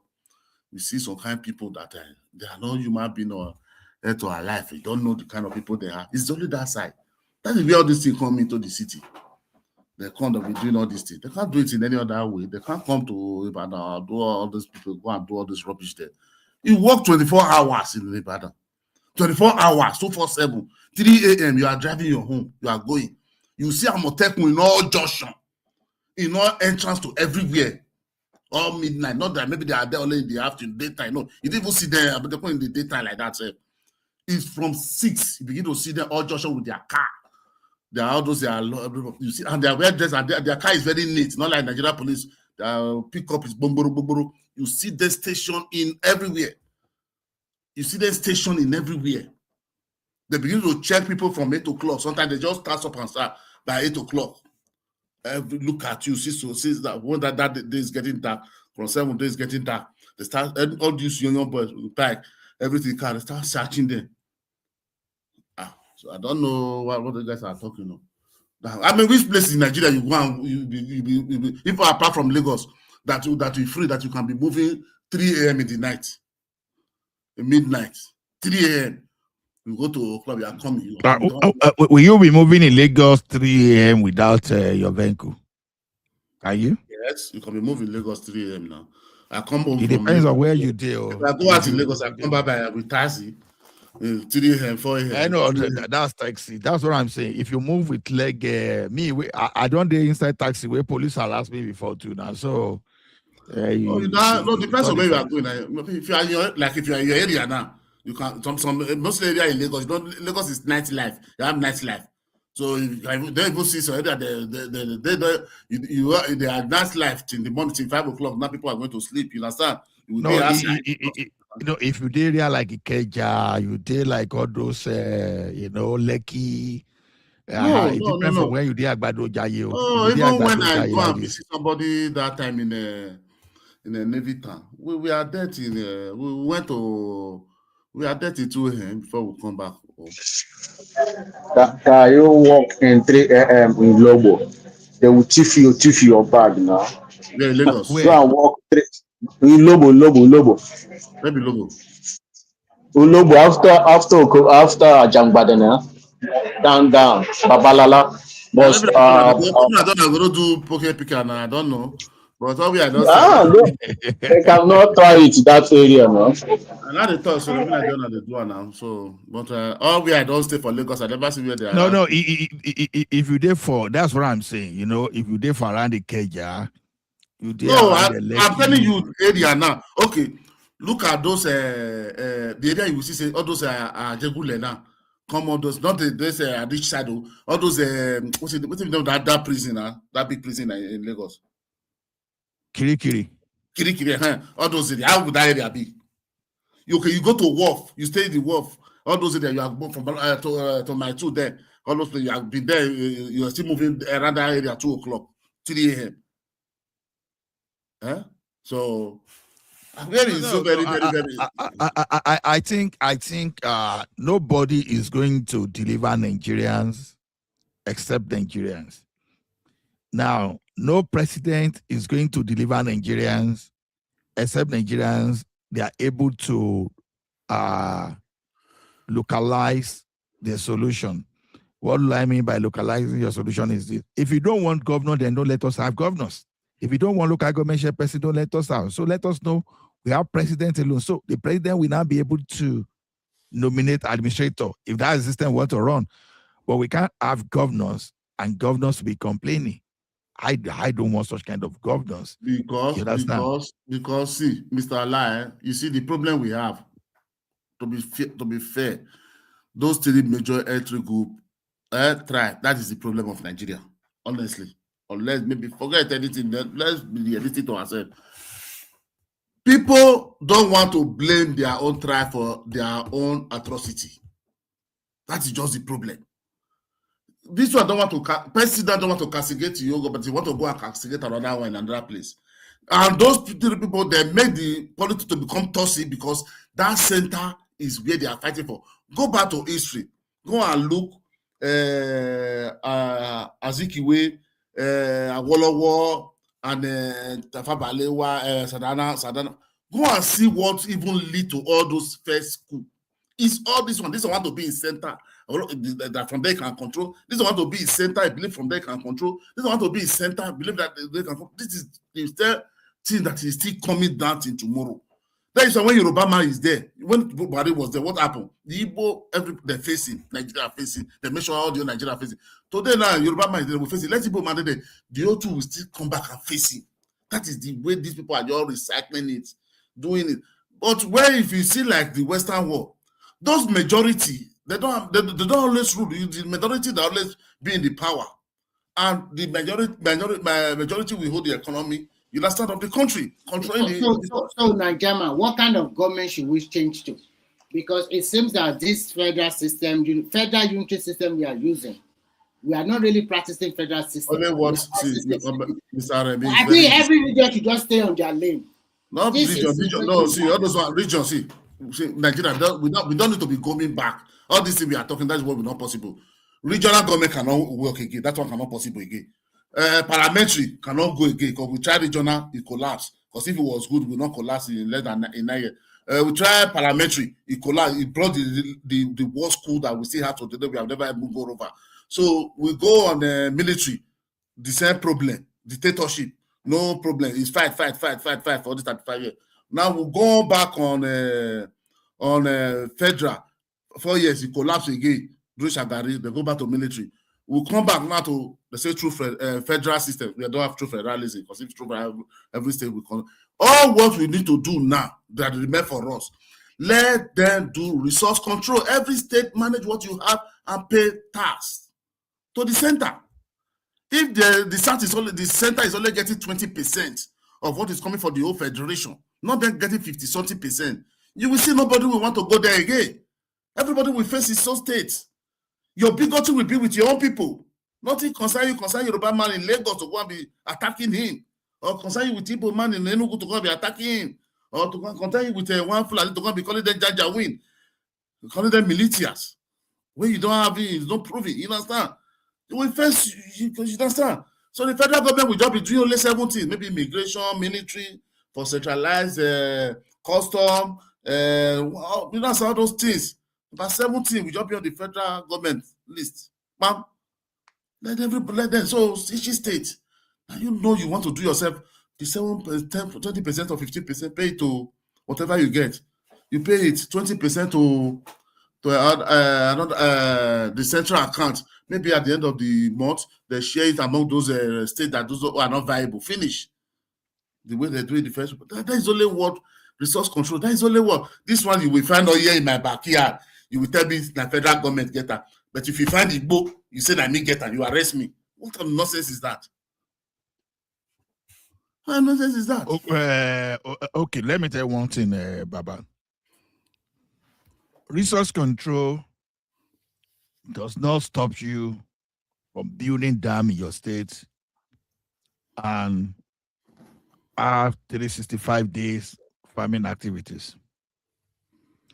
Now, because why am I saying this? You understand? Even in the when we still have all those regional government we are talking about, the northern region, they never needed any resource control for them to build their hide and skin and cotton industry.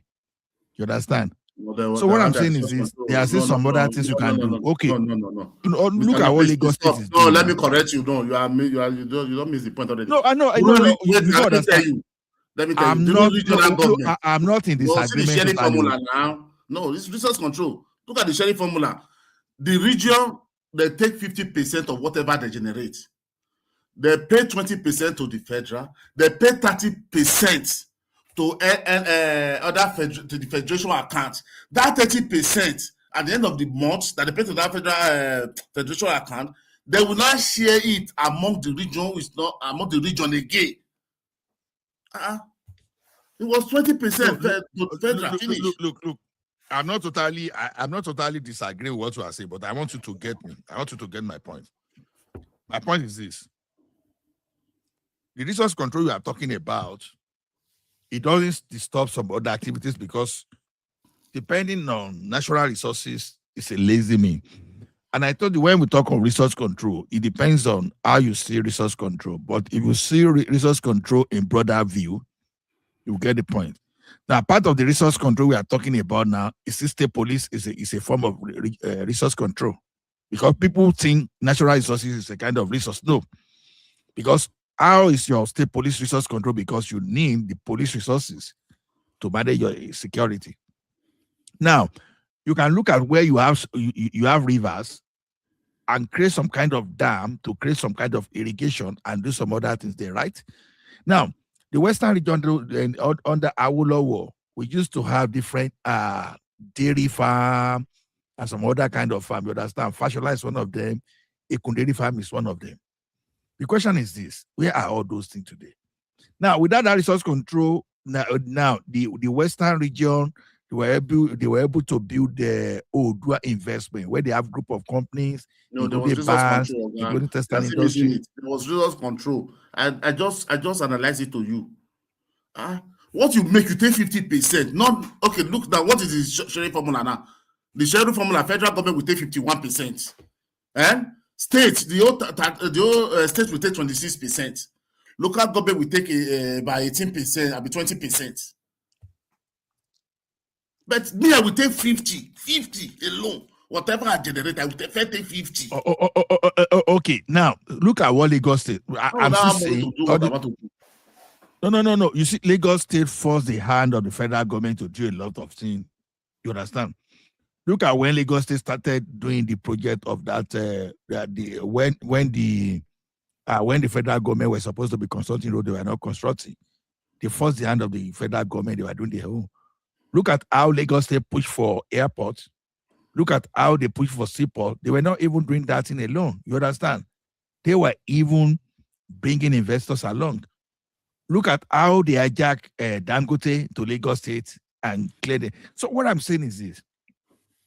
Within the framework of what we have now, yes, resource control, I agree. But where the resource control is not coming, it doesn't mean that we have to grant our economic activities totally. Now, it's just because today we have governors we have some of those governors that can never survive in the private sector. You understand? That force their way into the government house. So we have governors that are not creative, that they are in the office for the wrong reason. That's what I'm saying.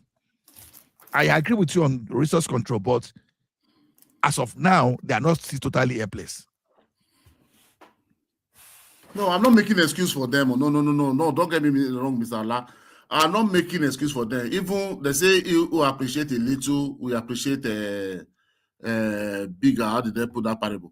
With what they are getting now, even if it's small or big, they are not still using it, even either. You understand?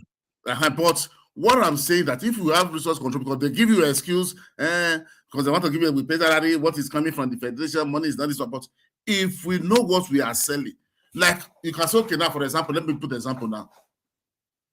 Like you can call maybe they say a gold mine in those states now. The next thing, if you can call company, come, this gold fine. You want to take it, okay, take it, give us road, give us so hospital in all local governments, first standard, and be maintaining it and insure it. Then you do your money here. You don't need to go and take it and sell it, put it in pocket and come and be sharing it. No. We have a bit this thing for that they are doing cement. No, we have all here. Oh yeah, come and take this all here. Not the money.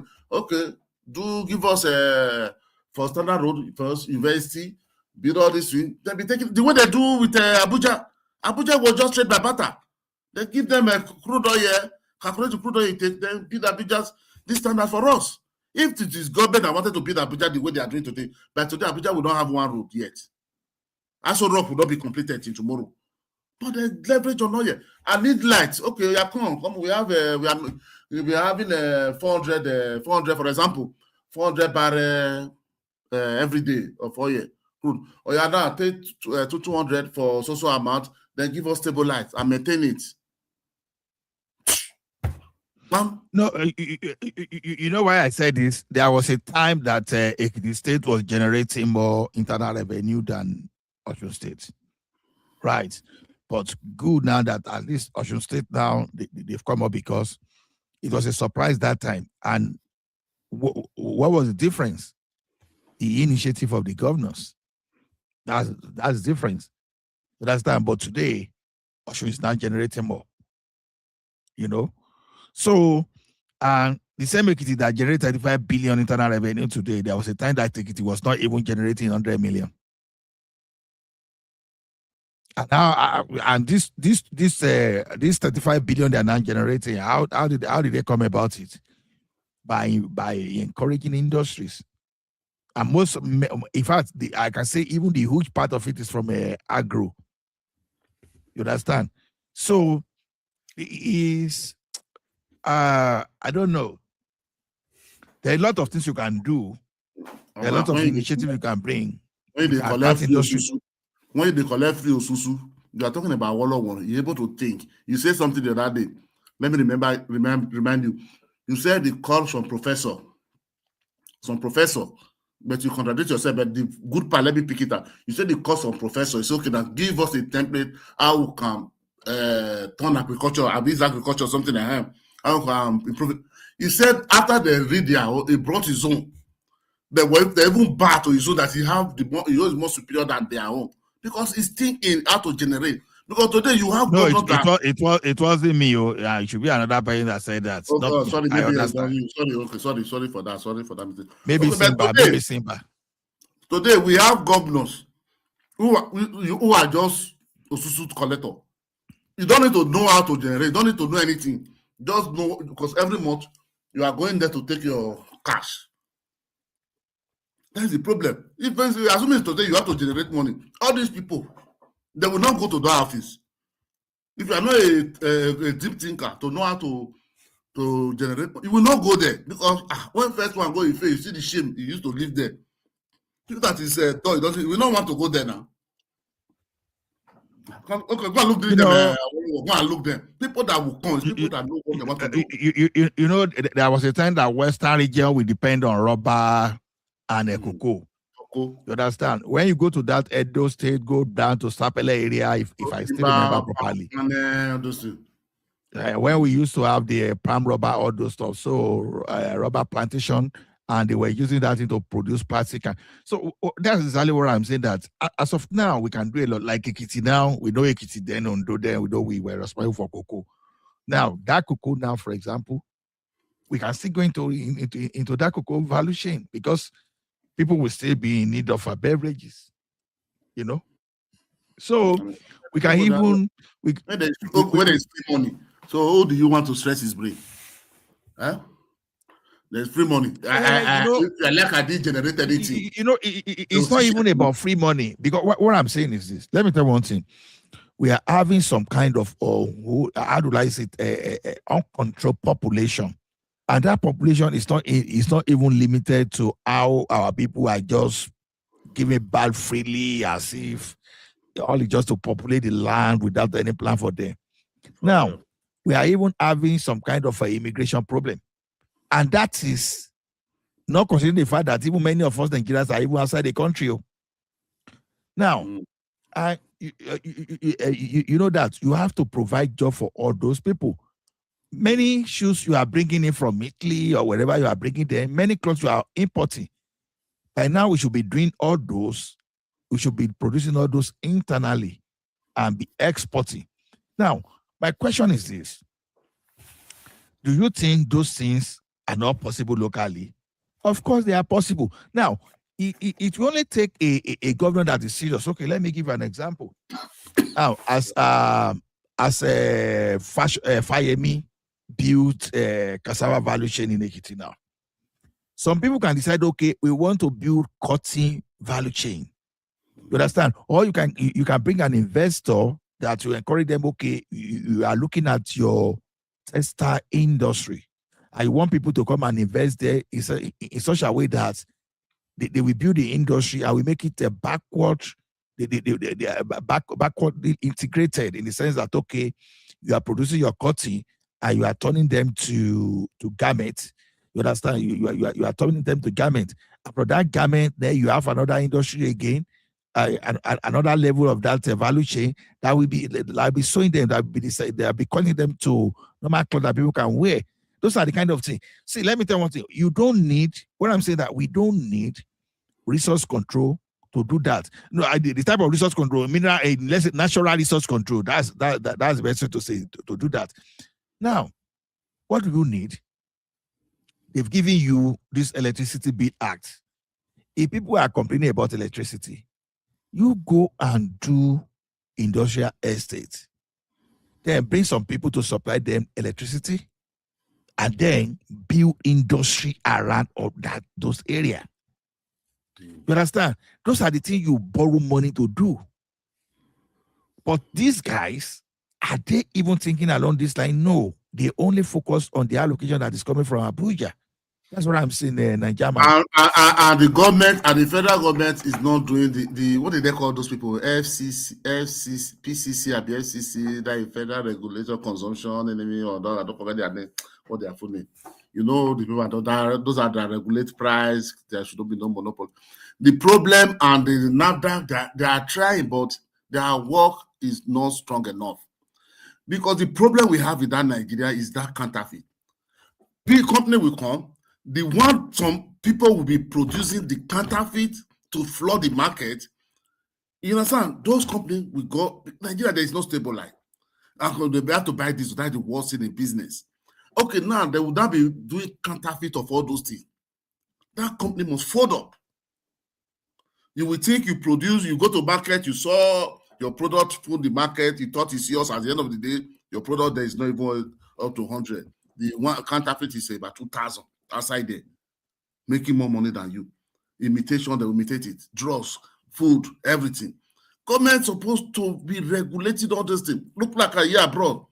If you go and take this drug this week for this month in a pharmacy, before you go to about 2 months, we see that same drug, they will change the carton. You understand? Before another 3 months ago, they will change the carton. Why they change the carton every time? Because of people want to imitate it, they will not be able to go to market. You understand? So they're not even looking at all those things. Everybody just bribe your way. Nobody's really serious. Say, no, I must fight this thing. Everybody just bribe your way, you get your way. You bribe your way, you get your way. Okay, you want to put a company in Nigeria. Look at our company. Okay, somebody will just be imitated. Look at drinks, alcohol. Look at drug. How do you want these people to make it? They will fall up. And they're not stable, like only money we pay for diesel alone. Hotel is cost today because of the diesel cost. Not that But there are problems to be solved now. Initially it was expensive for Dangote and Lafarge to make cement in Nigeria. I know just because some people were importing from China, because that support your points, which I agree with. But when they build that value chain over time, they were able to log the thing up, because as a matter of fact, there's no cement you want to use today that Nigeria cannot produce. I even have to check, say, where is Nigeria getting the cement they are using? Are they still importing cement? I need to cross check. Let me even go to their site. I don't think so. So Lafarge is there. This one is there. Maybe Lafarge is supporting. Before Dangote had to get this tea, you have to be only the one, but you now turn it to only him. We're supposed to have like 10 type of cement this thing. But the problem in Nigeria, one person want to hold it. You know the government. If Tinubu didn't stand for Dangote, what happened to Nigeria refinery today that we are shouting of? If when Dangote they pay, people pressure him to make a refund to him. That refinery would have taken on beating than that one today. Those ones could have been working today. We could have known where we are today. About 4 refineries is working on 3 refineries. You understand? This government will come, no continuity. This one will come, we just bring you idea, kill the first one, another one will come bring you. Assuming we are seeing the military administration, do you think that rail lane in Lagos would have possible? Buhari came that time, he threw that contract away. They would have said, no, nothing. Should that be possible? So, controlling yourself, you do whatever you want yourself. You're accountable. Yeah, make a contribution. Like where you can't go since now? I don't shut down. No, where you go since? I just go do something. Okay. I didn't work, so I was so busy that time. So, if you look at it, most of this counterfeit is possible in Nigeria because of the way we run business.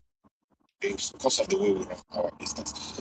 And if we really want this, what is it called, NAFDAC and the rest, other institutions they set up to control or regulate all those things to work, we must change the manner we allow people to do their trading in Nigeria.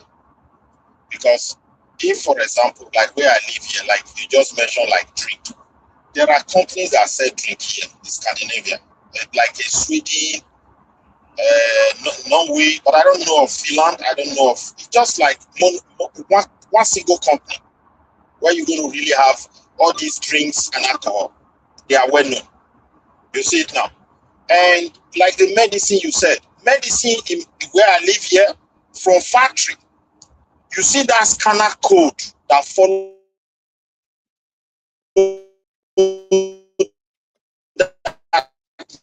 Your network,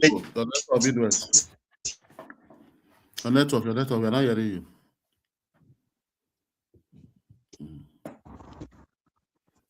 Hello? You're back now. Okay, better now. Hello.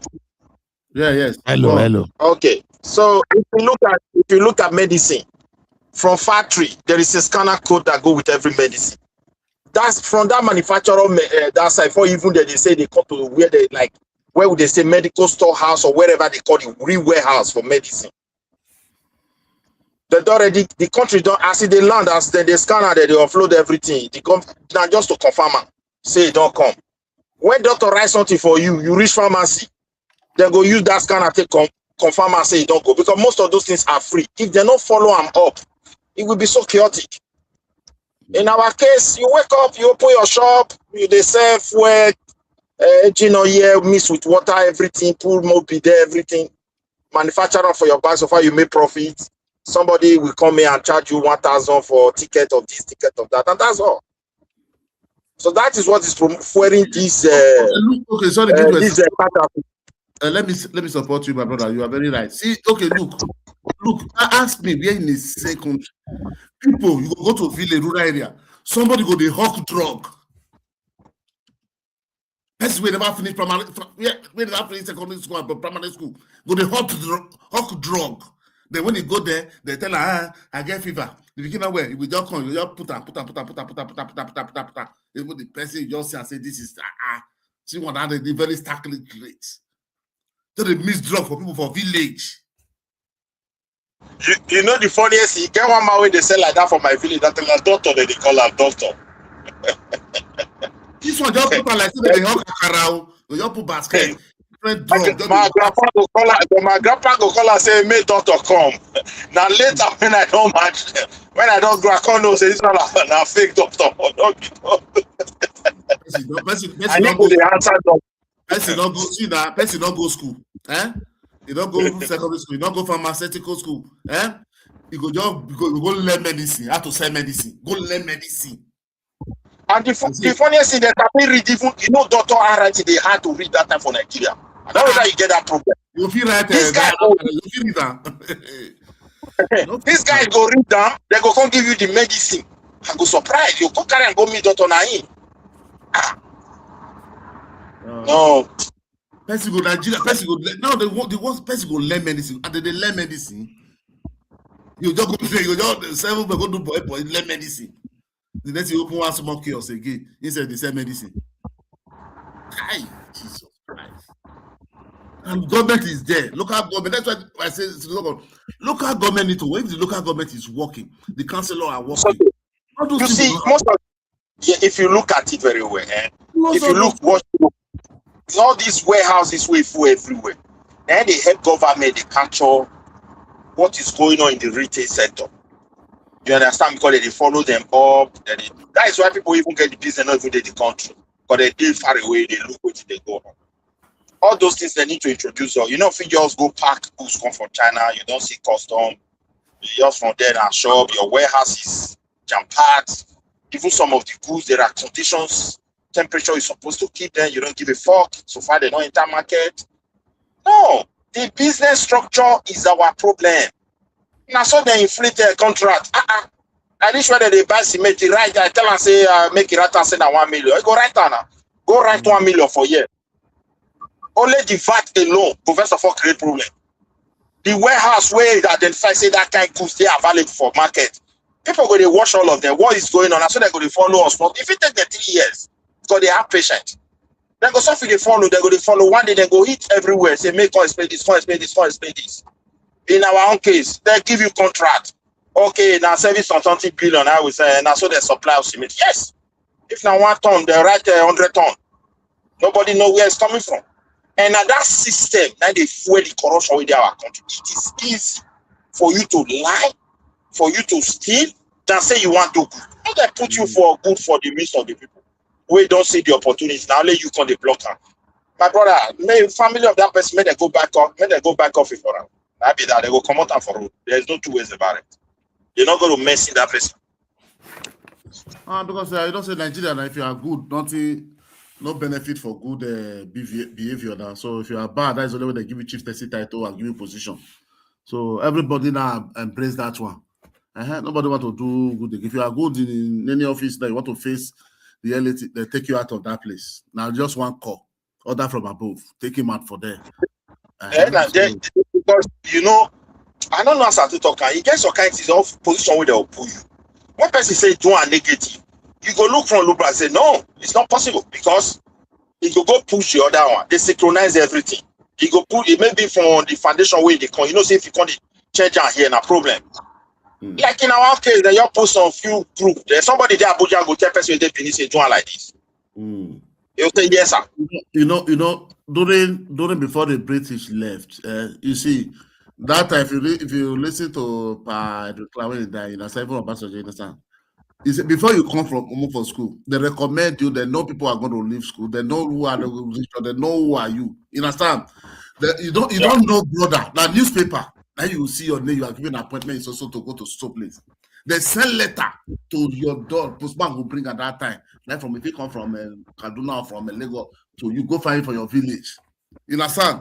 But today, the people that recommend you, yeah, go, my son is coming, my in-law is coming. That's why they control you. You can't do anything above them. It's not by because they don't take you by merit. Not by your merit, you understand? Those are very the way I know you lie you, wait till they pay me. I think I pass stage with you, Navi. No, we are not in the backstage yet. Okay. So the way yours they pay me say, if I look the leaders who we get, particularly for the southern part of Nigeria, people like say they even do worse past the northern and so with the point house. The south is because worse. They are far worse than that side. And if you look at the problem that is going on in our country, it's going to affect everybody, whether southwest, whether south, whether north, whether central, because the way it is going, the thing is spreading. Instead of we to look for a way to say, enough is enough. People are just playing policies. Now we are shouting the election. It must be Tinubu, it must be Peter Obi, it must be this one. And innocent people are buying everything. Structures are collapsing because they over-concentrated power in one place. Imagine you elect a president. If you want to start appointing people, it must be in tribals men. What kind of country is that? And you over-concentrated everything. And those your tribal men, take my state for example. If you look at the number of diaspora in Benin, it's enough to build a country. And the people will build robust economy. Not talk of the national resources. Then you come back the resources, they go, they pay people who sit down for Abuja, they make noise there, and they don't know anything. Think of it, my brother. That are the same thing. Bias are the same thing. We can't be taking other people's resources when you will be just, why you only know your own tribal spirit. Why not allow them to manage their resources? This security where we they talk now, you put Edo and Delta together and say, make them, everybody should train. Now what we did. Even old mama should know how to defend itself. We have reached that stage. If the army go fit succeed for this 17 years, therefore don't stop them.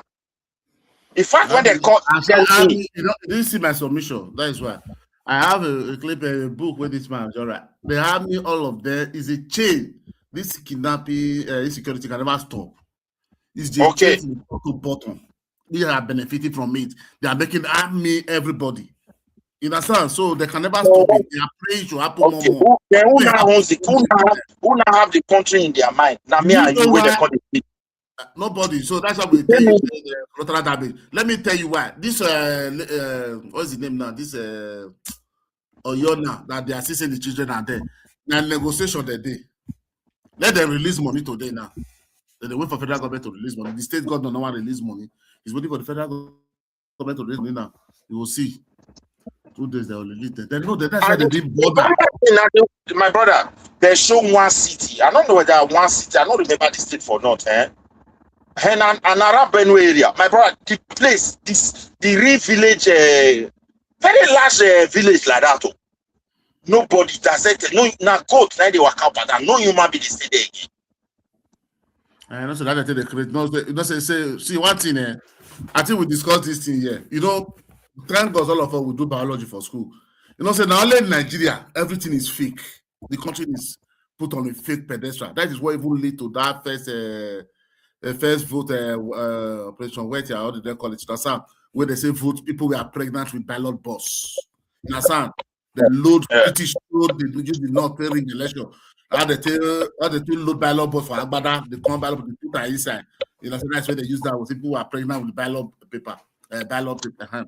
You see, not only in the you're going to look to Sahel, you know, Nigeria, you're going to look to the Sahel, to the desert. It's going to show you more people, more population. If you look to the coastal line, it's going to show you less population. But normal, if you look to the side, it's supposed to show you less population. Desert, desert, no green, no this thing, no water. You understand? This side supposed to get the southern side supposed to get more population, but they will tell you say that no, get more population. But go to no, I don't tell people. Maybe people never go no. That is why. Go to apart from Kano State, that central there. Tell me where is more populated again. But go to River State. Tell me one local government in River State that is not populated. Everywhere is crowded yourself. Now even they cause the tension. We not. That's why you will go to north. You will drive for about 2. Oh, that's what this body. You will drive for 2-3 hours before you meet another. They will tell you. You'll see 10 more hours. They will call a local government. 10 more hours. To be frankly speaking, their population grow. Me and you a day here. Most of our parents not marry plenty. Our generation, maybe one, manage 2. Okay, our own self now we born 1 or 2, 3 children. Someone say if you don't even settle 1, 2, 3. That's how they demand they produce and now they can't get more population well. And with the migrate. No, I don't know. This get my point.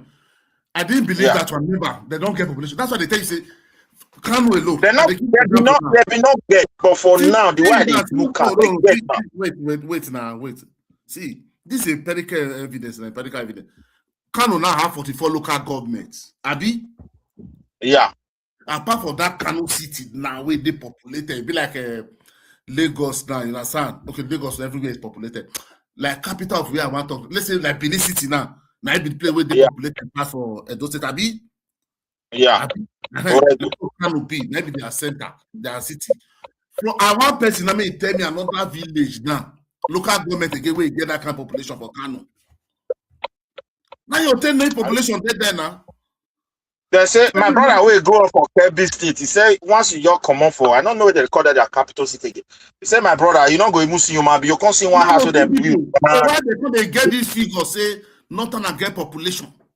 Because I have to go to biology. You remember say once you they go through this the desert, it's less people know the that side. It's less people according to biology. Now let the coastal side because river water everything did this. You understand? Now people the day pass. But the contour for Nigeria always say now when you go north, it's a Sahel and population. How people they look for where no life, no food, no water, nothing. How people they there? Michael, do something. Might do. I want to do something. All right. Oh, no population is fake, my brother. I don't see. That's why during before the right election, when the right election, they see 30 million, 50 million. When beavers come, you don't see 6 million now again. Now. You believe that 11 million vote for that number you think is inflated? No, that one is line, and they just want that one to ring now, Mr. Lala. You know pass that one. Yeah, I know. Like I told you, can't he? Doesn't see the can't. I'm more interested in the security than all those things. You see, all those elections, I don't care. The can't in Abia State because you're even funny. People where they line up from here reach, it don't reach 200. You just say can't. I want this insecurity problem to be solved down. Now, all those things that second time, I know buy all people know now. They know that there is nothing. It's not going to solve. That's why they're not the same. You look, they're not worried. Mr. Lesbo, people don't understand. They're not worried. This is they even take that. Say maybe we joke. They don't worry after this. They are not worried. It's when Tinubu just came. They never know the action we take. They stop. When they don't see balance, they don't understand. They start their job again. This thing cannot go. When people are making billions on it, how do you expect? You know, Nigeria, what's the money they? Look at social media. When we enter social media, when they have content, they are paying money. Look at the way Nigeria misinformation full everywhere now. Because people just want to get view and make money. They say anything they like, they talk anyhow just to get view.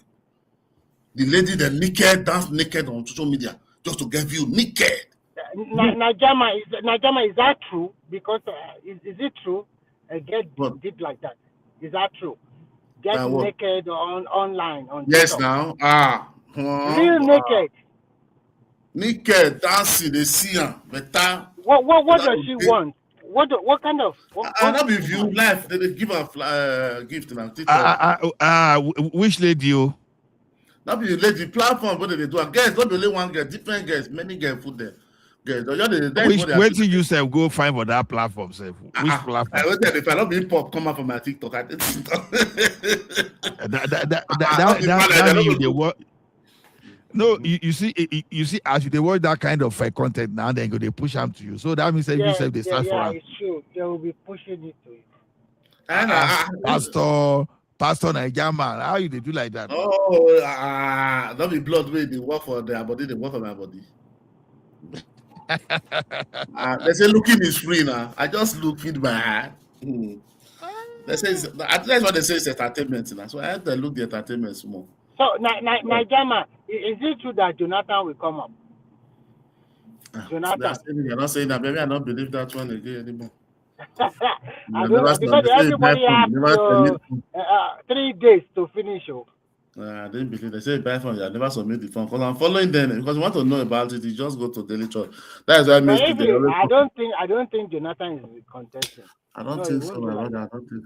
Me too. I don't think so. They just want to gain and like. I just want to, start to do a little. What's the distraction? I know this, like all this a dark man. Me, they tell people, all those people, me believe all those people are working for government. I don't know why people are not seeing it because anytime people want to focus on something, we bring one distraction to distract you. But we are not sure that he is the one behind that audio. You want to explain that one? He is not the one now. Obviously, that thing was doctor. Even the person who does people that doctor those things, they don't even pass. They don't even pass for that course of anything. Go explain to DSS now. So that is no problem. No, but who is carrying? Waiting to do them go carry. See, let me tell you one thing. That means that. No, if you go there, not that they are going to wait. They are going to find out that Nigeria. They have all those cyber this thing, and they have checking and they have checking and they know the truth already. That's why it's just going on Twitter, social media. Whenever that man raises the issue, if they say he's the one behind, they will arrest him. Nothing is going to happen. If they will behind, they will arrest him. But me, I 100% sure. Say nah, all this obedient, all this I pop with this opinion that they do that thing because during 2022, when Tinubu go to UK, when they didn't start their whole campaign on time. They were not postponing it. You understand?